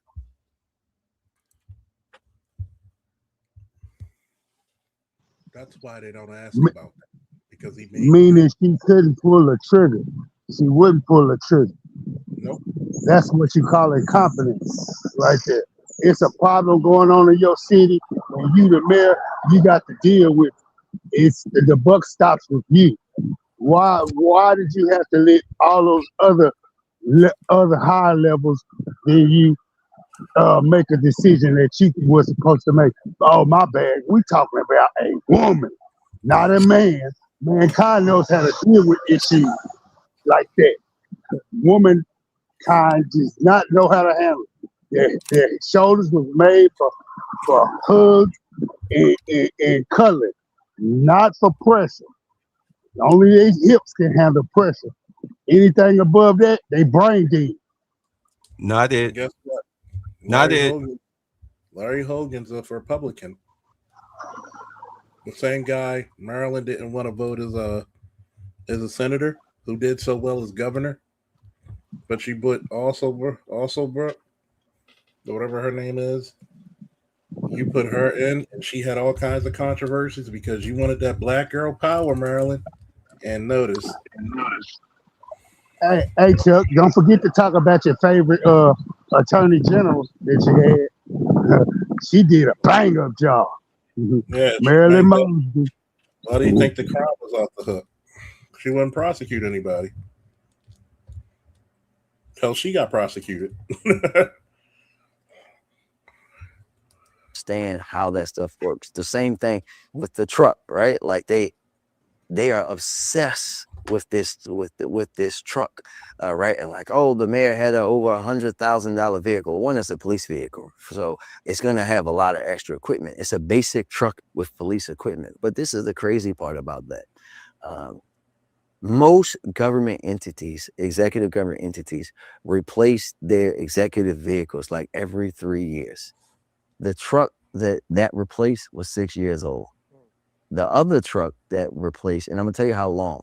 One of the trucks that were replaced in 23 replaced a vehicle that Stephanie rode in as mayor. She hasn't been the mayor since 2016, right? When they're trying to turn this into something that's like, oh, they're being wasteful. When the irony is, it is like, actually, I purposely, because I grew up poor. They were like, when I first got into office, they were like, sir, do you want to get a new truck? I was like, no. They're like, why? I was like, because ain't nothing wrong with this one. But when it became basically inoperable, because when they get old, they break down, then you had to get a new one, right? It's not something that I wanted to do. It was a necessity, but it's also just being talked about in this slanted way, because they don't talk about who replace vehicles more often. They only talk about the price tag for one vehicle. But $100,000. It's not just $100,000. It's actually over 200 something grand because he had the bulletproof doors and windows installed. So it's over a little 250. Oh, that's overkill. Yeah. Yeah. Not crime That's with that. overkill. He got the presidential edition. But I thought crime was down.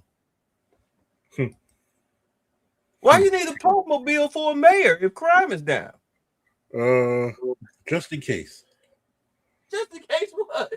I don't know. Crime. The YNs But if you're replacing, want to keep you in office. You helping them. Yeah. We ain't gonna hurt you. Just give us a cut. vehicles every 3 years versus every 6 years, and you're replacing a lot of them, you and I both know that the numbers ain't going to add up. It's not, but it's how they present the information, because they want people, again, to think that people that look like you and I, people that cannot be controlled, people that come from where we come from, are automatically going to be corrupt and they shouldn't be trusted, and try to convince our people of that. But we smarter than that. Yeah, I wanted to ask you, and this is no way me. I can't believe this nigga just pulled the race card of a fucking overpriced goddamn truck. If you grew up poor, look, okay, I didn't grow up poor, but I didn't grow up, well, I was like somewhere between poor and middle class. You know what I'm saying? Yeah. Low middle class. I didn't grow up on public assistance, but we wasn't, living in whatever. You know what I'm saying? We made do. You were comfortable. Right. We was comfortable. So I grew up like that. Now I have resources. Okay, I still live like that. So if you grew up poor, like he's saying, you know, getting $300 from a drug dealer that he sees as a hero, then why the fuck are you spending over $200,000 for a Popemobile for yourself? Anybody that's actually truly frugal, like he's trying to play like he is, will say, man, I don't need all that. The people love me. Right? Right? You ain't scared, right? Yep. This nigga went out and bought a Batmobile. He said, fuck it. If crime's not going to fight itself, then I'll fight it. Alfred, to the mayor mobile.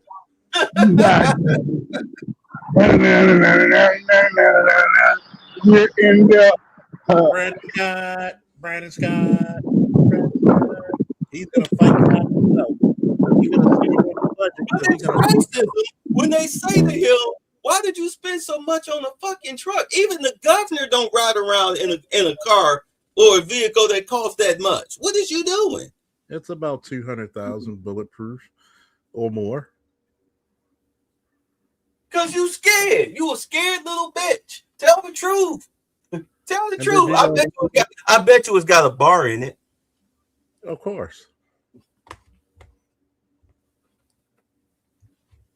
Let's see something real quick.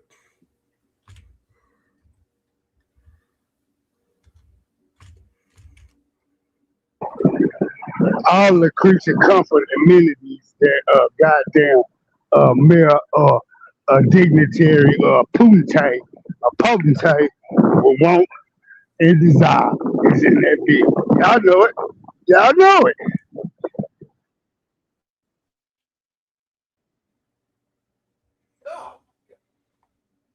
Let's look at this.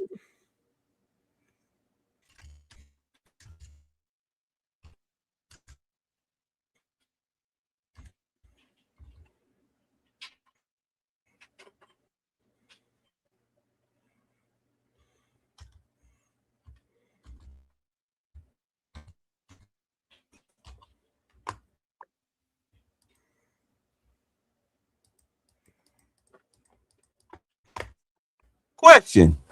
When all of this came about, when he was questioned on it and he tried to call it racist, before he even got the truck, why didn't he come out and announce, hey, look, I'm going to upgrade the mayoral vehicle because of exactly what he said. X, Y, and Z is super old. It needs an upgrade. So we're going to get rid of this one. We're going to auction off this old one and get a new one. But at the same time, the city, with the city commissioner and them, the tax, whoever, they should have said, well, look, we're going to allocate this much in the budget for you to get a new vehicle. Look at I this. want you to look at this real quick. Can everybody read that? Why are How all much of does these the mayor people of dropping Baltimore? over $275,000 for the chief administrative officer? Oh, these are salaries. Look how Okay. much the mayor gets. Look how much the mayor gets paid. compared to the governor. $250K and the governor gets $188K. Right here. Look at this. Calvin Young, Marvin James, these people, chief of staff, advisor, chief administrative officer, and the city solicitor make more than Governor Moore. I'm just a lowly truck driver / former owner operator. How the fuck do you do that? Please, somebody help me with that a part of arithmetic, because that's a huge ass discrepancy. How does the person who controls the city get paid more than the motherfucker who's in charge of the state? Who does that? Now, all of these motherfuckers, chief of staff, city solicitor, chief administrative officer, special advisor, they're all paid more than the governor of fucking Maryland. Okay? I want y'all to follow me. But y'all can't get roads paved. with big what 600 million, $700 million or something. In 2024, 397 city employees earned more than the governor, largely due to overtime, understaffed police and fire departments. For comparison, state governors around the U.S. average about 167K, right? With salaries ranging from $70,000 in Maine to $250,000 in New York City.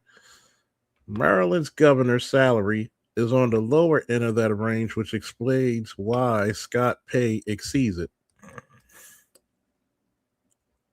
There's no way in fucking hell I'm in charge of a whole fucking state. You're gonna make more money than me. Several top city officials now earn more than the governor, and the city's top payers are well above the national average for state governors. These motherfuckers make more as city officials than 90% of the governors in the United States.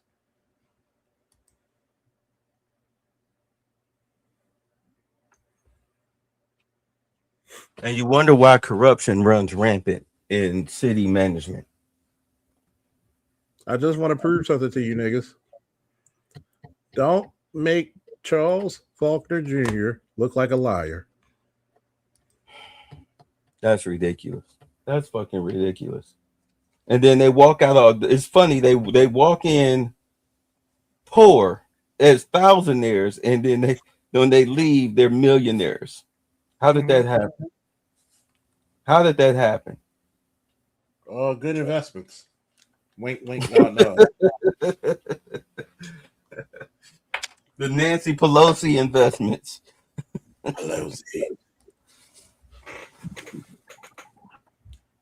They don't pay taxes, but bitching about billionaires. You mean good fucking kickbacks, not good fucking management, talent, hard work.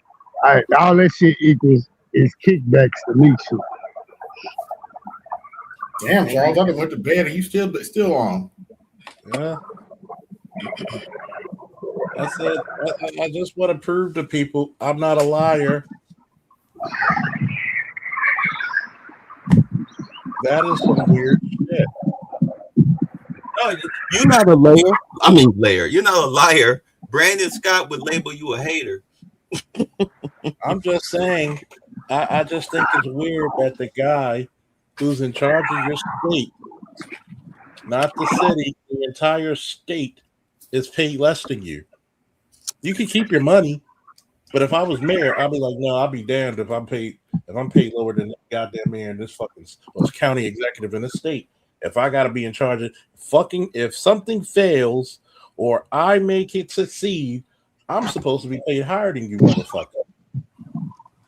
No. That's racist. Well, guess what?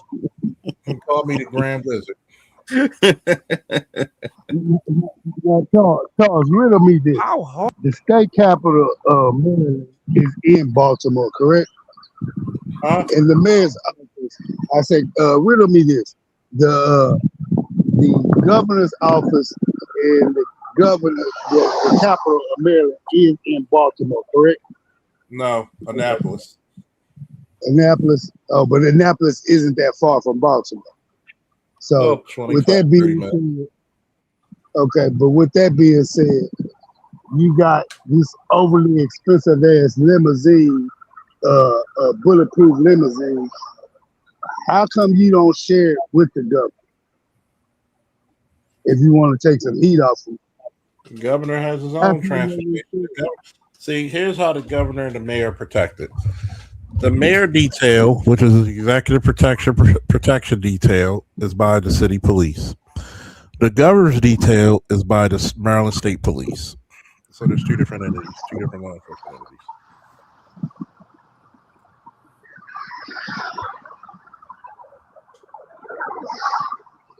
But all I'm saying is, I understand, but with all that money that was spent, goddamn it, you got to offset it some kind of way. Hey, I'm sharing this with the government.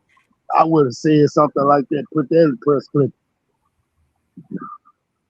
I would have got that heat off my ass.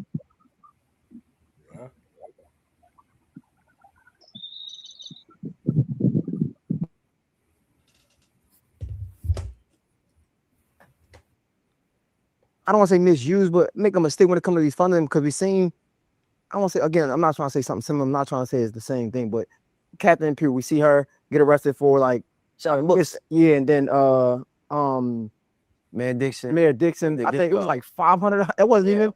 How hard is it to? That's it's totally different things, right? They were doing something that they knew was wrong. That's why they were moving in the way that they were moving, and that's why they both have apologized for it, right? Like these, and this is the thing. We can't like hold that over their heads forever. I just saw Mayor Dixon last night, right? People would think that like we hate each other because we ran against each other. Like, no, I know this lady my whole life. She made a mistake. You got to move on for that. Mayor Pugh made a mistake and paid for it. She went to jail. Now she's back home. She did her time. We got to let people come back into their community and be better, right? But what they were doing was actually wrong and outside of the scope of what they're supposed to be doing as official.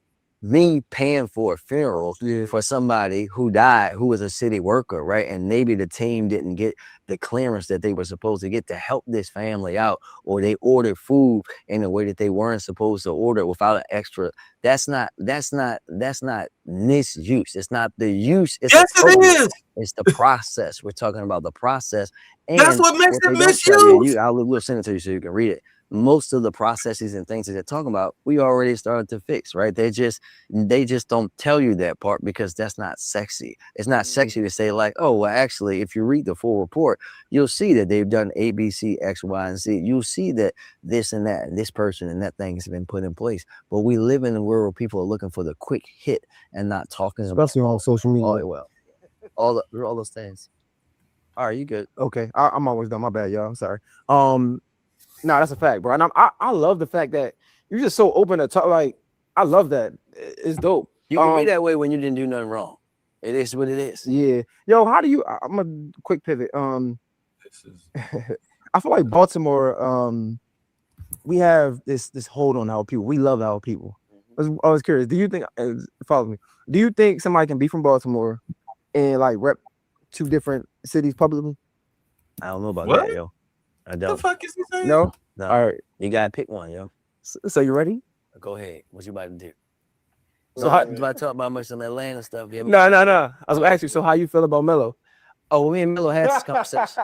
We had this conversation. I look, and you can run a tape at the House of Melo thing. I said, look, we know you was born in New York, but you ours. Yeah, man. It's that simple. Like, you don't talk like a New Yorker, yo. You like he know. Where you from the way? Run away. That's my 84 Baltimore brother. He know, yo. He know. Like, nah, yo. No. Yo, do you are you listening to any local music?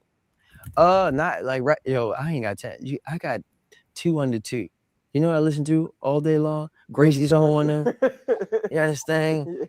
Elmo, Baby Shark. Like, people like, yo, what you watching? I'm like, I barely get Miss Rachel. basket. Yeah. Miss Rachel, Gracie, Elmo, it's Lucas and friends. I ain't got. Yeah, you want me to know? I can tell you the best new ABC song, though. I can give you that, yo. But other than that, no. Miss Gracie got Gracie's corner. Yeah, Gracie got bangers. Yeah. Yo, so do you? All right, for the people that and like y'all ain't gonna say people, right? And we've been talking. For somebody that will say I'm not political, right? I'm not into politics. Politics might be boring. What do you say to them? I tell them, be real. You don't have to. I tell them that like politics impacts your life every day, whether you know it or not, right? Whether you can get on that bus and go to work and that job is there is impacted by decisions that people that are in policy making and politics decide. And if you want stuff to be like, for example, we'll give a perfect example, right? For years and years and years before I became mayor, they were closing rec centers. They closed all the PAL centers. They did all of these things, right? Like closed pools, all of these things. But then I got in office someone who grew up in Rec and Parks. And guess what happened? Rec and Parks budget is went up by 40% since I've been in the office. We opened 4 new rec centers, 6 pools. I got 5 rec centers under construction right now. That matters. And that's why people have to be a part. Your representation matters for the stuff that is important to you. That gave me chills, bro, because the power centers, I feel like that saved a lot of people's lives, bro. I know Tawanda Rec saved mine. I ain't gonna lie. Also, I thought the drug dealer that's saved his crazy, bro. I life. appreciate you so much. I know y'all put the time. Yeah, this is just a question, Uncle. Go ahead, you good. How do y'all go about closing schools? So we don't. The city does not control schools, right? So I can't go back home. Back when I was in 7th grade, schools essentially are like a private entity, or really an entity of the state, because all their policies and laws are at the state level, and most of their funding comes from state level. People think about it because we have like 2 elected school board members and I appoint the board. But unlike the police department, the CEO of the schools doesn't work for me. Like, I can go to the police commissioner and say, do this, do that, and he has no choice but to say, yes, sir. Same thing for public works, transportation, rec and parks. That doesn't exist for schools. Now, we have 2 ways that schools get closed, really, that I'll explain to you really quickly. Through the 21st Century Schools program, which is how we're building all the new schools, because we have less people, right? The state say you can't get the amount of money that you need to renovate every school with the amount of kids. So you're going to have to put schools together to get the amount of kids in there, because it's by per pupil. So that it happens that way. And that's been great. We built more new schools, renovated more schools than any urban district in the country. But then there's a process, especially for the charters. This is where this really comes into play. For the charters, where they have to get reapproved through a process, and they have to meet the stuff that the school board and the school system has put in before them. And sometimes they make tough decisions that they have to close, that people don't like sometimes, but you know, yeah, I know it's not something that I control though. We at CLAAs, I will have to ask you, like, how is it looking? You have any plans for the future? Like, well, look, the future is never let it go back to Charlotte. We got them in 2029. Sorry, Charlotte, not sorry. But the CIAA existed in Charlotte for a long time. They felt true love here in Baltimore. But it's always a great week. It's one of my favorite weeks of the year, one of the blackest weeks of the year. Black CIAA excellence in Black Baltimore for Black History Month. Where else could you rather be? But it's also great. Like, for example, yesterday I was here and saw 2 of our own doing battle on the court. The young lady, Abrasia, who was a ball girl in a tournament when it first came here, is a defensive player of the year for the CIAA. And another young lady was playing for Bowie, and they battling each other in the paint. You don't get better than that. How is attendance looking? It's good. Attendance is up. We hear negative stuff, but attendance. If you want to talk to like CIAA people about the games and the tournament, you really got to talk to the presidents and the folks at the schools, right? Okay. Not the party promoters from Charlotte that are mad, like, because they will tell you that people actually come to the games here. I heard it's scholarships. The scholarships are more here. They feel that true love. So, man, I appreciate you, man. Thank you so much. Anytime, my brother. Anytime. 1-5. Oh man, Mayor Brandon Scott, man, Mr. J Hill.